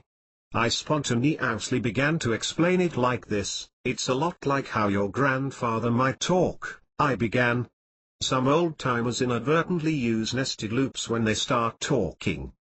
They begin to tell you a story about being in World War II, but they don't finish it. Instead, they then start to tell you about their mother's cooking and the special Thanksgiving holiday they had one year, but they don't finish that, either. They then go on and tell you what they did. 164 buying trances. That morning, when they went to get the newspaper off the front lawn. Most grandfathers who tell stories like this often forget to niche them, I explain. But imagine right when old granddad stops telling you about this morning, he suddenly asks you to do him a favor. Since he's your grandfather, you'll probably comply. But even if you don't do him the favor right away, he goes on to niche the story about this morning, and then niche the story about Thanksgiving, and then niche the story about World War II. What he just did was weave a set of nested loops, inserting a request in the middle of it before closing the loops. That's how nested loops work. Or, as Milton Erickson is reported to have said, according to the wisdom of Milton H. Erickson by Ronald Havens, I also sometimes tell irrelevant stories and make non sequitur remarks to induce confusion. Confusion, as it turns out, is a very useful buying trance. So, if you're confused right now, it's a good thing. A secret buying trance induction 165. TES surprise gifts are revealing summary. This morning I received a mysterious package by FedEx. It was a large, white box marked perishable in orange letters. There wasn't any note or return address. It was apparently a gift from a well-meaning stranger. I carefully opened the box, not knowing if I'd end a live lobster or a bomb. I had to dig through some loose packaging materials and two large, frozen packets designed to keep the contents chilled. After digging even deeper, I found a package of some strange-looking meat. The label said it was chitterlings. While I live in Texas and maybe chitterlings are popular here, I had no idea what they were. I had to Google them to learn they are pork intestines. Pork guts would not have been on my request list. Still, I know whoever sent the gift did it. 167. From a good intention. The point is, it was not appropriate for me. It broke any chance for a connection, let alone a buying trance. Contrast that with a gift I received another time. A fellow coming out with a new course on persuasion wanted to get my attention. He did his homework and learned I love the music of Stevie Ray Vaughan. He hunted around and found a rare CD of Stevie's music. He sent the gift to me, along with his package.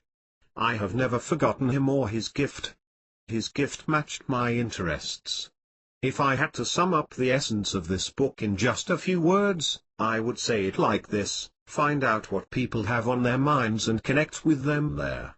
You can always break their preoccupation with a shocking statement or action, or gift, but you can befriend them quicker if you merge with their dominate thoughts and concerns. From there, they will follow your lead. But rapport has to come. RST. As I've said many times, people buy only from people they know, they like, and they respect. Think about the two gifts I received and my responses to them. That, in essence, is the secret of the buying trance. 168 Buying Trances. Bonus Special Report. I asked Blair Warren, a television producer and reclusive persuasion expert, if he would give me permission to include this remarkable special report. I believe that his one Senator tense for persuasion can help you understand how to create a buying trance in your prospects. The idea is to use one or more of the elements in his 27-word sentence to get people's attention and get your message through. Blair gave his permission and here's his report. Enjoy. 169. The One-Sentence Persuasion Course, 27 Words to Make the World Do Your Bidding. Blair Warren. One-sentence persuasion? Is it possible to capture and communicate anything of value about persuasion in a single sentence? It is, and I'm about to prove it. But, RST, let me tell you why I've gone to this extreme. Studying persuasion and hence is one of my deepest passions and has consumed an embarrassingly large amount of my time and energy for over a decade. I have family and friends who say my pursuit borders on obsession. They are wrong. It crossed the line long ago. I know of no subject more fascinating, more empowering, more pro-table, and, unfortunately, more confusing. This confusion is more than unfortunate, it is also largely unnecessary. Given the pace of today's world, it has never been easier to be powerfully persuasive. Never. It doesn't require good looks, a silver tongue, or infallible logic. It doesn't require confidence, charisma, or a magnetic personality. It is a simple matter when one cuts through all the smoke. Cutting through the smoke is the hard part. In fact, if you have yet to develop your persuasive powers to the level you want, it likely has nothing to do with you. Given the shell game of strategies and misinformation available, it is a wonder we're still able to understand each other, much less persuade each other. If this barrage of techno-jargon has left you more confused than empowered, take a deep breath and relax. We're about to take aim at this confusion, blow away the smoke, and make things as simple as possible. In fact, we'll nail it down to a single sentence, just 27 words. And with these words we can work miracles. But, RST, we must clear away some smoke. 170 Buying Trances. The setup before we venture into our material on persuasion, let's take a quick peek at the world of magic, for that to share a common core. Try this sometime. Visit a magic shop in your city and spend a half hour or so watching the owner demonstrate some tricks. Pick the one that baffles you the most and buy it. Then go out to your car, open up the instructions. If you're like me, you won't be able to wait till you get home, and discover how the trick works. If you will do this, I can predict with 99.9% accuracy what will happen. You will be disappointed. The secrets behind many magic tricks, even some of those that seem like miracles, are often so mundane that one cannot help but feel disappointed upon their discovery. Now for another prediction, your next thought will be, this is ridiculous. This wouldn't fool anyone. At this point, if you're like most people, you'll put the trick away and consider your $20 investment a bust.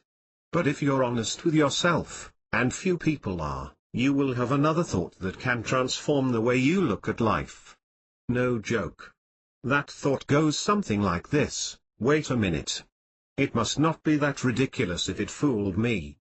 And with this one thought you will have risen to a level of intellectual honesty and understanding that few people ever experience. You will have discovered that the most magical things in life on and off the stage are often the result of the correct application of the most basic principles imaginable. This is perhaps nowhere more true than in the world of persuasion. I realize this is heresy for me to say, as persuasion is clearly a complicated world. And judging from the amount of new material coming out every day, it's only going to get more so. Without a doubt it has never been easier for us to get. Bonus Special Report 171. Lost down the rabbit hole, only to be spit back out more confused and broke than when we started. As someone who has studied these materials for many years, I'll be the RST to tell you there is a lot of great stuff out there. Many subtleties and distinctions are available that can have a powerful impact on our ability to persuade others. Unfortunately, for every one of these, there are a dozen nuances that only serve to complicate and confuse. The good news is one does not have to spend years studying this type of material to become an almost frighteningly powerful persuader. If you find this hard to believe, consider that charismatic leaders and hypnotic seducers have been around as long as there have been people to lead and to seduce. If they didn't need today's cutting-edge techniques, why do you? Yes, these ideas can help, and if you are hell-bent on maximizing your skills, you should become familiar with them all. But don't let anyone tell you they are necessary in order to have a powerful impact on others. What is necessary is a fundamental understanding of human nature. For persuasion, even the most extreme examples of persuasion such as suicide cults and mass movements are of 10 based on the most basic of human desires. Just as magicians can perform miracles using mundane principles, powerful persuaders shape the world in much the same way. So we are left with basics. The question now becomes, which basics? I am sure if you asked this question of 100 different persuasion experts, you'd get 100 different answers. But I'm also certain there would be much common ground. I am certain of this because I have seen it hiding behind the varied terminologies and philosophies in their materials. When one strips away the jargon and intricacies of the material available, one is left with some very basic, very powerful understandings. And while each of us might represent these in different ways, the important thing is to get a handle on them so that they are available at a moment's notice. 170 To buying trances. The sentence I've found the best way to do this is to encapsulate these understandings in a single sentence. Not a sentence that one delivers, but a sentence that one remembers. A sentence that can help guide your efforts from beginning to end in virtually every situation imaginable. This sentence could easily be condensed or expanded, and after reading this report I encourage you to try to do this for yourself. In fact, the best way to make these ideas your own is to modify them to suit your own understanding and experiences. But we're getting ahead of ourselves here. Let's look at this one-sentence persuasion course and see what makes it tick. Here it is. People will do anything for those who encourage their dreams, justify their failures, allay their fears, confirm their suspicions, and help them throw rocks at their enemies. Read that again. People will do anything for those who encourage their dreams, justify their failures, allay their fears, confirm their suspicions, and help them throw rocks at their enemies. That, in a single sentence, contains of the most important insights I have learned in all my years of studying and applying the principles of persuasion. 1. Encourage their dreams. 2. Justify their failures. 3. Allay their fears. 4. Confirm their suspicions. 5. Help them throw rocks at their enemies. Now, these insights are not the most important because they are comprehensive. They aren't. They're not the most important because they've been scientifically proven. They haven't. And they're not the most important because they're bonus special report 173. Based on the latest persuasion technology. They are not.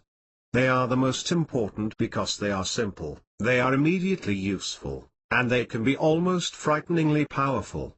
Adolf Hitler used them and nearly took over the world. Cult leaders Jim Jones, David Koresh, and Marshall Applewhite used them and commanded such loyalty that many of their followers willingly, even eagerly, died for them. And yet, these insights are tools not only for madmen, but for marketers, salesmen, seducers, evangelists, entertainers, and others. In short, they are the tools for anyone who must connect with others and, more importantly, make these connections pay off. The explanation: if you don't believe me, try to ND a truly successful ad campaign that does not use one or more of these insights. Really, try to ND1. Then, when you give up on that, try ending a deep, satisfying relationship that isn't built upon one or more of them. Just try to ND people who have a remarkable chemistry yet fail to encourage each other's dreams. Or who demand that the other is to blame. Or who fail to address each other's concerns. Or who treat each other as paranoid. Or who leave each other to GHT their own battles. While I'm sure you could ND an example if you searched hard enough, I am also certain that for every one you ND, I can ND 100 to counter it. The bottom line is, whenever and wherever people form powerful bonds, these insights are more often than not lurking in the shadows. Now there is nothing particularly difficult to understand about these strategies. They are self-explanatory. Some may even say obvious. But to dismiss them on these grounds is an enormous mistake.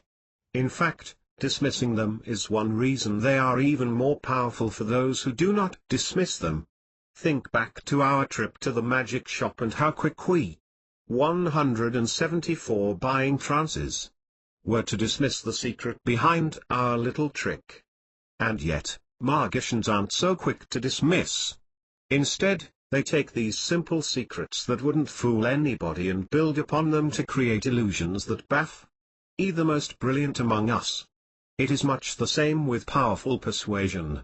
Its effects can be so sudden, so dramatic, so life-altering that we remain convinced there has to be something deeper, something more complex, going on. More often than not, there isn't. There is simply the correct application of very basic principles by people who appreciate their power. And since the rest of us dismiss these principles as being too basic and too obvious to work, we under in complexity and minutiae that sound great on paper but fall at in practice. But by overlooking the power of these basic principles, we do more than guarantee ourselves failure and frustration. We leave those with whom we wish to connect vulnerable to these needs we so casually dismiss. Consider the following. On encouraging their dreams. Parents often discourage their children's dreams for their own good and attempt to steer them toward more reasonable goals. And children often accept this as normal until others come along who believe in them and encourage their dreams. When this happens, who do you think has more power? Parents or strangers? On justifying their failures. While millions cheer Dr. Phil as he tells people to accept responsibility for their mistakes, millions more are looking for someone to take the responsibility off their shoulders to tell them that they are not responsible for their lot in life. And while accepting responsibility is essential for gaining control of one's own life, assuring others they are not responsible is essential for gaining influence over theirs. One need look no Bonus Special Report 175. Further than politics to see this powerful game played at its best. On allaying their fears. When we are afraid, it is almost impossible to concentrate on anything else. And while everyone knows this, what do we do when someone else is afraid and we need to get their attention? That's right. We tell them not to be afraid and expect that to do the trick. Does it work? Hardly. And yet we don't seem to notice. We go on as if we'd solved the problem and the person before us fades further away. But there are those who do realize this and pay special attention to our fears. They do not tell us not to be afraid. They work with us until our fear subsides. They present evidence. They offer support. They tell us stories. But they do not tell us how to feel and expect us to feel that way. When you are afraid, which type of person do you prefer to be with? On confirming their suspicions. One of our favorite things to say is "I knew it." There is just nothing quite like having our suspicions confirmed. When another person confirms something that we suspect, we not only feel a surge of superiority, we feel attracted to the one who helped make that surge come about. Hitler confirmed the suspicions of many Germans about the cause of their troubles and drew them further into his power by doing so. Cults often confirm the suspicions of prospective members by telling them that their families are out to sabotage them. It is a simple thing to confirm the suspicions of those who are desperate to believe them. And Nelly, on helping them throw rocks at their enemies. Nothing bonds like having a common enemy. I realize how ugly this sounds, yet it is true just the same. Those who understand this can utilize this. Those who don't 176 buying trances. Stand it or, even worse, understand but refuse to address it are throwing away one of the most effective ways of connecting with others. No matter what you may think of this, rest assured that people have enemies. All people. It has been said that everyone you meet is engaged in a great struggle. The thing they are struggling with is their enemy. Whether it is another individual, a group, An illness, a setback, a rival philosophy or religion, or what have you. When you are engaged in a struggle, you are looking for others to join your side. Those who do become more than friends. They become partners. While these insights seem like common sense, they are anything but common practice except among master persuaders. What's missing? There is something else worth noting about this sentence. It is missing something most people think is very important in the persuasion process. Read the sentence again and see if you can tell what it is. People will do anything for those who encourage their dreams, justify their failures, allay their fears, rm their suspicions, and help them throw rocks at their enemies. Any ideas? If so, you're one step ahead of the game. Here's what's missing, you. There isn't a word about your wants, your needs, your hopes, or your concerns. There isn't a word about your offer or proposal. There isn't a word about what you think. It is all about what the other person does. Again, this is heresy. People write books about how to frame your ideas, how to present yourself, how to put your best foot forward. And yet, all that people really care about is themselves. Can you imagine how much energy you will free up if you stop focusing on yourself and put your attention on other people? Can you even imagine how much more cherries? Bonus Special Report 177. Matic you will become when you come to be seen as the one who can fulfill some of their most basic emotional needs. Think of it like this: imagine you are sitting down with someone you hope to influence. Your proposal makes sense. Your arguments are solid. The conversation is even pleasant. But the entire time you are looking off to the side, not at the person. Now, how much of a connection do you think you are going to make with that person? Remember, everything is perfect with the exception of your focus. Your message shines. Your condense is solid. Your proposal is a no-brainer. And yet, none of this makes the slightest bit of difference when you are looking past the other person. This is exactly what happens in a conversation when your focus is on your own goals. You are looking past the person and everything that is most important to them, and you have little hope of ever being able to establish a deep connection. Still not convinced? Then notice what else our sentence doesn't say. It does not say people will do anything for those who educate them, do what's best for them, or even treat them fairly. It does not say people will do anything for those who are eloquent, well-dressed, and pleasant, nor those who make the best case for their proposals, who are reasonable, and come across as intelligent. When we focus on the basic principles of human nature, these things become negligible. When we focus on the basic principles of human nature, we create relationships in which people naturally want to do things for us. This is the real secret to getting what we want. Really? It is that simple. Or, I should say, it can be that simple. Have you ever noticed that the harder you push, the more resistance you get? When you focus on what you want, people will resist. That's what people do. Politicians lie. The sun rises in the east, and people resist pressure. But one thing people rarely resist is someone trying to meet their needs. And when one's needs have been met, a bond is often forged. 178 Buying trances. And a natural desire to reciprocate has been created. And just how powerful is this desire?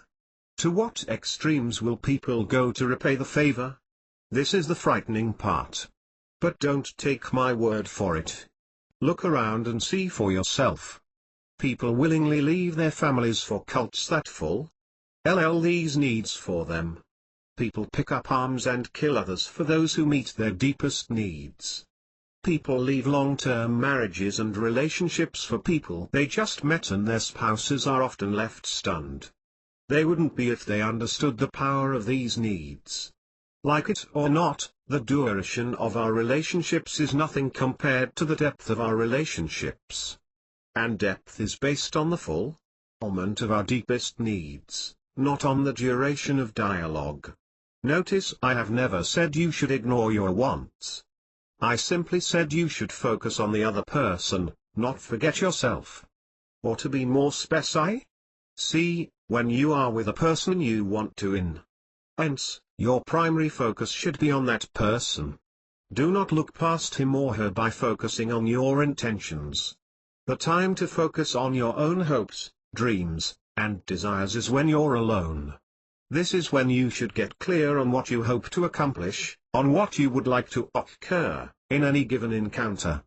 But once you get this state of clarity and yourself face to face with another, place your attention where it can have the greatest impact.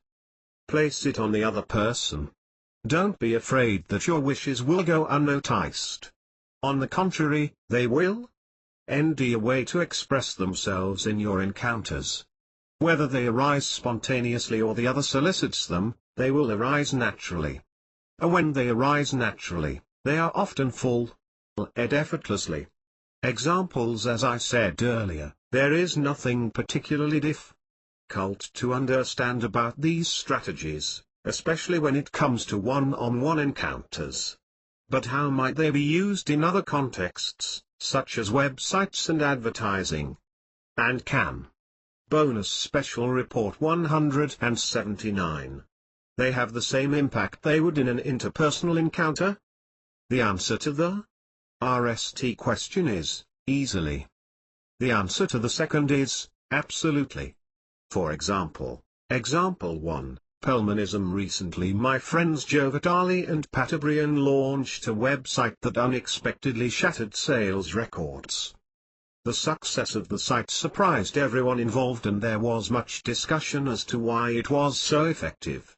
Was it the product? Was it the price? Was it just the right offer at the right time?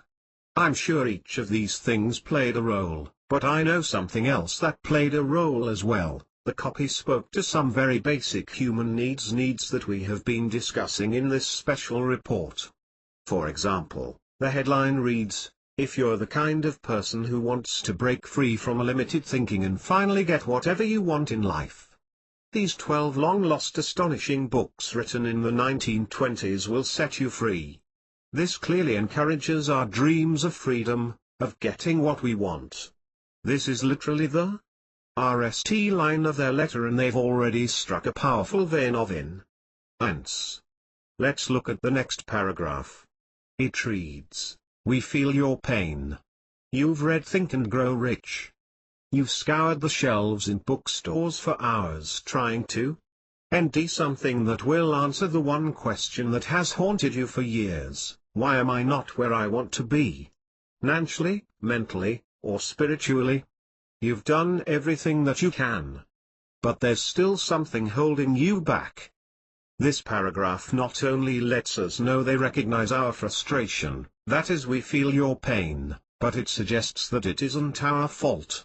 While we've done everything that we can, there is 180 buying trances. Still something holding us back. So the answer lies with this mysterious something and not with us. Not only are they letting us off the hook, but they're about to convince us that there is an answer to our dilemma. And in the next section, they introduce us to it. What is it? For years, people just like you have asked this same question. Fortunately for some, they were able to get the answer to this, and many other questions, by purchasing a course back in the 1920s. If you were to IP through some of the magazines and newspapers back then, you would have seen some of the world's RST direct response ads. What were the ads for? Pelmanism. And there it is, confirmation that an answer to our problems exists. It's called Pelmanism. In just a few short paragraphs they have managed to address 3 of the insights we've been discussing. And from this point on, their readers are hooked. To see for yourself, read the full letter at www.pelmanismonline.com. It is well worth studying. Just how successful has this site been? In Joe's own words, they sold hundreds of copies. and saw about $9,000 appear almost instantly. Not bad for a site they spent little time creating. Again, when our needs are being addressed, we don't care if the copy is slick, if the graphics look great, or even if the site is easy to navigate. We look past the superficial and listen deeply to those who speak to us.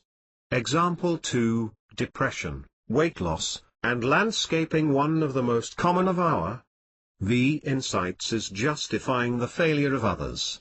In my Forbidden Keys to Persuasion material I refer to this as scapegoating. While the terminology is different, the underlying principle is the same. Here is an bonus special report 181. Excerpt from my Forbidden Keys material that illustrates the power of this insight, a couple of television commercials that are currently airing in the United States. Brilliantly and ethically employ the concept of scapegoating, and they do so at the very beginning of their scripts. The RST commercial, for an antidepressant medication, starts out with something like, "Feeling depressed lately?" It may be the result of a chemical imbalance in your brain.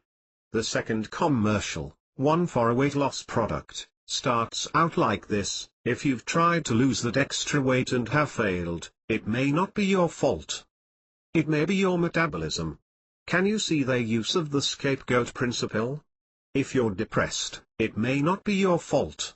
It might simply be a biological factor beyond your control.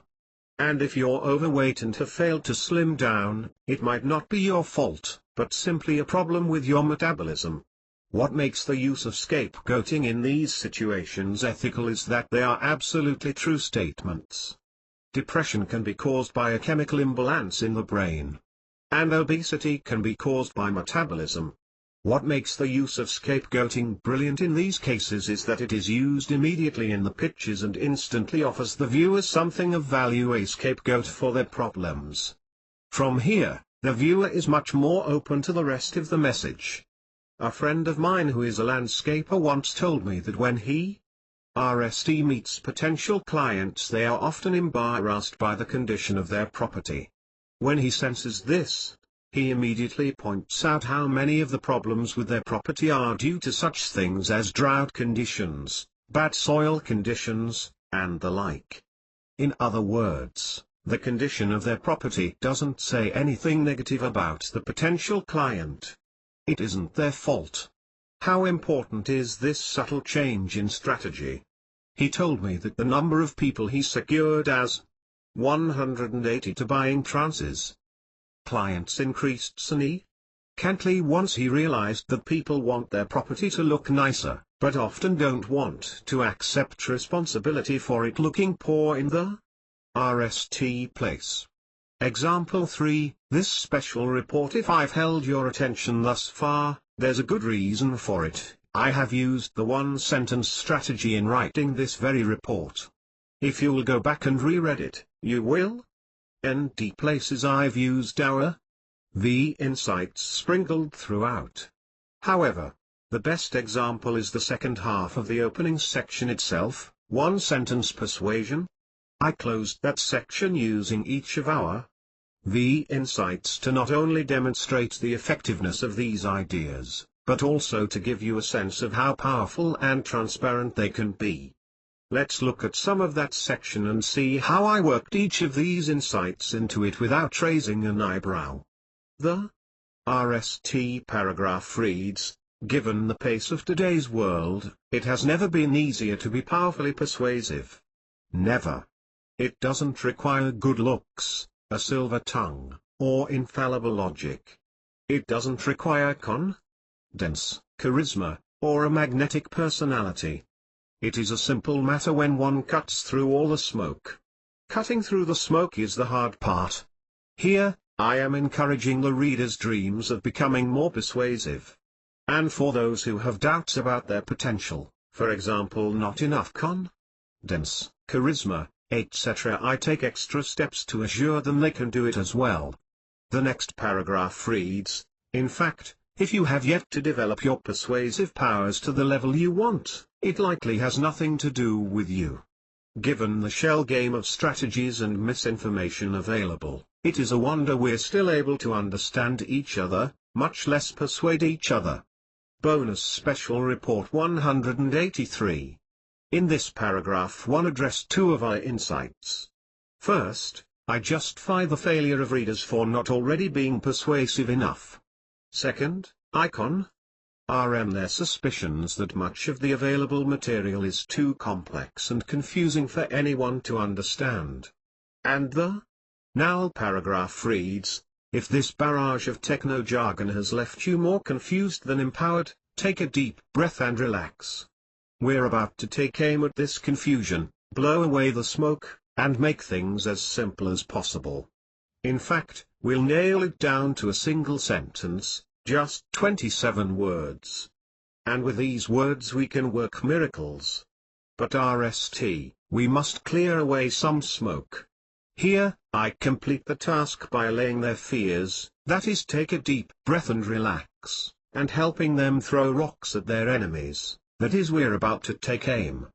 And notice my use of the term we. I said, we're about to take aim, not I'm about to take aim. I then said that we must clear away some smoke, not I must clear away some smoke. This helps assure readers that I'm on their side. There are two important lessons to take away from this example. First, as I said before, these insights were seamlessly integrated into this report. They do not stand out as being too obvious or simple because they aren't. In fact, since they do not stand out, they are all the more powerful. And second, my use of these insights is authentic. I didn't have to fabricate these statements to make them. This strategy. Yes, I phrased them as I did with our insights in mind. But they remain grounded in truth, an essential factor if we are to avoid getting our way but hating ourselves in the morning. These three examples illustrate how widespread and applicable these insights really are. While most people like to think they are too wise to fall for such tactics, this very think 184 buying trances in makes them just that much more susceptible. One need only consider how successful these types of approaches are to rm this. Now what? Friedrich Nietzsche reportedly said that the message of most books could be reduced to a single paragraph without losing anything of value. In this report I have attempted to go one better. I have tried to create an entire persuasion course in a single sentence. I will be the RST to admit that by doing this I have, in fact, left out many things that could be of value to the would-be persuader. But as I said at the outset, if there is one thing I know to be true, it is that the most magical things in life on and off the stage are often the result of the correct application of the most basic principles imaginable. And I have found few principles that are more basic and more powerful than those offered in this one sentence. People will do anything for those who encourage their dreams, justify their failures, allay their fears, rm their suspicions, and help them throw rocks at their enemies. So my goal in this report wasn't to give you a comprehensive plan to follow. It was to simplify a process that is often needlessly complex. It was to clear away cumbersome techniques and strategies that often serve to separate more than persuade. And ultimately, it was to provide a core concept you can use to build relationships that are not only powerful, but pro-table. Whether you find this notion distasteful or not, there is one thing you can count on: your family, friends, customers, clients, and even everyone you have yet to meet will have these needs met by someone. The only question is, will it be by you? Bonus Special Report 185. Blair Warren is a television producer, writer, marketing consultant, and voracious student of human nature. He is the creator of the Forbidden Keys to Persuasion e-class and the author of the No-Nonsense Guide to Enlightenment, and is currently working on his next book, Spontaneous Persuasion, Getting What You Want by Simply Being Who You Are. To read more of Blair's material and get more information on his work, visit his website at www.blairwarren.com. For more details see www.hypnoticwritingwizard.com.